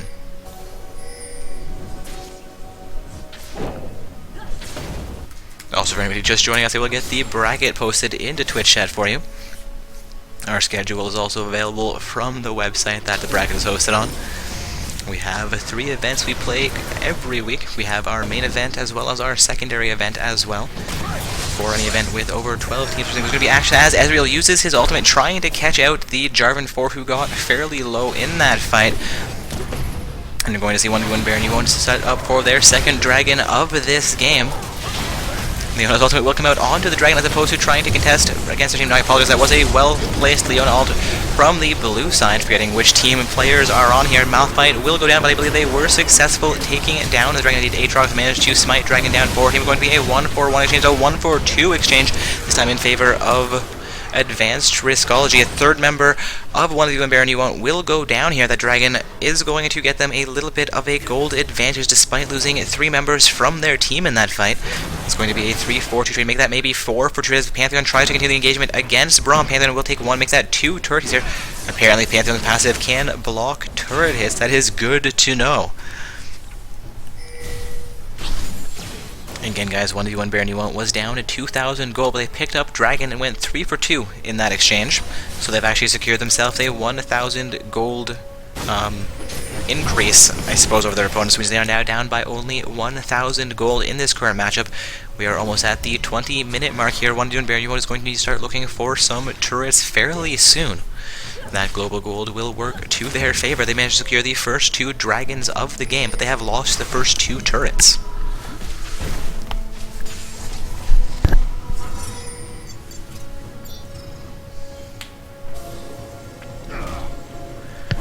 Seeing Braum effect a bit of vision control with a great utilization of his sweeper. Jarvan 4 also going to engage onto his white camp while Gragas finishes off the blue buff for his team. Gragas dropping a slight ward into the pixel bush around Baron. We are only 20 minutes into the game, would not suspect either team setting up for a Baron play in the next 5 to 10 minutes here.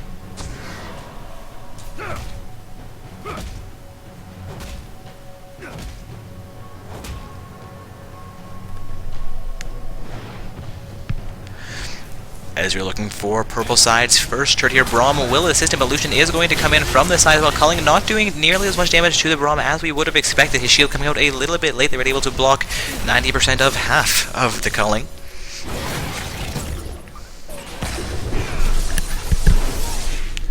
Pantheon Malphite also duking it out in the top lane. I believe Pantheon has a slight advantage as he's currently sitting 6-1 with a 20 farm advantage over Malphite as well, who is sitting 1-2-0. Of course, Heal Score Aatrox will come in to the top lane, manages to crowd control the Pantheon with a nicely timed knock up. Pantheon down to about 300 feet. A shield has come out onto Pantheon, though Aatrox getting fairly low as well. Play for passive may have also been available, and Pantheon does go down without it being activated. Seeing now a 14-4-10 kill score still in favor of Advanced Riskology, but 1v1 Baron you won't is definitely looking to come back into this game. They're sitting down now only about 500 gold, despite Advanced Riskology taking the first 2 turrets of the game, and 1v1 Baron you won't not being able to pick up their first turret quite yet. Again, we've seen them take the first 2 dragons of the game for the purple side, which is the main reason they are currently sitting even in gold score, despite Pantheon being a 6-2, out-farming his laning opponent. The mid lane, actually Gragas is out-farmed by about 15, but that is not quite as much as the Pantheon, so their farm numbers overall are fairly even. Leon actually sitting at about 34 to Braum's 15 is going to give them a slight advantage in CS as well. Those 2 turrets, a little bit of farm, and 4 kills should be giving the blue side, that is Advanced Riskology, a fair-sized gold advantage. With those 2 dragons secured by 1v1 Baron, you won't have more or less evened things out. Again, we are seeing a 500 gold advantage for the blue side. They are 14 kills to 10, 2 turrets to 0, but they are down 2 dragons currently. Also seeing blue side set up for their 3rd turret of this game. Pantheon and Lucian into the top lane will be spawned to by 4 members of 1v1 Baron you won't. Lucian and Pantheon will fall off of their advance as Malphite makes his way into the lane. The other 3 members of the first lane have been spotted out by a site ward. Aatrox going to go full ham into the Gragas, but not able to connect. Culling will come through from the Lucian, and Aatrox takes a fair amount of damage as she gets locked down by the E coming out from the Jarvan 4. Pantheon will man drop into the purple side as well. Aatrox getting a fail here will actually go down. Her passive not available to her right there. Jarvan 4 has also been a 1-4-1 trade so far. Braum and Ezreal getting fairly low in this, but are in a 2 versus 4 situation as the Malphite and Victor make their way towards the mid lane. Malphite and Victor fairly healthy, could have potentially come back in to assist their team, but Gragas picks up a double kill against the against the Ezreal Braum pair. They also pick up their 3rd turret of the game here in the top lane. No more outer turrets are on the map, at least as far as 1v1 Baron's side is concerned.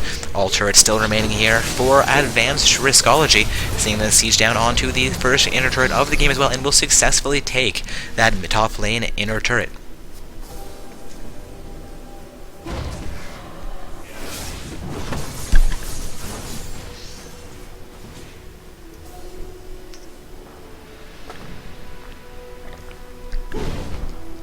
Gragas making his way back into the mid lane to relieve pressure that Purple Side has to do with the minions. Seeing that Minion Wave not quite reach his turret before he is able to clear it and will begin to recall from the mid lane. Jarvan 4 has also recalled from one of the jungle bushes as well. Aatrox and Ezreal making their way towards the Dragon Pit here, I believe. Dragon is up in about 30 seconds. Braum also in the river around the Dragon Pit, both sides looking for a vision control here, looking to contest that third dragon as it comes back up onto the map.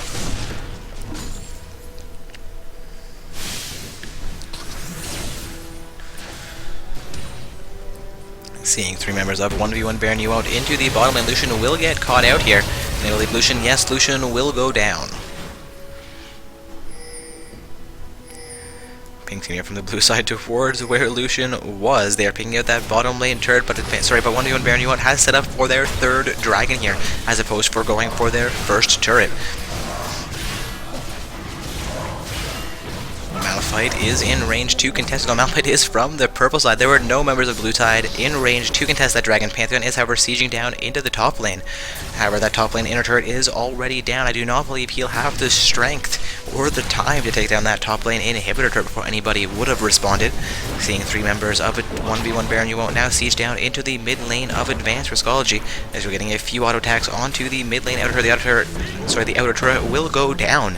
Now seeing a 4-4-1 turret score still in favor of Advanced Riskology, but 1v1 Baron you won't has picked up their first turret of the game.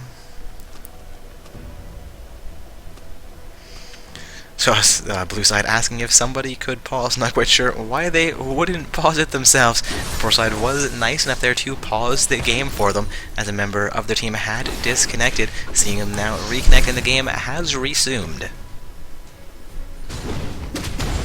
Gragas picking up another blue buff here for himself as Jarvan 4 chooses to hand that over.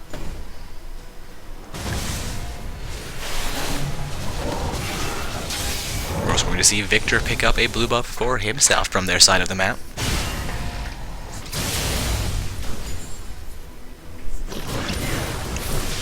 Gragas Illusion in the mid lane get a little bit of damage against the Ezreal. Braum is also in range to contest his Pantheon. Will mana drop in. Braum taking a fair amount of damage. His ultimate will come attacking onto both the Pantheon and Lucian there. Ezreal will have her go down in this fight. Malphite now fighting under his turret, trying to get blue side off of their mid lane inner turret. Aatrox going to go back in against the Jarvan 4, but Lucian will pick up a double kill against Aatrox. He's only getting a fair low heal coming out from Victor. Blue side will be forced off of their advanced suspended 2-for-1 trade in favor of Advanced Riskology. Purple side is sieging in on the Leona, who comes back in on this. Gragas will go down first though, and that is going to be 4 members upper side off the map. 5 members per side off. That is going to be a 3-for-5 exchange. Blue side picking up their first ace of the game. They're now sitting 22 and 15. They have a 2,000 gold limit. They picked up 4 turrets to 1 as well. They're looking for their 5th turret here in the mid lane. I believe they will be successful picking up this mid lane inner turret. Ezreal making his way out onto the map will not get there in time.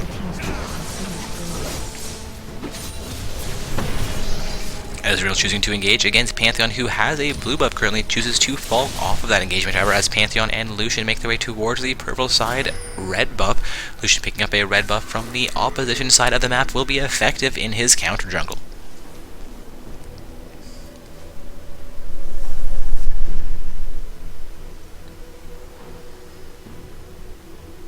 At the 27-minute mark here, we have seen neither team attempt to set up for a Baron play, but we are seeing blue side with vision control around the Baron pit.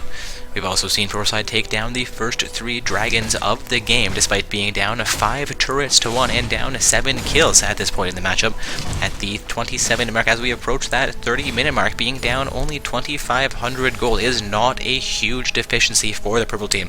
We are still seeing this be anybody's game, despite Advanced Riskology managing to exert dominance throughout the early portions of this game.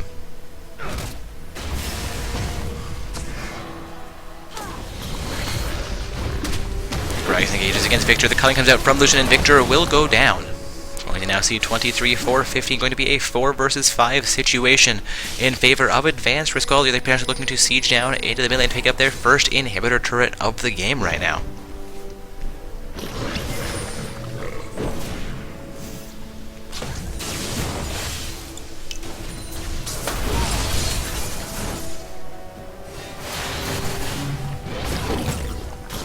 Gragas taking a little bit of pressure as Lucian gets pressure against that mid lane inhibitor turret. poking through from Braum, as well as Lucian. Braum's poke able to connect Lucian's poke, not connecting onto Lucian though. Victor has been killed earlier on in this fight, is just respawning onto the map. Blue side will fall off of their engagement here, I believe heading towards the dragon pit, but I don't see a timer on the dragon. They're actually going to go for the red side's blue buff, which is also not on the map. Gragas has spotted out a vision ward, but chooses not to clear it. Somebody possibly pinging out, hey dude, there's a vision ward you walked past. They will turn around and clear out the vision ward from the pixel bush. Or potentially he was checking to see if dragon was still in the map before they cleared that out, choosing that dragon is a more important objective than clearing out just one vision ward. However, dragon was taken previously by 1v1 Baron. You won't. Again, they've been exerting huge control of the dragon area, despite losing insofar as kills and turrets are concerned so far. Pantheon is all over the Aatrox, but she will flash away from as Malphite comes in to deter an advance against her.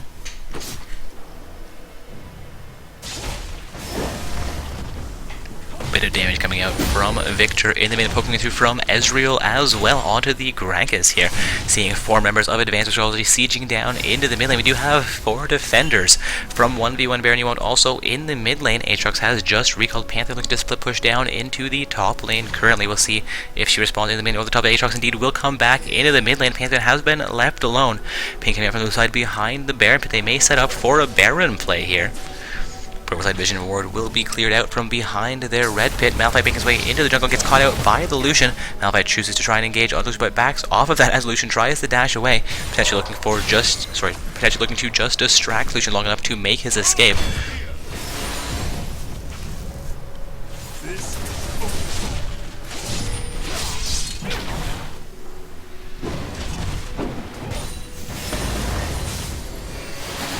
Advanced Astrology looking to siege down into the mid lane here. They've got a siege minion on that inhibitor turret, but will not be enough to get too much pressure there. Looking at the inhibitor turret is still fully healthy. Lucian also split pushing into the top lane against the Malphite. Malphite gets a nicely timed shard onto Lucian, which does a fair amount of damage, poking it from Ezreal onto Gragas as well, poking through from Braum onto the Leona as well. Seeing a bit of a rotation coming out from Advanced Astrology into the top lane.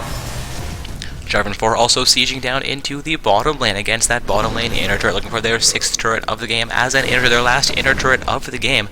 Of course, that does leave the rest of Advanced Astrology in a 4 versus 5 situation. Pink fan from Purple Team towards that bottom lane inhibitor turret. Jarvan 4 will not be able to take the inhibitor turret by himself, but at least not immediately, as he's still sieging down onto the inner turret. Ezreal will be splitting off to defend that, however. Inner turret has gone down, now a 6-1 turret score in favor of Advanced Riskology. They have picked up roughly a 4,000 gold lead as we have just passed the 30-minute mark in this game. Also a 23-15 kill score in the current matchup. 1v1 Baron you won't playing very well defending these inhibitor turrets, but they have been at a disadvantage throughout most of the game despite picking up the first 3 dragons, and the first dragon has just respawned onto the map. We'll see if Advanced Riskology can pick up their first dragon here, or if it will be once again taken down by 1v1 Baron you won't.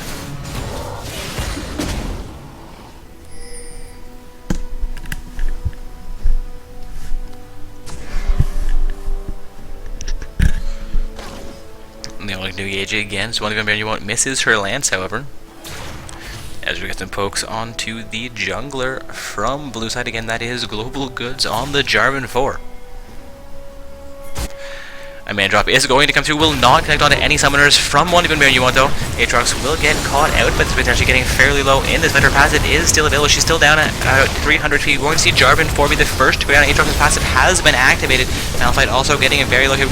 Lucian will pick up that kill. Going to be a 1-4-1 trade so far. Lucian taking a fair amount of punishment. However, Pantheon is the next to go down in this fight. Braum also going down here. It's going to be 4 members of the blue team being deleted. Leona is going to be the last one to it as Ezreal picks up a triple kill. It's going to be a 5-4-2 exchange in favor of 1v1 Baron you want. They will pick up their their 4th dragon here, potentially set up for a Baron play as well with 30 seconds until the majority of the blue team comes onto the map, though I think they are too low to actually try for a Baron here. They may be able to pick up a turret for themselves. However, only 6 seconds until Jarvan 4 will be back available. That was a great play for 1v1 Baron You won't. They have evened out the gold score despite being down by 5 kills and by 5 turrets. They have picked up the first and only 4 dragons of this matchup. That was a great team fight for them where they went 5-2, got the dragon as well. Unfortunately, it didn't translate into any other objectives for their team, but we've seen them play very, very well in this matchup despite being behind for most of this game. Again, guys, this is a semi-finals matchup in Not So Stock Gaming's Amateur Bracket Tournament. Currently watching Advanced Riskology on the blue side, and they're facing off against 1v1 Baron You Won't on the purple side. Leona will sweep out the Baron pit, drops a sight ward into it as well, seeing a sight ward also placed down from 1v1 Baron. 1v1 Baron You Won't now has a gold advantage for the first time, I believe, in this matchup as we've reached the 34-minute mark. Again, the late game Braum, the late game Malphite now working in their favor.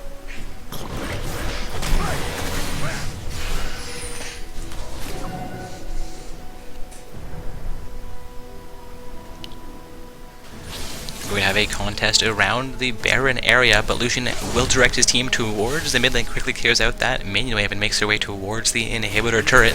Both teams will begin to ignore that Baron pit as it comes out from Lucian onto Jarvanpur, doing a fair amount of damage. Braum and Malphite nearly get caught out from the side, but they're going to look to fight under their turret if at all possible.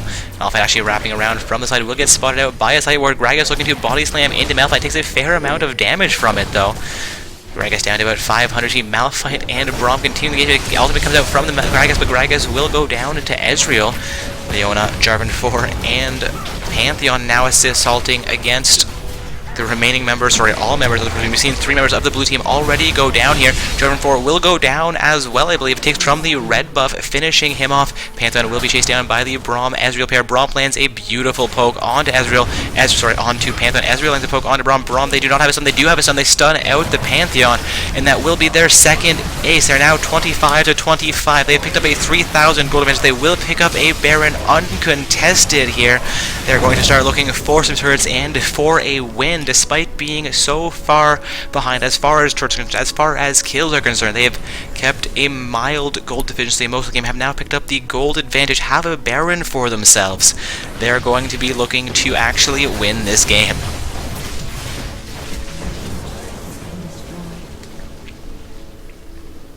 They picked up the mid lane inner turret, are seeding down onto the inhibitor turret as well. Inhibitor turret down to half HP.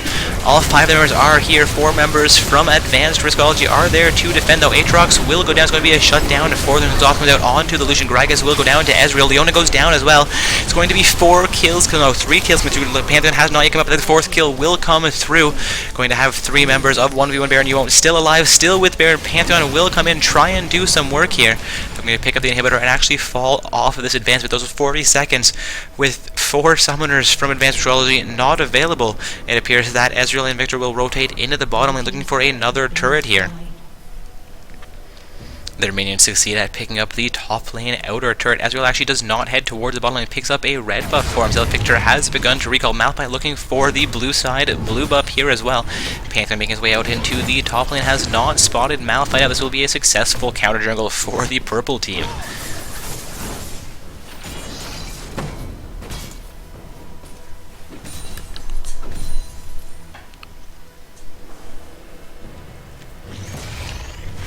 Malphite will begin to recall from his side of the map, quite content with the blue buff steal he managed. Also with the inhibitor that his team has just taken. We're seeing them now up 2 turrets, down only, up 2 kills, down only 1 turret. And they have 5 dragons, I believe, to the name, as well as 1 Baron, where their opponents have taken no dragons nor Barons in this matchup. Victor will pick up a blue buff here for himself as well. 1v1 Baron You Won't is looking for one more final siege into the base of Advanced Riskology, while they potentially still have Baron buff on 3 of their members. 2 of the members do have a blue buff. I believe 2 of the members have red buffs as well. They're going to be quite a powerful team. Indeed, we see them with almost a 10,000 gold advantage at the 37 mark. At the 33 mark, I believe they were even. This is a huge lead being picked up by 1v1 Baron You Won't in this late period of the game.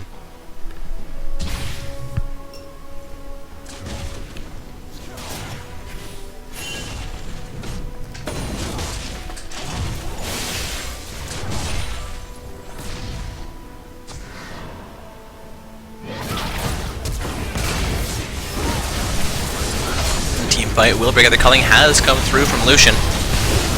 Gragas getting very low. Leona also getting very low. Though I apologize, Jarvan 4, not Leona getting low. Jarvan 4 and Gragas will go down. Pantheon also going down in this fight. All members of 1v1 still alive in this fight. They're going to look to potentially siege down into the bottom after finishing an ace here. Malphite will use his ultimate to try and finish off Lucian. Lucian will actually go down there. Leona going down as well. That will be an ace. Not quite sure if they'll try and continue into the bottom lane or simply run directly to the mid lane where they have a minion pressure onto those Nexus turrets already. Malphite will tank both bottom turrets, allowing his team to come into range here. And I believe this will be the game in favor of 1v1 Baron. That is going to be a huge turnaround for the purple side. They will emerge victorious over Advanced Riskology.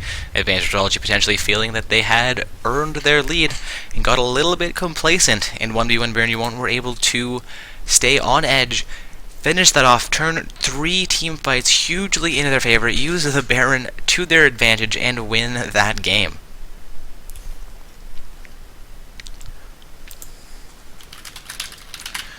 Alright, it looks like Team Thomas Cats has also just emerged victorious over the Dorm Alliance. So our finals matchup is ready to go. Also, Dorm Alliance will be facing off against Advanced Riskology in the bronze match this evening. I believe our finals and bronze matches for the secondary tournament are still underway here, looking for those teams' games to be finished and those winners to be finalized before our main event finishes up here, potentially. Again, guys, the match we just watched was Advanced Riskology on the blue side facing off against 1v1 Baron You Won't on the purple side. 1v1 Baron You Won't managed to emerge victorious, but as this is the semifinals, Advanced Riskology was not eliminated, but moved on into that bronze match where they get to face off against the Dorm Alliance, determine the 3rd and 4th placed teams for the evening.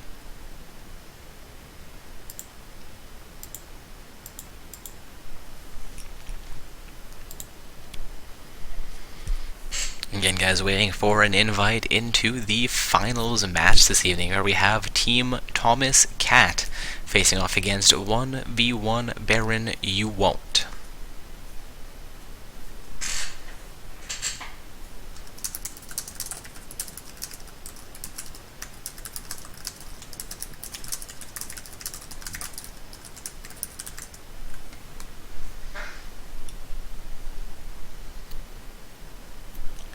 Looking for an invite into that game.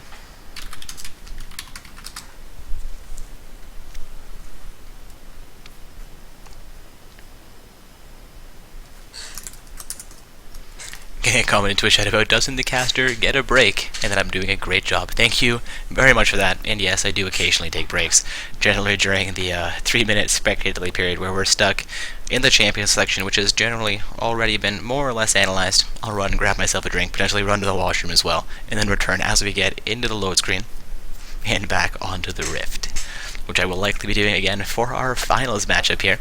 Looking for an invite into that game. Indeed, I have received an invite here.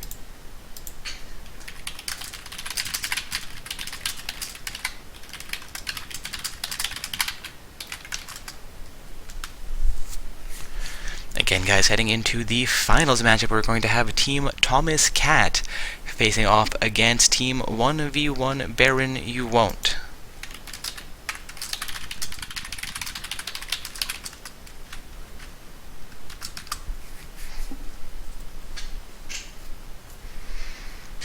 Looking for 1v1 Baron You Won't to come into this lobby here. Appears that I'm the only person sitting on the purple side of the map, and I'm going to move myself down into the spectator mode.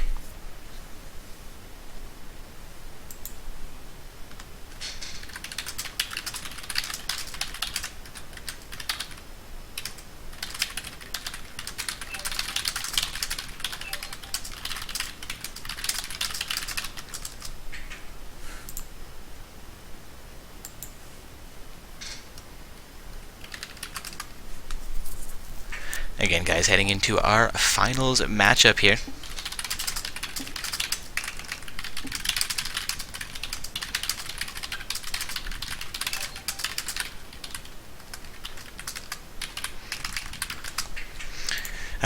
Apparently, Team Thomas Cat is not aware of who they need to invite here. Looking for the names of 1v1 Baron You Won't. Indeed, we have those summoner names. And that explains why Purple Side has not yet come into the lobby. Team Thomas Cat being a little bit lazy there, not heading over to the website to grab those invite lists. Again, guys, heading into the finals matchup this evening, we're going to have Team Thomas Cat on the blue side, where they face off against 1v1 Baron You Won't on the purple side. Waiting for those invites to go out to 1v1 Baron You Won't, seeing them slowly go out there. Indeed, Rabajadiel is now into our lobby. Is that a Season 1 Bronze Cup? I'm sorry, I've been showing off my Season 2 Bronze Cup for the last little while, and seeing a Season 1, I'm a little bit jealous.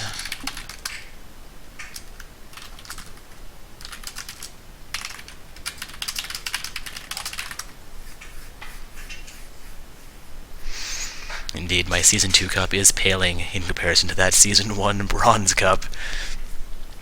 Of course, I'm in silver now, and Rabajadiel is in gold now. Maybe next season will be, you know, a rank above. He'll be sitting in platinum somewhere. I'll be in gold. No, I lie. I'm currently Masters tier. Yay, me. Again, I am silver 4 in solo queue, but I am in a ranked 5v5 Masters tier team currently. Seeing 5 members of Team Thomas Cat still sitting in the lobby as they were here previously, and we've had 4 members of 1v1 Baron You Won't manage to make their way into this game, waiting on that last member, Assassin313, to accept his invite.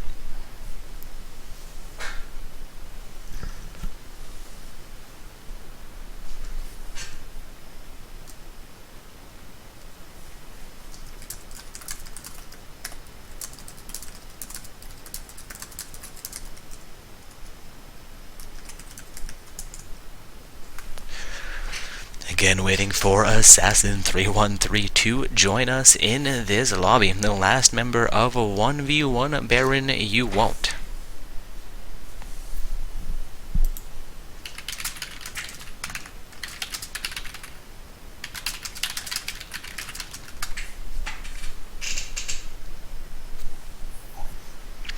Alright, and Assassin313 comes in to join 1v1 Baron You Won't.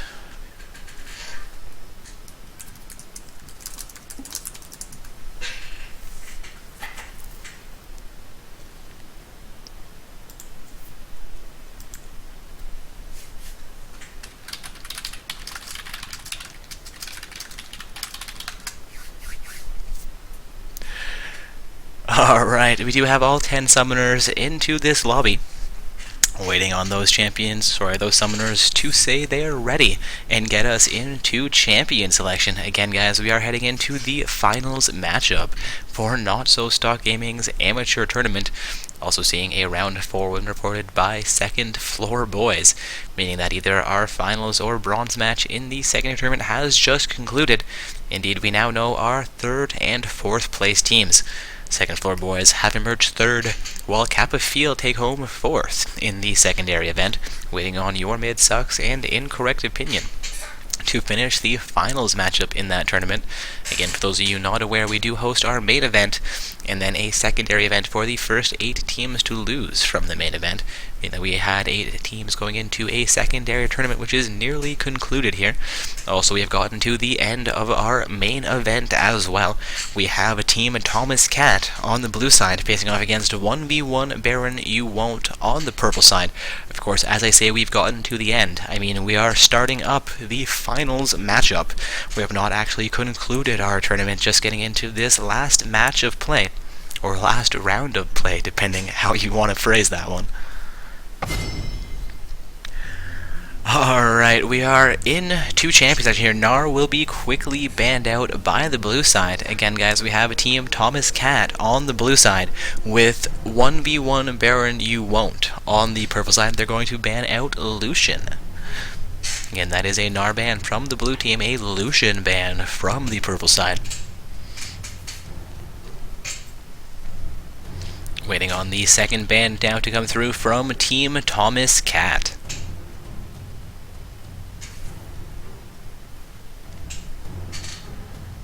Zed will be the second ban from the blue team, quickly followed by a Kha'Zix ban from the purple side.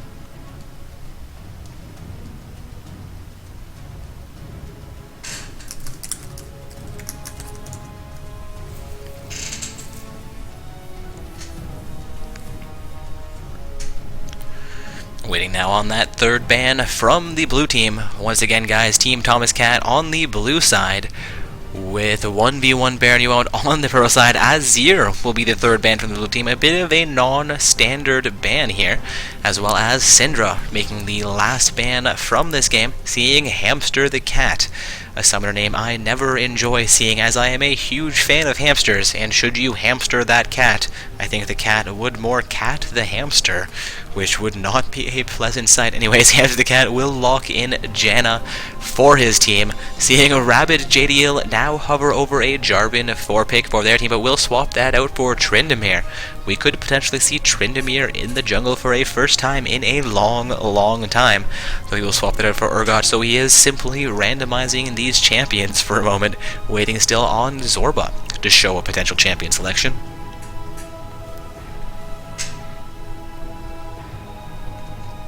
Indeed, Rabid JDL will lock in the Jarvan 4 he originally hovered, still waiting for Zorba to select a champion. 15 seconds now remaining for him to make that decision. Thresh will be hovered over, and Thresh will be locked in as well. Sleddy and Ajen Mush waiting to select their champions here. We'll see what they choose to lock in for their team this evening. Again, guys, we have made our way into the finals matchup here. Looking at 1v1 Baron Yuan coming from that semi-finals matchup. We know they had a round 1 bye, so they have won 3 games to get to where they currently are. I believe Team Thomas the Cat had a round 1 game, so they would have won 4 games to get to their current position in the finals matchup.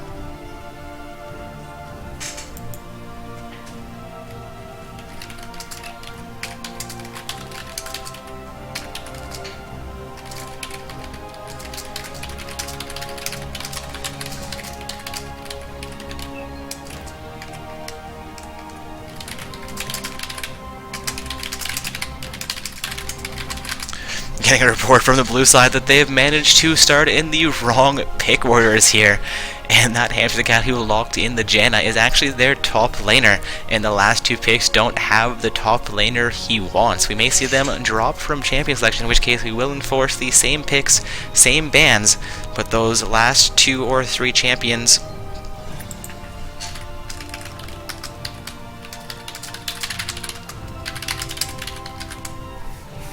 oh, apparently they locked in Malzahar, looking to be a placeholder for Vladimir, which is not allowed in the restart rules.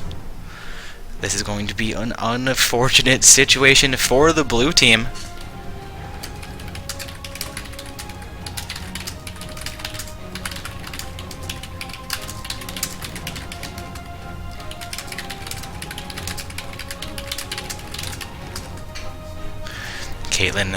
DZ the Monster hovering over a Caitlyn pick here.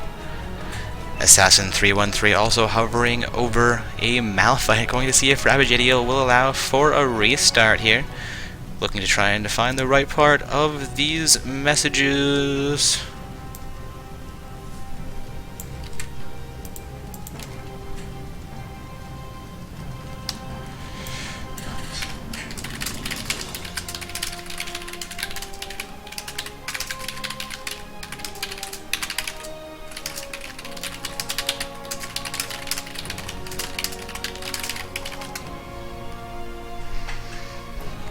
Just trying to contact members from both teams here to see if they will allow for that potential restart with a champion swap. Looking like Rabid JDL does not wish to allow for the champion change should they restart, so if they do restart, champions that have been locked in will be required to be played.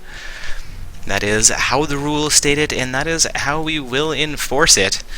Had Hamster the Cat's team dropped from champion selection before locking in the Malzahar, they could have potentially restarted the match with the same picks and bans that had already been enforced, but a different champion order, which would have allowed them to solve their problem. But locking in Malzahar leaves them in a rough position.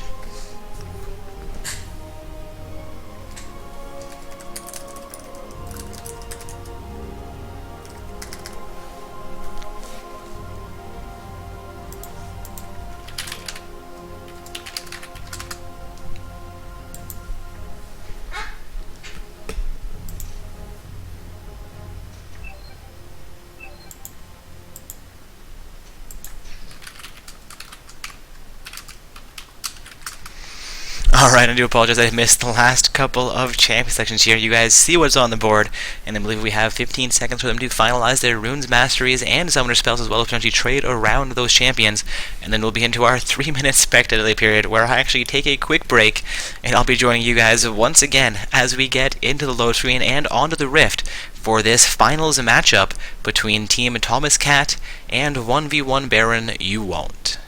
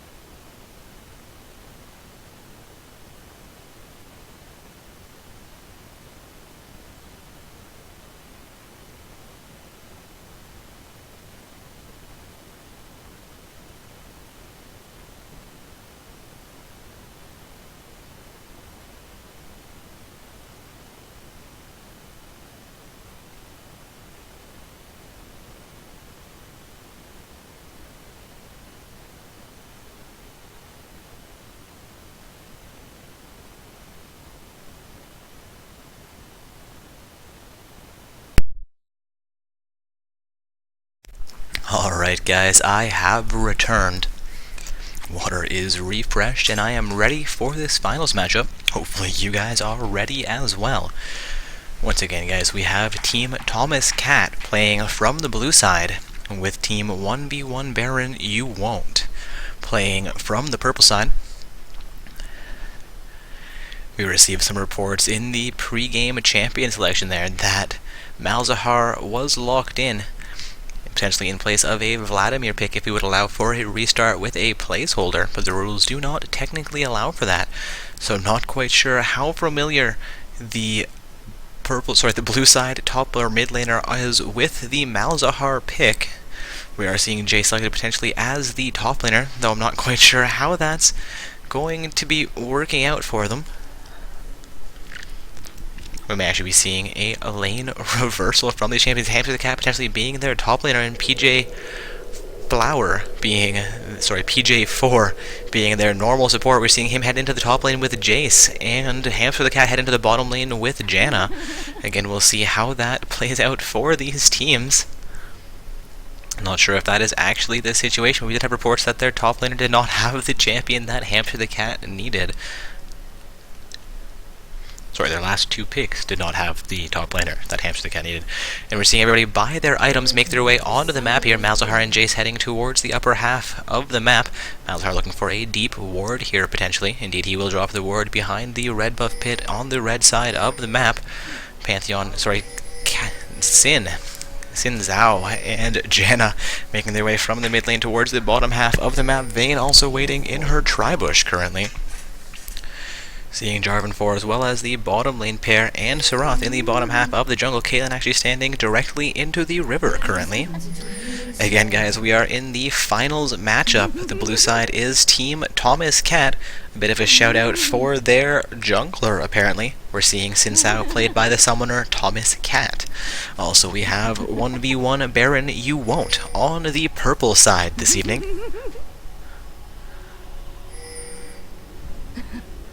Seeing pings come out from both teams here. I believe purple side has just pinged up towards Malphite's top lane. Seeing Malphite sit directly in the Wraith pit right now. Minions have just spawned onto the map. Not sure if Malphite will be looking for an early Wraith camp before he heads into the lane, or is simply looking to defend the red buff from a blue side potential invade. Since, however, will head towards his red buff. Vayne and Janna will come in to assist with the leash. Seeing Jarvan 4 also start on his blue buff, so both junglers starting in the bottom half of the map here for this finals matchup. A good call by those junglers. Of course, that does allow their top laners and their mid laners to start out without needing to leash for them. Also, look at the scoreboard reorganized here. Indeed, we are seeing Malzahar in the mid lane and Jace as the top laner for the blue side. It will be a Vayne, Janna bottom here with Xin Zhao in the jungle. Also, for the blue side, I believe we have Jarvan 4 in the jungle with Malphite as their top laner, Sarath as the mid laner, and a Caitlyn Thresh bottom lane pair. Janna looking for a little bit of harass against the Caitlyn Thresh. Goes a little bit, overextends a tiny bit there, but doesn't get punished nearly as much as I would have expected to, while Caitlyn tries to focus on her early game farm here. Vayne managing to out-farm Caitlyn at this point, sitting with 4-3. Caitlyn slowly catching up there. I think Caitlyn may have missed a little bit, being slightly concerned about how aggressively Janna was playing that match. Rather going to get a poke onto Malzahar in the mid lane as well here. Seeing them fairly even as farm, and Vayne slowly growing her CS lead as well. Caitlyn taking a huge amount of pressure from the bottom. Caitlyn down to 100 HP. I believe Janna landed a Q. Vayne potentially able to punish her for it as well. A health potion has been utilized by the Caitlyn. She will stay into lane, throwing pressure at those minions as they make their way to the turret. Vayne trying to get as much pressure as she possibly can here. There are purple side minions spawning just past the turret. Caitlyn is not going to be able to get into range too far very effectively here, though she has regened back up to about 400 HP. Thresh being punished for trying to go for that soul. Potentially Jarvan 4 going to go for a gank against both junglers into the top lane. Jarvan 4 spotting out the Xin Zhao, trying to engage against him. Both junglers now down to about 300 HP. Xin Zhao getting a little bit more healthy, going to try and pursue against Jarvan 4, who was just poked down by the Jace. Xin Zhao indeed going to go deep into the purple side jungle. Nobody going to respond to that from the purple side. No, Malphite will respond to this, but Xin Zhao heads into the mid lane, potentially trying to catch out Sarath or go for the Wraith camp of the purple team. Indeed, he will stop at the Wraith camp and then effect a gank into the mid lane, potentially.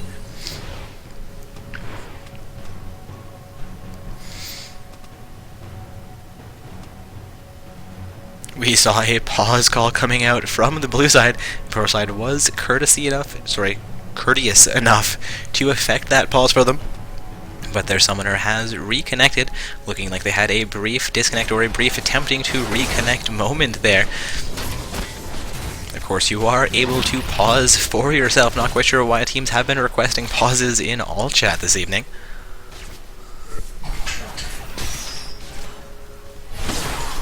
Dessins and Flay connecting onto Janna. A Q comes out from Janna as well, connecting back onto the Thresh. Caitlyn not able to effect too much punishment back onto Janna, but she is down to about half of her HP. Caitlyn has regened fairly effectively, nearly back up to full health here. Vayne is, however, still out farming Caitlyn nearly by 10 at this early point in the game.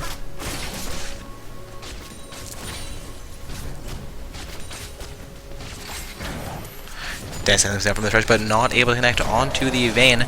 Janna going to go for a bit of punishment against Thresh. Vayne comes in with a tumble as well, and Thresh is down to 500 HP. The Lantern has come out, shielding Caitlyn, who is not going to need to grab it at this time. Vayne and Janna now working their way into the bottom side into the purple side from the bush. Caitlyn will be coming back in for a few more auto attacks. She does outrange Vayne, so should be able to be fairly effective. Slight Ward comes into that bottom lane bush, and Janna will try to stay in the bush, but takes a few auto attacks from the Caitlyn. Caitlyn trying to get caught up here against the Vayne. She was pressured almost out of lane, but has managed to maintain her presence here. Vayne tumbling, and a Q coming out from Janna. But no, there's no Q coming through from the Janna, but Flay will come through from the Thresh, as well as the Lantern, which neither Caitlyn nor Jarvan 4, who has just come into lane, will be grabbing. However, Jarvan 4 will get the flash out of Janna with his EQ combo. At the 5.5 minute mark of this game, we have seen neither team pick up first blood, though Team Thomas Cat does have a slight gold advantage, seeing Vayne only up 6 farm over Caitlyn right now. Jace up about 4 farm over Malphite, and the mid lanes are deadlocked at this time. Xin now coming into the bottom, and Caitlyn Thresh could be in trouble. Ultimate coming out from Vayne. No, not ultimate coming out from Vayne. Not quite sure what Vayne's knockback skill. I was thinking of Tristana's kit, where that would have been her ultimate. Vayne gets the knock into the wall onto Thresh, and that will be first blood for Team Thomas Cat. Indeed, at the 6 minute mark of this game, we are seeing Team Thomas Cat with nearly a 1,000 gold advantage. Vayne looking for more damage against the Caitlyn will be exchanged back onto by Caitlyn. Sarath also looking for poke against Malzahar in the mid lane.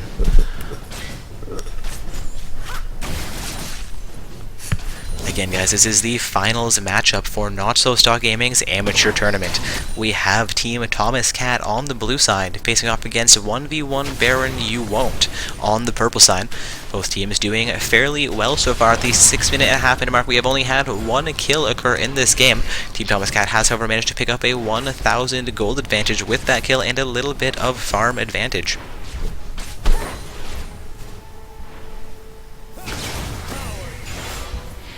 Jace gets a bit of poke onto Malphite understorm, but Jace will be forced to recall as he is currently out of mana.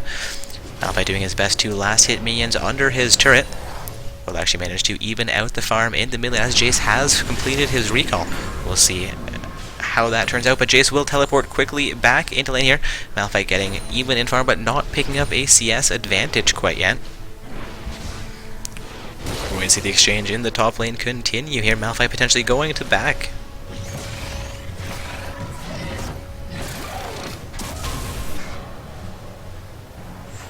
Thresh looking for vision control in the bottom lane will take down a sight ward placed into the Tribush by the blue team.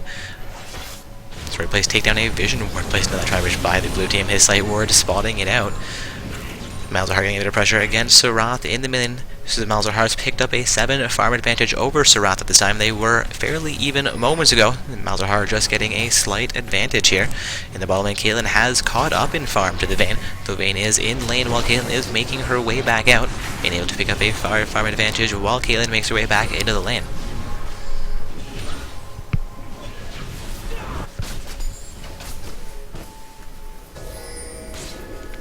Xin Zhao utilizes Sweeper to take down a sight ward placed onto the purple side of the map, a fairly defensive ward. Malzahar gets a stun, Sarath gets a stun onto Malzahar, but Malzahar gets his suppression back onto Sarath, and Sarath will go down. Well played by the blue team. Malzahar, they're now sitting 2-0 against 1v1 Baron You Won't. Blue team is going for some counter jungle here, and Thresh will not be able to go in on that. The blue buff will go over to either Vayne or the Xin Zhao.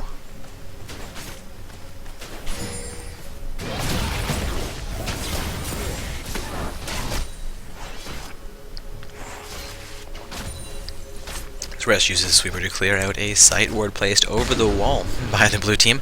Also looking at the top lane, Malphite's shirt has taken a fair amount of damage from the Jace. Jace doing very well in the top lane. He is up about 15 farm over Malphite at this point in the game.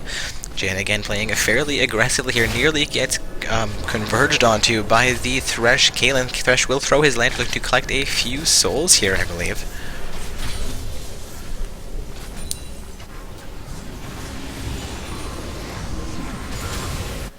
Malzahar looking to roam towards his blue buff, which Sin has just initiated on.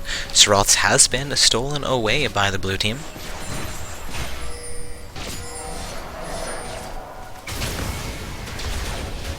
Jace is out of mana in the top lane, but looking to continue the exchange against Malphite.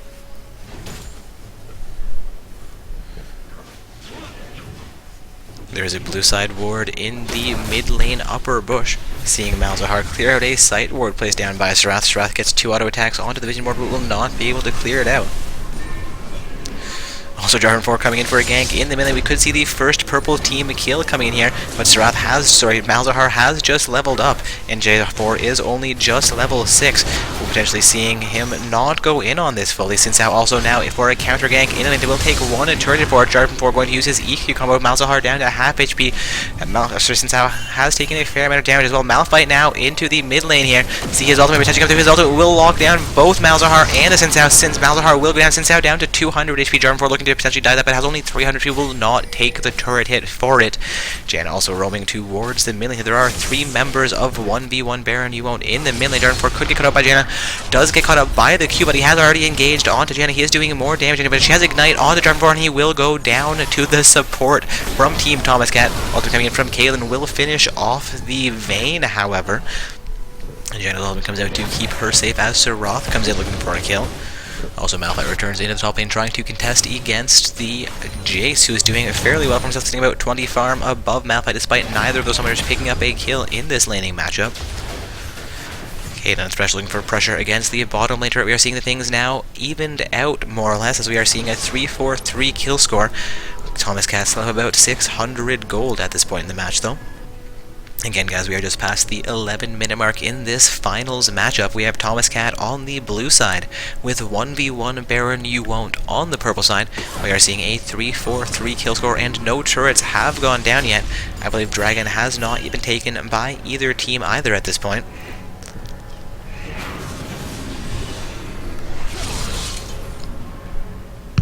Malzahar looking for a little bit of counter jungle there against the Jarvan 4. Will pick up a few of his Wraith camp. Sorry, a few monsters from his Wraith camp.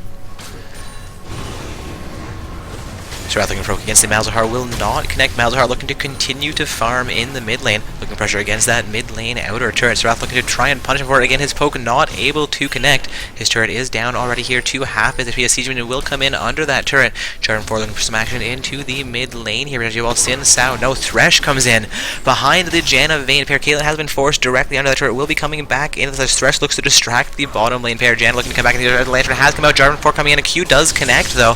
EQ combo onto the Janna. Janna into a punch of her shield will come through. Also coming out from the Jarvan 4 as well as Caitlyn.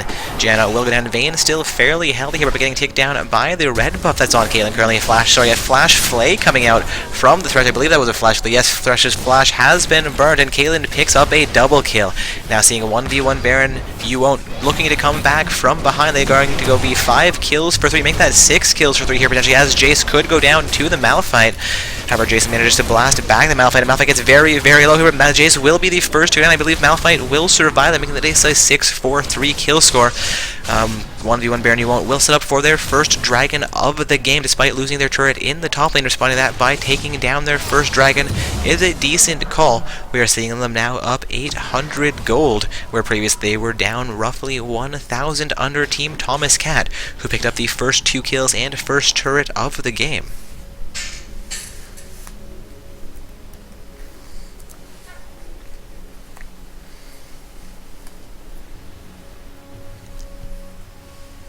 Jarvan 4 waiting for blue buff to respawn here. Serath will come in to respond to that as well, and blue buff will come back onto the map.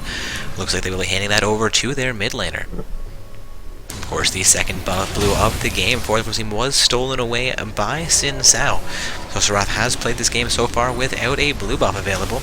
Goes a little to poke at the Malzahar, but again will not be able to connect. We're seeing him not have very much luck with his skill shot this evening. That one will manage to connect to Malzahar, but Malzahar gets huge pressure with a full minion wave onto that mid lane outer turret. Sin Sao does enter the mid lane, but looks to roam towards the bottom lane here potentially. As I said, of course, he opts to turn around, not sure what Sin Sao is planning. Vayne and Janna looking pressure against the bottom lane outer turret as well. Jace going to engage against Malphite. In the top lane, his poke will not connect over. Malphite looking to come back into that potentially. However, Jar4 is into the top lane. Malphite will come back in. Sin Sao is in the mid lane as well, so this will be a kill for the purple team against the Jace. Thought Sin Sao was potentially roaming into the top lane as he cancelled his roam into the bottom lane, but he ended up staying in the mid lane a little bit longer than potentially necessary, and it will cost Jace his life in the top lane. Going to be action from the Vayne-Janna pair, though. Exhaust comes out onto the Vayne. Janna getting a failure. Ultimate from Janna comes out. Kayn uses her heal to stay healthy here. Vayne continuing the auto attacks onto Kayn. Teleport coming in from the Malphite into the bottom lane. Kayn will go down. The auto comes out from the Malphite, and Vayne goes down as well. An exchange of ADCs in the bottom lane. Destin comes from the but connects onto a minion, potentially not being overly aware of his positioning on the map when he tried to throw that one. Again, guys, seeing an 8-4 kill score here in favor of 1v1 Baron You Won't. However, Team Thomas Cat has picked up the first turret of the game. It is looking like 1v1 Baron You Won't is looking to respond to that by taking down the bottom lane outer turret. Malzahar looking for pressure against the mid lane outer turret here. Still has over a quarter of his HP remaining, but is below half health. Malzahar drops a second vision ward into the mid lane bush and will clear out the site ward placed down by Sarath. Sin Sao onto Jarvan 4, but Jarvan 4 will EQ combo to safety. Super comes through from Thresh. Sin Sao looking to engage onto Thresh. Malzahar is in range to assist him. Sarath also in the mid lane with assistance from Jarvan 4. We'll have a 3 versus 2 fight. Malphite and Kayn looking to roam into the mid lane as well here potentially, while Vayne makes her way back to the bottom lane. Jace also looking pressure against the top lane outer turret currently.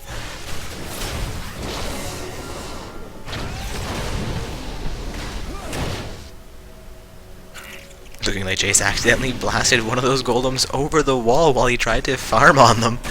Not quite sure what his exact plan was there, and Sarath will respond into the top lane, responding to the pressure being forced in from the Jace. Malzahar is 1 versus 3 in the mid lane currently. Looking like Jarvan 4 is backing from the bottom lane while Vayne and tries to get pressure against the bottom lane outer turret, looking for their second turret of the game here. A vision ward placed down into the bottom half of the mid lane in that bush by the blue team will get cleared out by Malphite. Bit of poke coming out from the Sarath onto Jace. Jace trying to exchange poke back onto Sarath. This people will get popped by either Janna or Sin Sao, and they will clear out a site ward placed in from the purple team. Vision ward coming into the upper portion of the mid lane's bush. From the Janna will clear out a site ward from the blue team, and Vayne will succeed in taking down that bottom lane outer turret. But we will respond to by 3 members of the purple team, and a nicely placed Descent connects onto Vayne. Will cost Vayne her life despite flashing over the wall and nearly making it to safety. I believe that was a maximum range death sentence, costing her her life. Indeed, it was a death sentence. Seeing another one coming up, but not able to connect onto Sin Sao as 4 members from Team Thomas Cat make their way back onto their side of that. They've been successful taking down the mid lane outer turret as well. Now looking at a 3-1 turret score in favor of Thomas Cat, despite them being down 9 kills to 4, as well as 1v1 Baron You Won't picking up the first dragon of this game. 1v1 Baron You Won't has roughly a 500 gold advantage at this time. A fairly close game so far.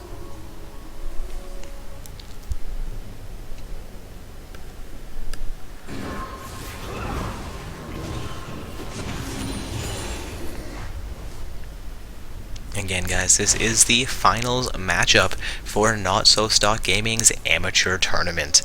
We are looking at a 400 gold difference between these two teams as we approach the 20-minute mark. We've seen the first dragon and 9 kills go over to 1v1 Baron You Won't, while Thomas Cat has picked up 3 turrets, 2 1v1 Barons You Won't, 1, as well as 4 kills to their 9.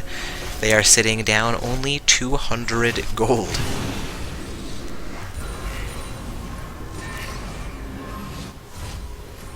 Apologize. The way I phrased that, it sounded like one of them would have picked up the first 9 kills of the game. However, that is not the case. They are sitting 9 kills to 4 against Thomas Cat. I believe Thomas Cat picked up the first 2 kills of the game. And when Marymount, coming back from an early deficit, are now sitting with a 5-kill advantage. However, the gold difference between these two teams is now down to only 100 gold. Dragon will be back up onto the map in roughly 15 seconds. Jarvan 4 has effected vision control of the Dragon Pit, but Sinsao as well as Janna are going to chase him down.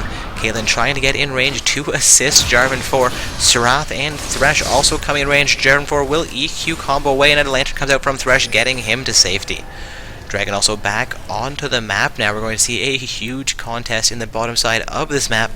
Both bottom lanes outer turrets have been removed here. We're seeing also the mid and top lane outer turret taken away from 1v1 Baron. You won't. A huge poke from Jace comes through, almost taking the life from Jarvan 4, but he will survive that with about 200 HP. Seeing more wards come out from 1v1 Baron. You want a sweeper getting utilized by Team Thomas Cat here. Team Thomas Cat does seem to have an advantage in the fight. A nice biblical shot coming in from the Vayne, locking Serath down against the wall there. Will cost Serath. It's like now a 4 versus 5 fight here in favor of Thomas Cat. 9 caliber net keeping Caitlyn alive as Jace tries to come in on her. Dragon down to half HP as Thomas Cat have engaged onto it. Again, a 9 for 5 kill score, a 3 for 1 turret score. Now a 1 for 1 Dragon score. Team Thomas Cat has roughly a 1,000 gold advantage here.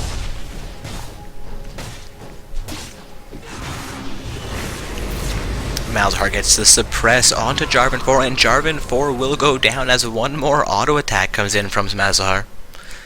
And great play by the blue team's mid laner right there. Again, seeing a 9-4-6 kill score now, still in favor of 1v1 Baron. You won't. The Dragon score has been evened out, and Thomas Cat is 3 turrets to 1. Looking like we have a 1,500 gold advantage here for Thomas Cat on the blue side. Again, guys, this is the finals matchup between Team Thomas Cat on the blue side and 1v1 Baron You Won't on the purple side. Great performance by both teams so far. 1v1 Baron You Won't had an early deficiency, which they managed to reverse, but Team Thomas Cat has once again picked up the gold advantage in this game.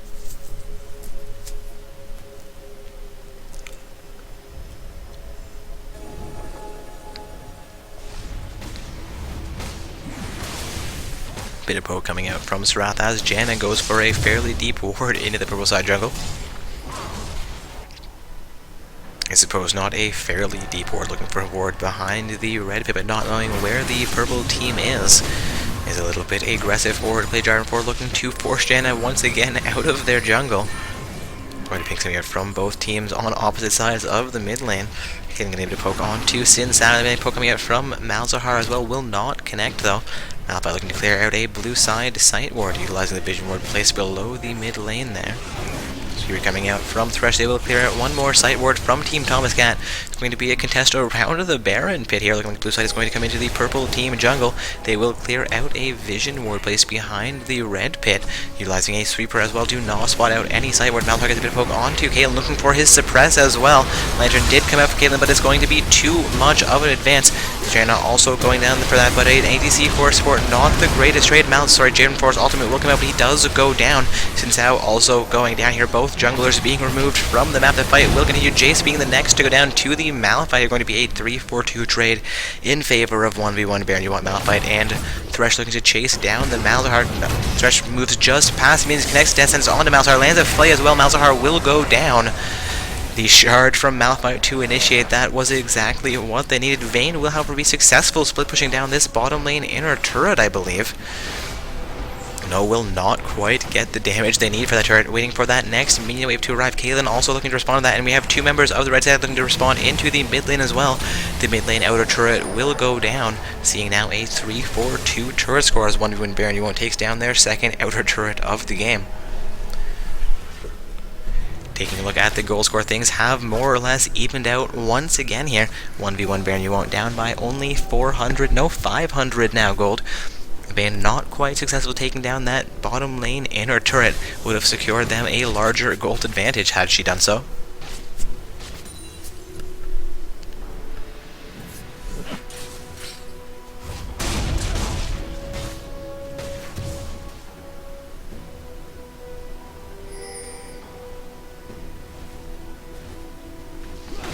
Malphite makes his way back out to the top lane while Jace clears out the white camp before recalling. Looking like Janna and Malzahar as well as Jarvan 4 and Thresh are going to be into the mid lane. Jarvan 4 looking to engage against the minions. They're going to take a bit of damage coming in from Malzahar. Then it comes through from Thresh, which Jarvan 4 will grab at the last moment. Poke coming through from Sarath as well. Connects onto minions as opposed to a champion. All of it comes through from Caitlyn onto Malzahar a little bit early here. Seeing a 4 versus 4 fight breaking out here in the mid lane. Malphite waiting in the wing to make it a 5 versus 4 fight. Jace also looking to come into the mid, making it 5 versus 5 if they engage at the correct times. Again, guys, this is the finals matchup between Team Thomas Cat and 1v1 Baron Yuont. Thomas Cat on the blue side, 1v1 Baron Yuont on the purple side, seeing 1v1 Baron Yuont with a 13-8 kill score. Despite being down 1 turret currently, they are even with 1 dragon apiece, looking at a 100 gold difference between these two teams.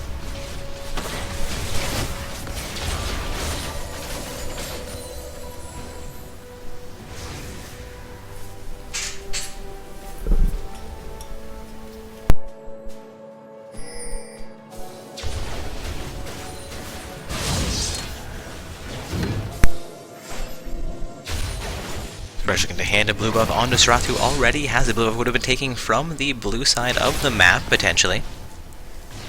And Sarath getting a renewed blue buff there. Blue side will be spawning. Sorry, will be sieging into the mid lane inner turret, however. Looking like Sinsao will clear out the Wraith camp from the purple team. Again, guys, we have Thomas Cat on the blue side with 1v1 Baron Yuont on the purple side.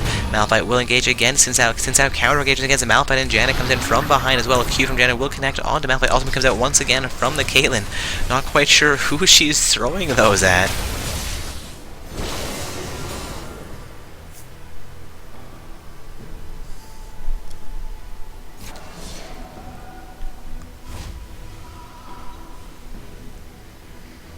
Thresh will begin to recall from the mid lane. Caitlyn for a little bit more farm, waiting for those minions to arrive.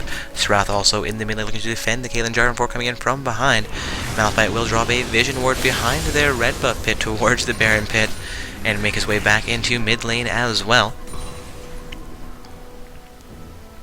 Looking like Dragon has just come back onto the map, and 1v1 Baron Yuont will be responding instantly towards that Dragon pit.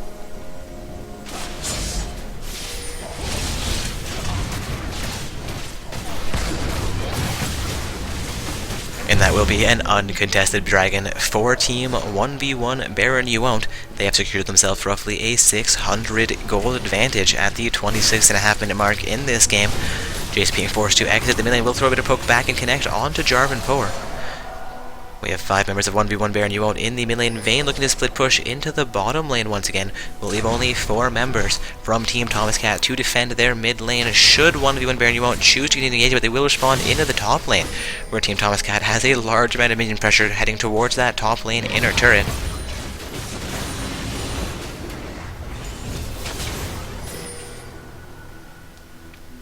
Janna looking to clear out a vision ward placed down by the protein, uses her sweeper as well, checking for any potential sight wards in the vicinity. Descends come out from the Thresh, but does not connect onto Malzahar, who has utilized a sweeper to clear out 1 more sight ward. 2 sight wards placed into this bush, but no sweeper available to the Malzahar.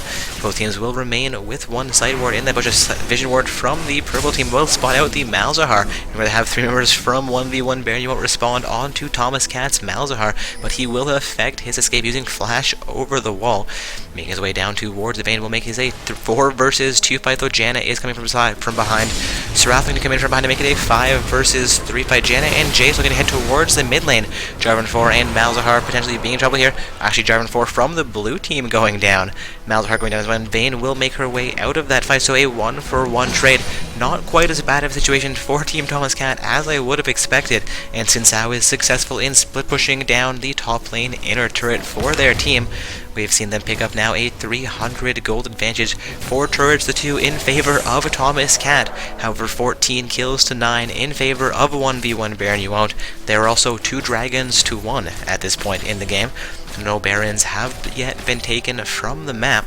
At the 28-minute mark in this game, we'll see one of these teams potentially looking to set up for a baron play fairly soon. Though with the game as even as it is, they'll need at least a pick to try and do so.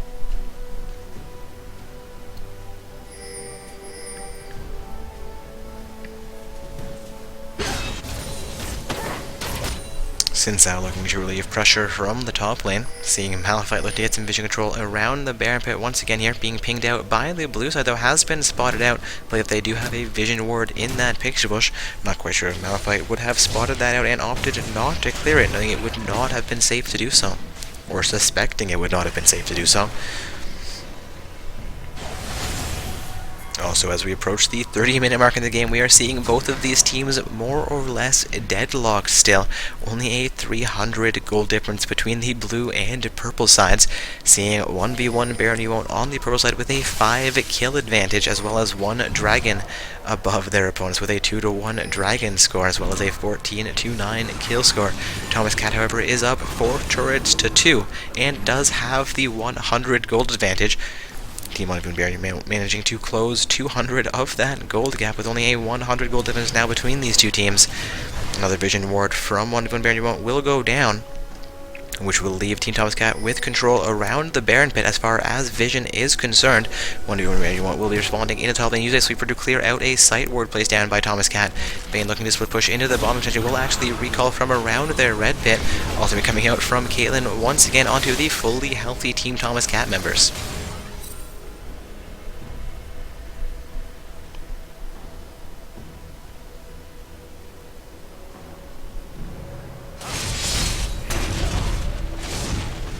Jarvan4 looking for a little bit more gold there as he engages onto his Wraith camp. Blue side ping coming out towards the bottom lane inner turret. Bane signaling potentially that she's planning to split push and take that turret this time. 4 members of Team Thomas Cat pushing into the mid lane, looking like they were going to begin to roam towards the top lane or potentially set up for a Baron play here. Seeing a sweeper come out and take down a sight ward placed from the purple side. Baron has been pinged out, looking like Janna has initiated onto it. No, has used her sweeper to clear out a sight ward placed into the Baron Pit by 1v1 Baron Yuon. 1v1 Baron Yuon now clearing out the vision ward placed behind the Baron Pit by Team Thomas Cat. Thomas Cat not setting up effectively for an ambush here. Would have been a great time for them to do so, knowing that the purple team would be responding towards the Baron Pit as they had just lost vision. Death Sentence connects on to Malzahar as Thresh Flash Death Sentences into that, and Malzahar will go down in a 4 versus 1 fight. Jace and Janna not quite able to get in range in time to assist him and may not have been overly effective in doing so.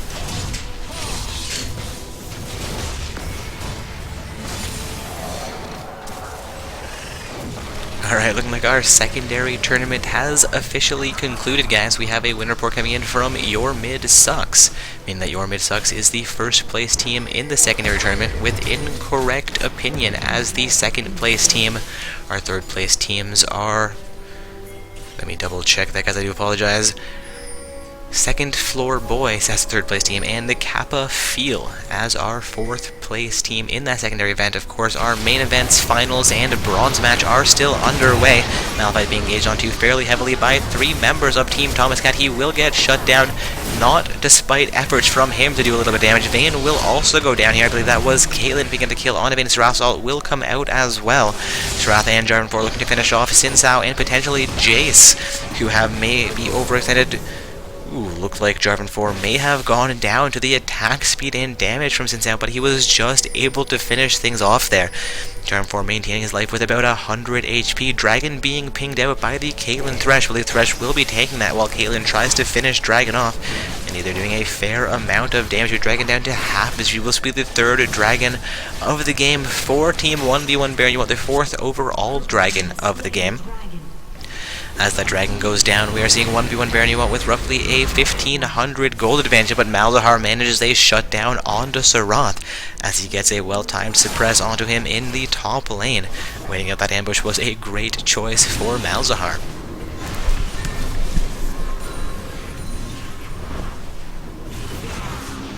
Malzahar clears out the minion wave in the top lane and affects some damage onto golems as well. I believe he will kill both of those golems, allowing them to respawn on the purple side of the map.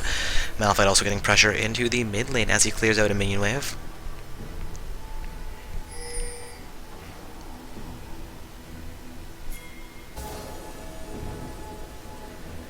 Malzahar still sitting fairly deep in the purple side jungle. May have been spotted out there, though Caitlyn could be in trouble if he has not been spotted out. 4 members of Team Thomas Cat now into the mid lane. A pause will come out from the blue side. Looking like Srath once again requested pause. Thresh also requesting a pause there. We will count this pause towards the purple team pause time, despite blue side effecting that pause. This is the second time we're seeing purple side request a pause during the game, potentially not knowing they can type / and then pause into chat, and it will pause the game for them.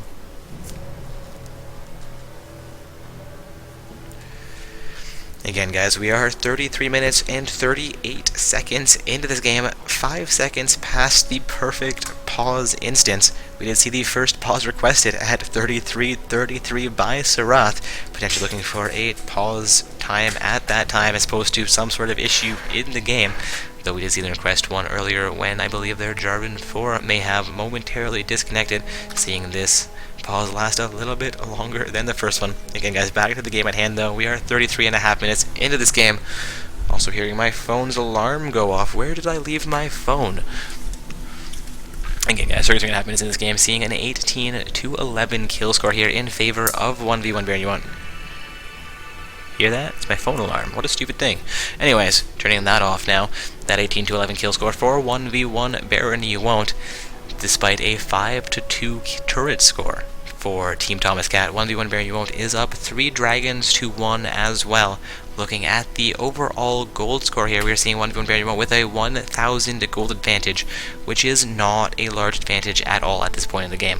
We have seen a very close game so far. See if I can hit that X button. Indeed, I can hit X and show the individual gold scores here.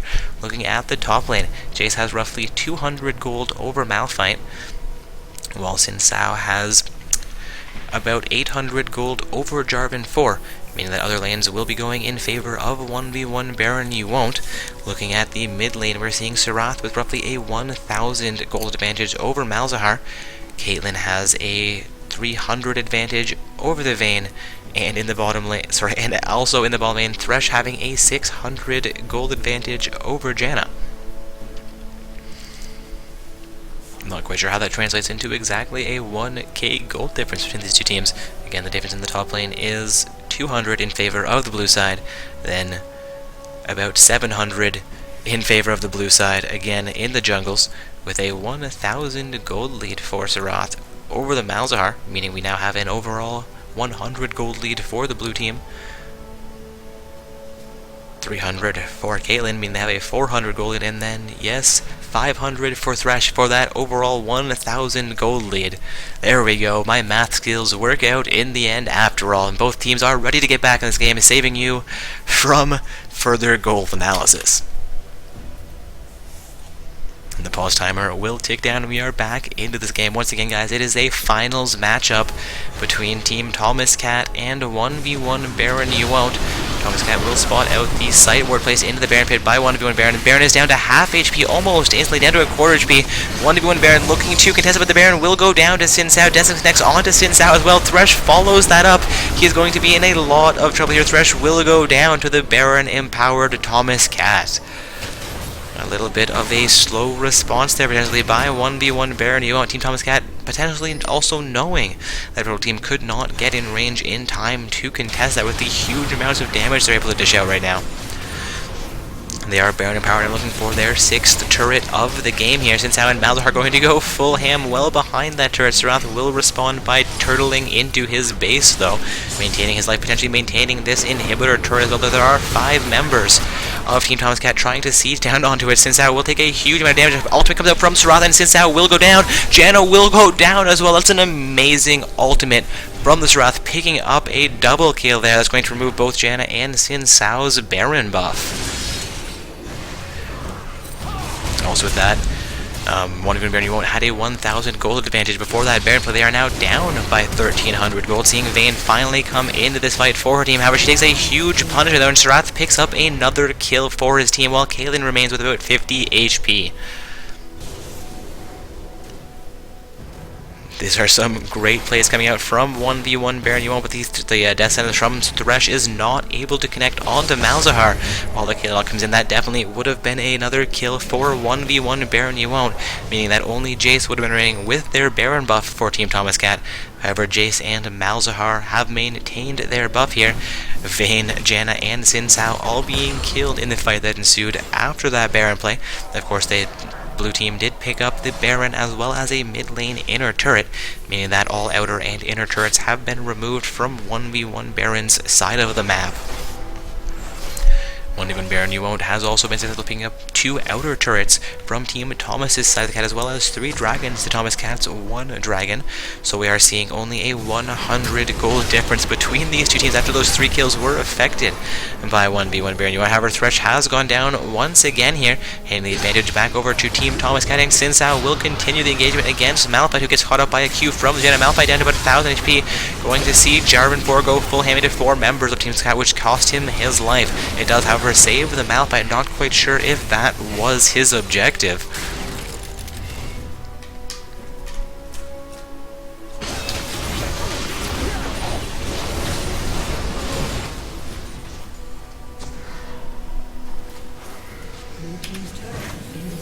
Apologize guys, hit my mouse here and ended up sending the screen for a frenzy. Seeing another blue side turret go down there, this time 2 minion pressure in the top lane. Now going to see a 6-4-3 turret score again, still in favor of Team Thomas Cat. It's going to be a 3rd turret going down 4-1. You want Malphite's ultimate doing a huge amount of damage to the Vayne. However, Janna's ultimate will keep Vayne alive through that fight, and Malphite will go down as the inhibitor turret goes down as well. Ultimate coming up from this Wrath will not be enough. No, will be enough for a kill potentially, as he picks up a kill onto Malzahar. Okay, picking up a kill onto Jace as well. A little bit of an overstay here potentially by Team Thomas Cat. It did get them the inhibitor turret. Team Perside looks to respond onto Xin Zhao, who has just cleared out a Vision Ward, quickly getting those 5 auto attacks needed to clear it out.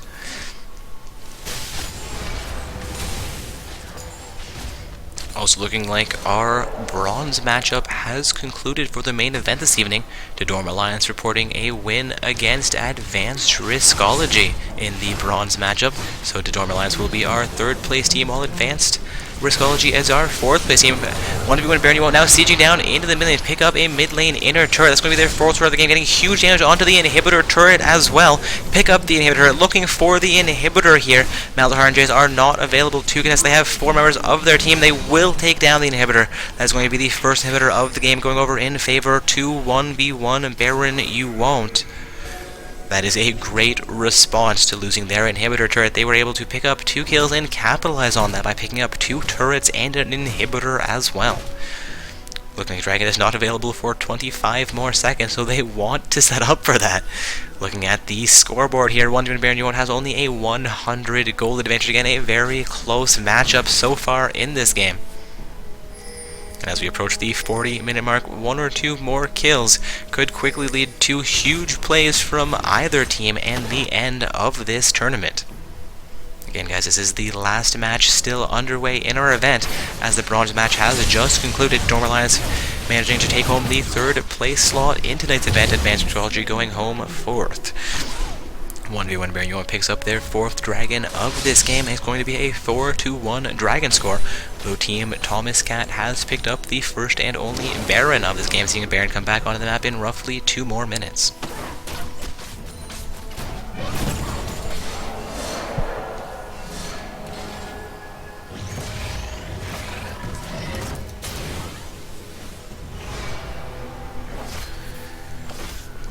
Seeing Thresh clear out a Vision Ward from the bottom lane River Bush, and then blue side ping coming out directly on top of Malzahar. Of course, that was a blue side ping, and Malzahar is on the blue side.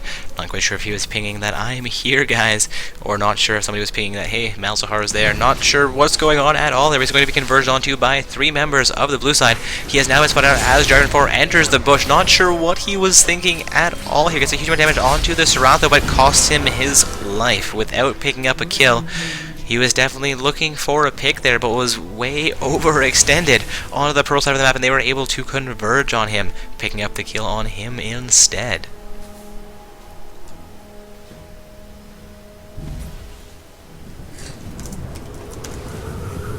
Hey, Jabber16 in the Twitch chat. Seeing blue side look to relieve pressure from the mid lane. Baron is back on the map in roughly 40 seconds. 1v1 Baron U1 is looking for pressure into the top lane here. I believe all 5 members of their team are looking to take down this top lane inner turret. 4 members of Team Thomas Cat are available to defend. Malzahar still being off the map. Indeed, this is the situation we're seeing 1 or 2 deaths occur. Indeed, that Malzahar death which occurred, allowing 1v1 Baron U1 to start making more plays here. Seeing them pick up that top lane inner turret, looking for the inhibitor turret as well. Inhibitor turret down to, of course, she's going to be a team fight, breaking out. Jarvan4 going to utilize Zell, get blasted back out of his own ultimate by the Janna. He will go down. The inhibitor turret going down as well, though. They will not be able to pick up this inhibitor. They're going to lose just Jarvan4. No, Malphite goes down as well. No members of Team Thomas Cat have gone down in the chaos. That is the team fight. Vayne getting very low there. Vayne picks up the kill onto somebody, and Vayne maintains her life exiting that fight. Only Sarath left alive from 1v1 Baron U1. There are 45 seconds until they come back up. If Team Thomas Cat can coordinate a push into the mid lane, they can get the inhibitor, maybe end the game. I mean, they have a lot of pressure against them in the lane with super minions spawning and that top lane inhibitor just being taken. But because 1v1 Baron U1 didn't get the top lane inhibitor as well, I think that Team Thomas Cat has a chance here to respond and take that inhibitor. No, they're going to fall off and potentially go for a Baron play here, looking to have an advantage in the next team fight. Janna and Malzahar just avoiding the Caitlyn trap so that purple side will not be aware they're on Baron currently. 10 seconds until Xin Zhao comes up. Baron down to half HP. They would be smart to delay this about 7 more seconds. 3 seconds for Xin Zhao, but Baron goes down before Xin Zhao goes up. It will be 4-man Baron buff for Team Thomas Cat. Xin Zhao likely screaming into Skype, "What the hell, guys?" And Jace engages onto the white, but knocks it over the wall. The white will get stuck and begins auto-attacking Jace from the top lane. I have never seen that happen before. I've seen things get blasted out of the buff pits, and they walk themselves back around, but the white just stood there and started auto-attacking against the Jace. We are now seeing a 7-4-7 turret score, and despite 1v1 Baron U1 being up by 5 kills, they are currently down by 1,000 gold in this matchup. Seeing Xin Zhao nearly 120 farm over Jarvan4. Xin Zhao opting for some attack speed and lifesteal, going for the Feral Flare build, is getting him a lot of farm, while Jarvan4 has been dealing with a lot of lane pressure, affecting his ganks as frequently as possible while clearing out minion camps at his leisure, let's say. Also, Jace have about 60 farm over Malphite in the top lane, looking like Sarath is up about 50 farm over Malzahar, however, and Vayne is up only about 20 farm over the Caitlyn. So an overall farm advantage for the blue team, despite them being down by 5 kills, is giving them a slight gold advantage. They've also picked up 2 Barons for their team, and if you're seeing them with Baron currently, they did lose Baron buff from 3 of their members during their last Baron play.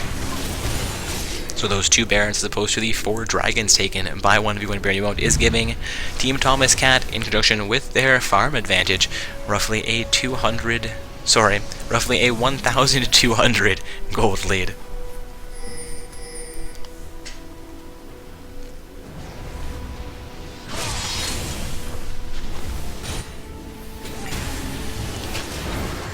Seeing Thomas Cat look to siege down into the mid lane where the inhibitor turret is not available from 1v1 Baron U1. Of course, 2 of their inhibitors have been removed as well, so their bottom lane does have its inner turret still. 1v1 Baron U1 has lost all of their inner turrets and only their mid lane inhibitor turret, meaning that the turret score is currently even, and all inhibitors are currently on the map. The 1v1 Baron U1 was successful taking down the first inhibitor of the game in the mid lane from Team Thomas Cat. That has now respawned, and Team Thomas Cat is powered up by the Baron buff. Another more or less random Caitlyn coming up to do a little bit of early damage to the Malzahar. Seeing Malzahar's suppress come out onto Malphite. Malphite fairly, though, he will go down. Malphite, the first champion to go down in this fight. Caitlyn having her Guardian Angel activated. Thresh getting very, very low in this fight. We could see Thomas Cat actually coming out victorious in this team fight. Their Baron working out in their favor. It's going to be a 4-for-none trade. The inhibitor will go down. I think this is the game, guys. Indeed, Team Thomas Cat coming in from a more or less deadlock game. They had a turret advantage most of the game. 1v1 Baron U1 pushed into their base, however, evening out that turret score. And then Team Thomas Cat picked up 2 Barons, and it was just too much for 1v1 Baron U1. Team Thomas Cat worked hard for this one.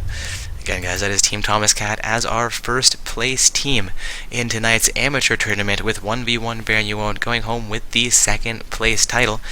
Those are followed up by the Dorm Alliance in 3rd and Advanced Riskology in 4th.